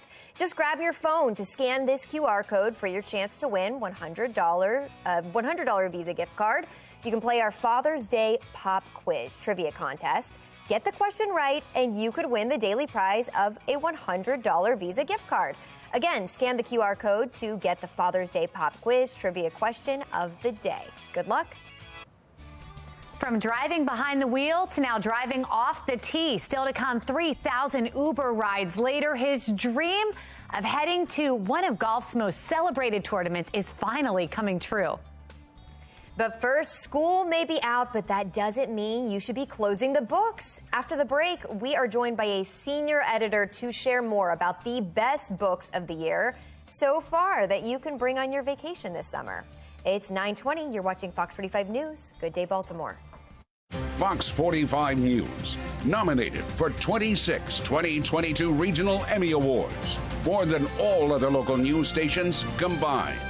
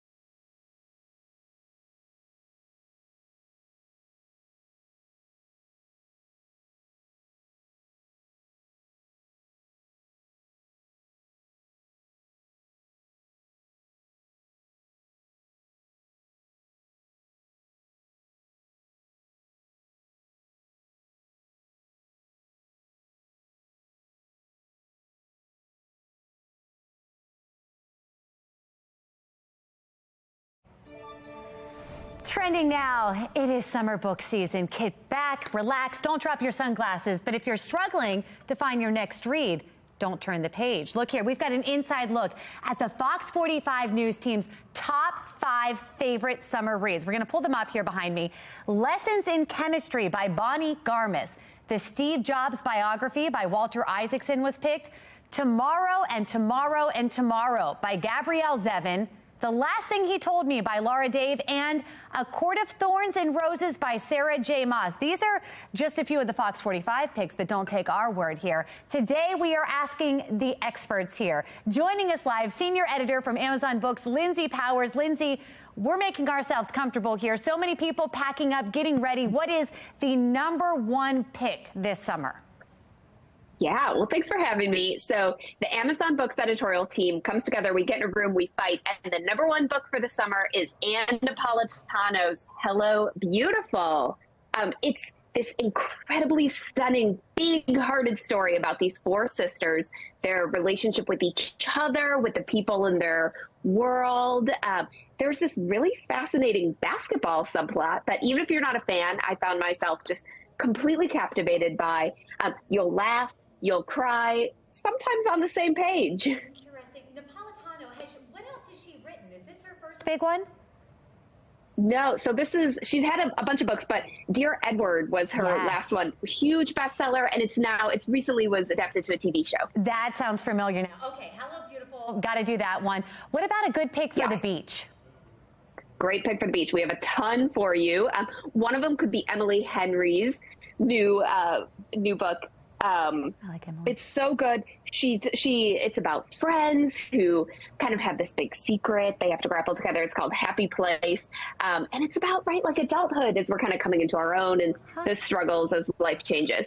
Also, Romantic Comedy by Curtis Sittenfeld is a great one for the beach. It's about this very hot, famous musician who falls in love with this writer that he meets on a show that's very much like Saturday Night Live. So you get a little celebrity gossip in there too. I like that. Well, the gossipy ones, are those still the top picks for summer reads? Oh, you can't go wrong with a gossipy read. Well, Father's Day, obviously this weekend as well. Any good picks the dad wants? Yeah, a couple of great books for dad. One is The Wager by David Gran, and his other book, Killers of a Flower Moon, is being adapted by Martin Scorsese. So maybe you've heard of that. But The Wager is about this incredible shipwreck, murder, mutiny. It's very narrative. As you're reading it, you're like, oh, this is a real story, because it reads like a movie. You'll feel like you're on a ship with like salt water hitting your face. I love it. These are some of the new ones that we're seeing out. Any oldies but goodies that if we missed, we need to go back and read? Oh, that is like such a good question. The Amazon editors list is all like the brand new books that came out in 2023. But I was looking at your list earlier with Lessons in Chemistry, which was on our Best of the Year so far 2022 list, and actually our Best of the Year 2022. So we've got so good taste. You have great taste. I loved all your books. Tomorrow was our #1 pick for 2022. So that one's also a great one. You got to find one that speaks to you. Thank you so much for sharing some of the hot ones and maybe some new ones that we can try out this summer. We appreciate it. Thanks so much for having me. And we'd love for you all to share your favorite summer beach reads with us. You can take a picture, chime it in, scan that QR code on your screen. That's going to take you to foxbaltimore.com/chime in, where you can upload your pictures and your videos. And this is all powered by Stackla. Plenty of sunshine and highs in the 80s this afternoon. Meteorologist Justin Chambers is tracking our next chance for showers and how they could impact your Father's Day plans. A documentary is debuting overseas today, highlighting Mayor Scott's crime-fighting strategy. I'm Olivia Danson. Coming up next, find out why the mayor decided to cancel his trip to the premiere. You're watching Fox 45. Good day, Baltimore.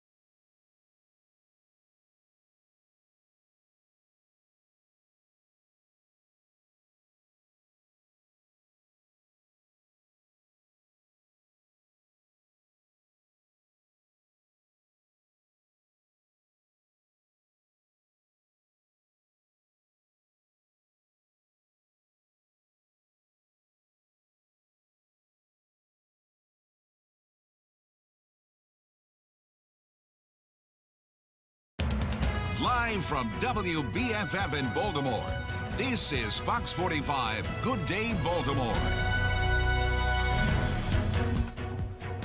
I thought we were going to the beach. Yeah. I am clearly beach ready. You got the Stanley Cup working there, and that can hold 316 ounces or 12 ounces, right? Something like that. Something like that, yeah. I don't know. These Nice. sunglasses almost got some scratches. They took a fall almost. I got into the book reads. And Some Ray-Bans, is there anything you're nice. excited to read? Yeah, the Laura Davi one in there. The last thing he told me, that my wife just finished that, is going to a movie. Plus, she's got a lot of great books that are great for the summer because they're easy, quick reads when you're on vacation.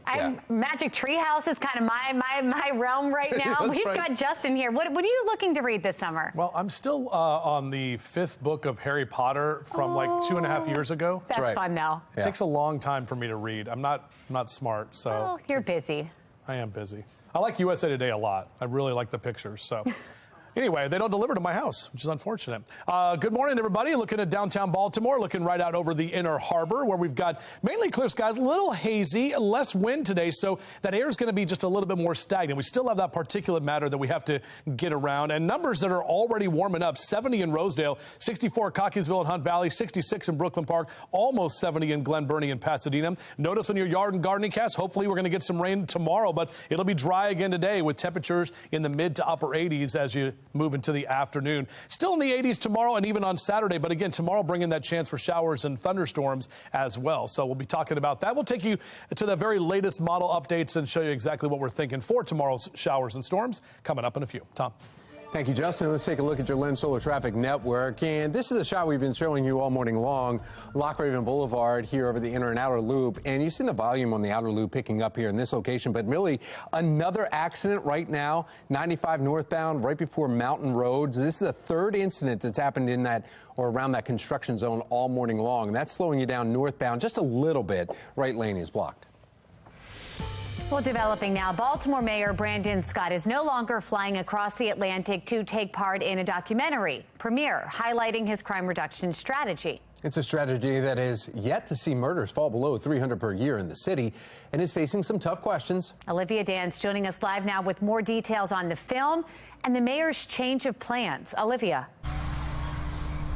Well, Megan and Tom, it's called The Body Politic, a documentary set to debut at a film festival in England today. Take a look at a copy of the film's poster right here. Now, the documentary highlights what Mayor Scott has considered to be a successful crime fight. Mayor Scott was supposed to be part of the premiere, even though there was no word of that from his office. But last night, he suddenly canceled his plans. It comes after Fox 45 News sent his office these questions on your screen, including what days will the mayor be out of the country? Does he intend to have a viewing in Baltimore City? If so, when? And finally, who's paying for the trip? Hours later, the mayor's office responded saying he'll no longer be attending because of other pressing priorities. One critic calls Scott's move a political ploy. Take a listen. What else would it be? With a mayor running for re-election in the next year or so, there's nothing about anything that he does that isn't political.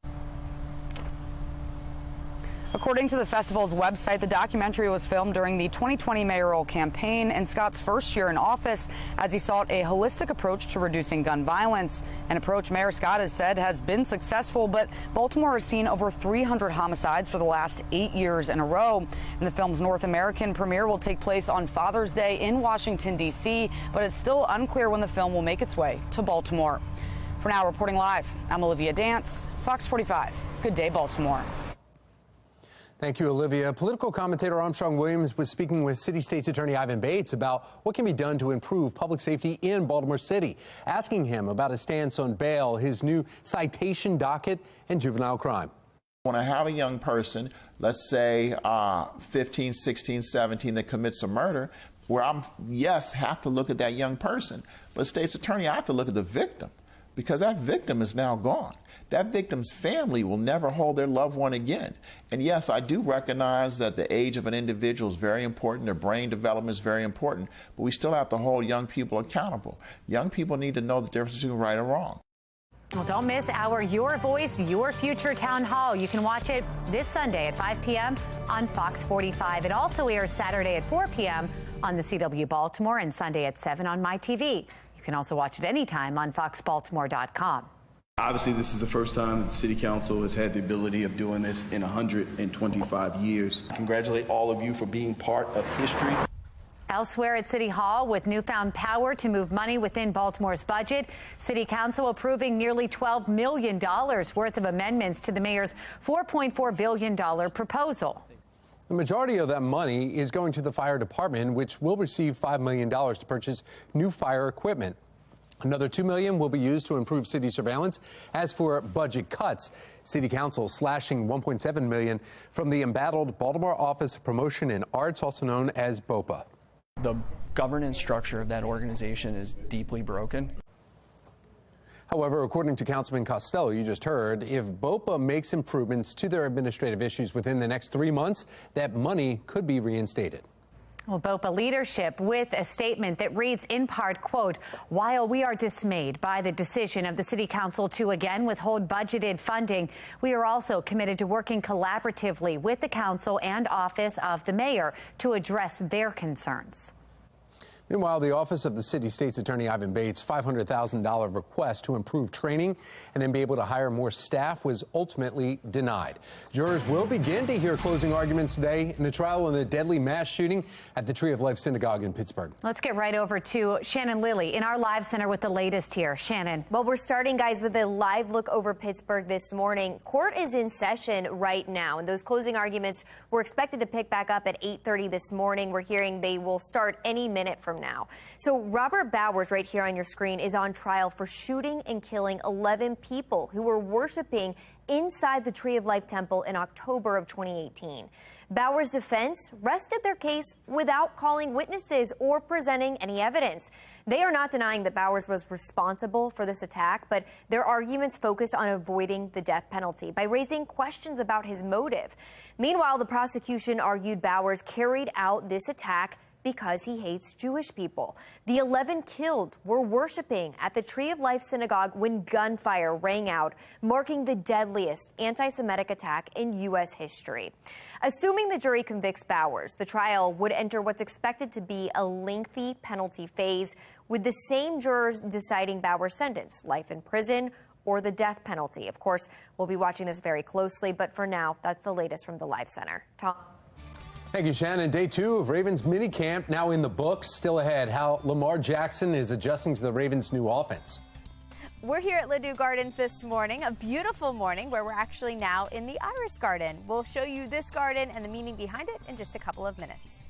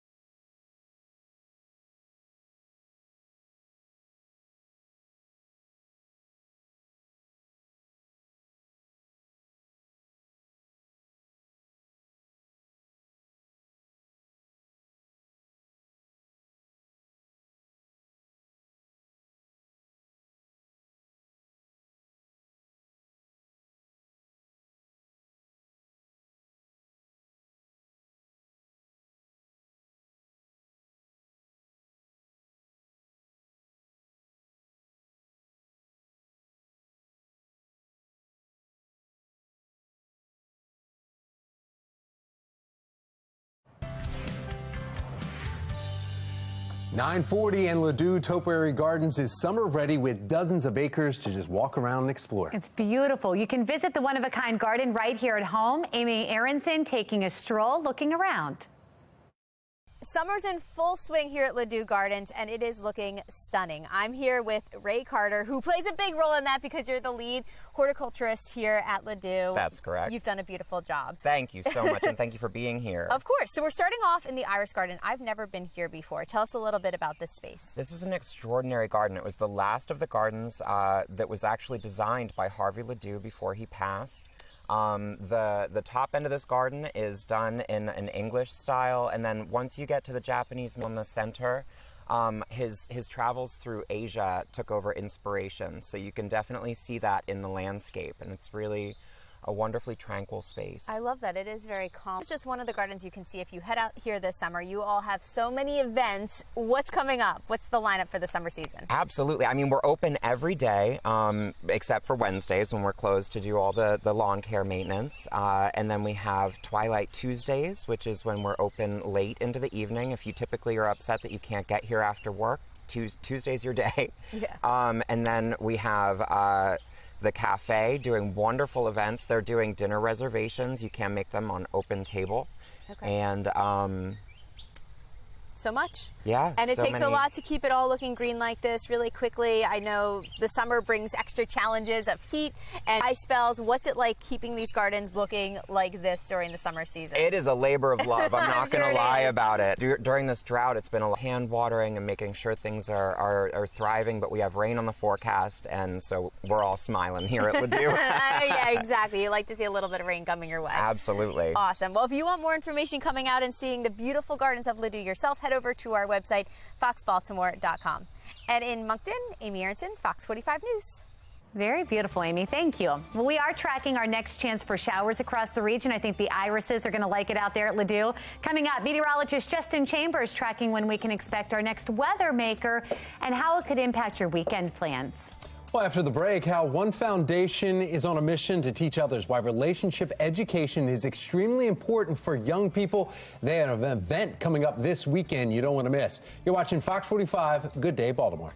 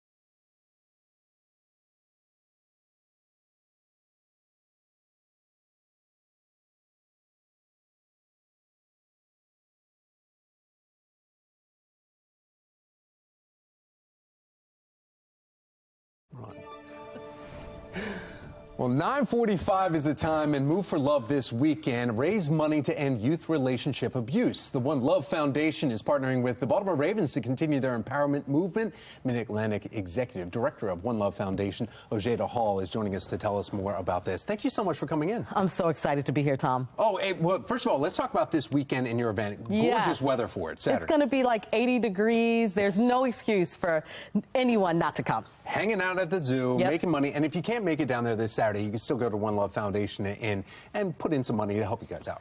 www.joinonelove.org. You can see all that we do, our education center that helps young people avoid and address abuse. We have so many resources. Anybody can benefit. And when we talk about that, a lot of people go, oh, but really when you go to the website, you find out all about starting the conversations with children. When they're very young, it eliminates generational issues. That's right. I mean, we have 7 learning objectives. People need to know how to know and spot the signs. People need to know how to start conversations, how to help friends, how to set boundaries, what consent means, how to access resources. So we're really about prevention and intervention. And it starts with those simple little conversations. I mean, you just listed out all those relationships that are right there can be helpful, whether it's your friend or a loved one in your family, a parent to a child to a parent. It's having that conversation and finding the right words on how to start it. It's so difficult at times, but being positive, being calm, being non-judgmental, being supportive, actually knowing what the signs are so that you can actually say, I recognize some signs of manipulation. How are you? What do you need? And really being able to show people that the signs and the behaviors of what they should focus on. I think One Love Foundation has really made it go from the stigma of it's physical abuse and say, no, there's so much more than just the physical abuse. We see that when we talk about Yardley Love and why it was started and her mother's foundation here that has grown unbelievably. But you have to go back to, it's so much more than just that. There's more than actual hand touching somebody. It goes beyond that. Yeah, I mean, emotional abuse, financial abuse, stalking. There's so many signs of abuse, and really, abuse is really about a pattern of power and controlling behavior. And so at One Love, we use digital tools to tell, and the platform to help young people recognize it in their texts, in their Instagram, in their Facebook. In all that we're doing, we're trying to let folks know that abuse can start in a very sinister, kind of way, but you can overcome and avoid it. Quickly seeing the red flags. I mean, making your children aware of that. Parents can do that. The guardians there, and your friends go to the website together and read it together and start realizing some of the verbiage that's used. You're going, wait a minute, I need to start changing the way that I say this. And not only that, we have lesson plans for educators. We have lesson plans for peers. Young people listen to each other. Yes. And so we've made it really simple. Go to www.joinonelove.org. Go to Learn. You see our education center. You can customize it for a lesson plan to just have a conversation with your children tonight. Oh, yeah. Do it tonight. Do it right now. Yes. Jada Hall, thank you so much. And have fun Saturday at the zoo. That run. That's going to be fun. Still time to register. www.moveforlove.org. www.moveforlove.org. It's that easy. Thank you. Thank you. Well, today is June 15th, and it is all about the outdoors as we talk about an outdoor race. We're calling all photographers because today is Nature Photography Day. You can clean your smartphone, clean up that DSLR lens, and capture the natural beauty of the outdoors. I love the sunrises and sunsets. The North American Nature Photography Association, along with millions of photographers and photography lovers worldwide, observe this day, Nature Photography Day. Nature lovers and photographers capture photos of wildlife, landscapes, maybe even both. If you're lucky, you can share those pictures online with the hashtag Nature Photography Day. Plus, today also marks Global Wind Day. Opinions on wind, they can be mixed. It can cool you down on a hot day. That's the good stuff. Or it can damage homes and lead to soil erosion. It's the bad stuff. But the point of Global Wind Day is actually to celebrate its energy generation possibilities. You can celebrate wind by going out, maybe flying a kite, planting a pinwheel. Haven't said pinwheel in a while. Or maybe a weather vane on your roof. Didn't think about that either. No, or what about flying? We know somebody that's going to be going up in the skies, and it's all about the winds, too. Our meteorologist. Meteorologist Justin Chambers here. And that guy next to you, Meg, he's going up with me today. Are you going to go today? Yeah, and it looks good. In, a couple hours, right? Couple hours, yeah. Yeah, wave to us in the big red wagon up there at Martin State. Wind, obviously, very important for pilots. We need to know what's going on with that wind. We always want to take off into the wind, land into the wind, so we can make sure we get a nice, safe flight in. And And yeah, wind is can be a good thing. We had a lot of wind around yesterday, and the crosswind was definitely an issue. So I ended up not even flying yesterday because when you get that 230, 240 heading and it's coming across 33, just not good at Martin. All right, 74 your temp next hour at Hunt Valley Town Center. Up in Cockeysville as well, numbers in the mid 80s by about 2 o'clock. And if you're already thinking happy hour, I know I am. After I fly, mid 80s into that 5 and 6 o'clock hour. 8 hours, bottle to throttle. Gotta observe that. Here's a look at your grill cast. Great afternoon or evening to hang out on the patio, maybe throw some stuff on the grill and eat outdoors. Al dente or al fresco. How does it when you eat outdoors? I forget what it is. Al fresco or al dente is something different. Anyway, low to mid 80s across Carroll and Baltimore counties for your highs today. 86 in Baltimore City for your number there. In Hartford and Cecil counties, those lower 80s as well. Bel Air and Aberdeen up in the Northeast and Elkton at 82. And you can see this is an interesting picture. This is from this Climate Prediction Center, guys. So this looks the next 6 to 10 days out. Notice the orange in the Midwest and down through the Southern Plains where it's going to be well above average. But look at all the blue along the East Coast. We are going to get into summer and toward the end of the month with below average temperatures. So we're going to ride right into the end of June, and then we are going to see those numbers probably climb into July. But either way, let's enjoy it while we can. All right, Thursday and Saturday, good to go for your car wash. Hold off tomorrow. I mean, you can get it cleaned up today, but just know you're going to have to get it washed again because we're tracking rain tomorrow. Mid to upper 80s as we take you into Father's Day weekend, and our next chance for rain after that comes next Tuesday with some of those cooler temperatures. All right, Justin, thank you. Topping your Sports Unlimited news, Ravens first-rounder Zay Flowers has officially signed his rookie deal, meaning that all of the team's 2023 draft picks are all under contract. Flowers will reportedly get a $14 million guaranteed deal with a $7.2 million signing bonus. As for the guy who's going to be throwing him the ball, Lamar Jackson is one of many offensive players learning Todd Monken's new offense, and the new offensive coordinator has given the former MVP the keys to success. Yeah, I was definitely eager, just because, there's certain things we see on the film, in the film room that we might not get when we plan. And, sometimes I wanted to, make adjustments. But like I said, Coach Todd giving us that free will. It's like we're going to make things happen. Barry Henson is playing in this year's U.S. Open after a long journey that involves some 3,000 rides. The 43-year-old golfer moonlights as an Uber driver. He says he started the gig after injuring his wrist in 2016. Now he excels at both jobs with an almost perfect Uber rating. The U.S. Open marks a dream come true for Henson, who played in just 3 PGA events since turning pro 20 years ago. A warmer afternoon, temperatures in the 80s. Meteorologist Justin Chambers tracking if we can expect a warm up or a cool down for your weekend. That's coming up in his exclusive 10-day forecast. Time now 9:53. You're watching Fox 45. Good day, Baltimore.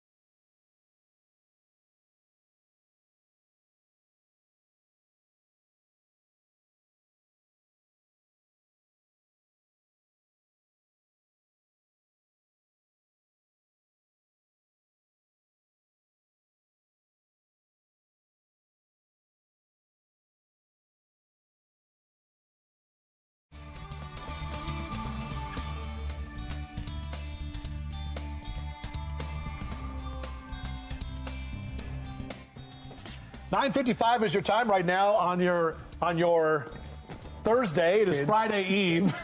Don't make me come over there. I know. Sorry, Dad. 86 today, 84 tomorrow. Again, we are going to see a chance for some showers, possibly some thunderstorms tomorrow afternoon, guys. But then as you look in the weekend, Saturday, Sunday, even Juneteenth, Monday, all looking good. And then we'll have another round of showers by next Tuesday. And then notice those numbers do try to sneak up on Thursday and Friday by next weekend. That'll be our first weekend of summer officially. But as I showed you a little while ago, Jasmine and I were both talking.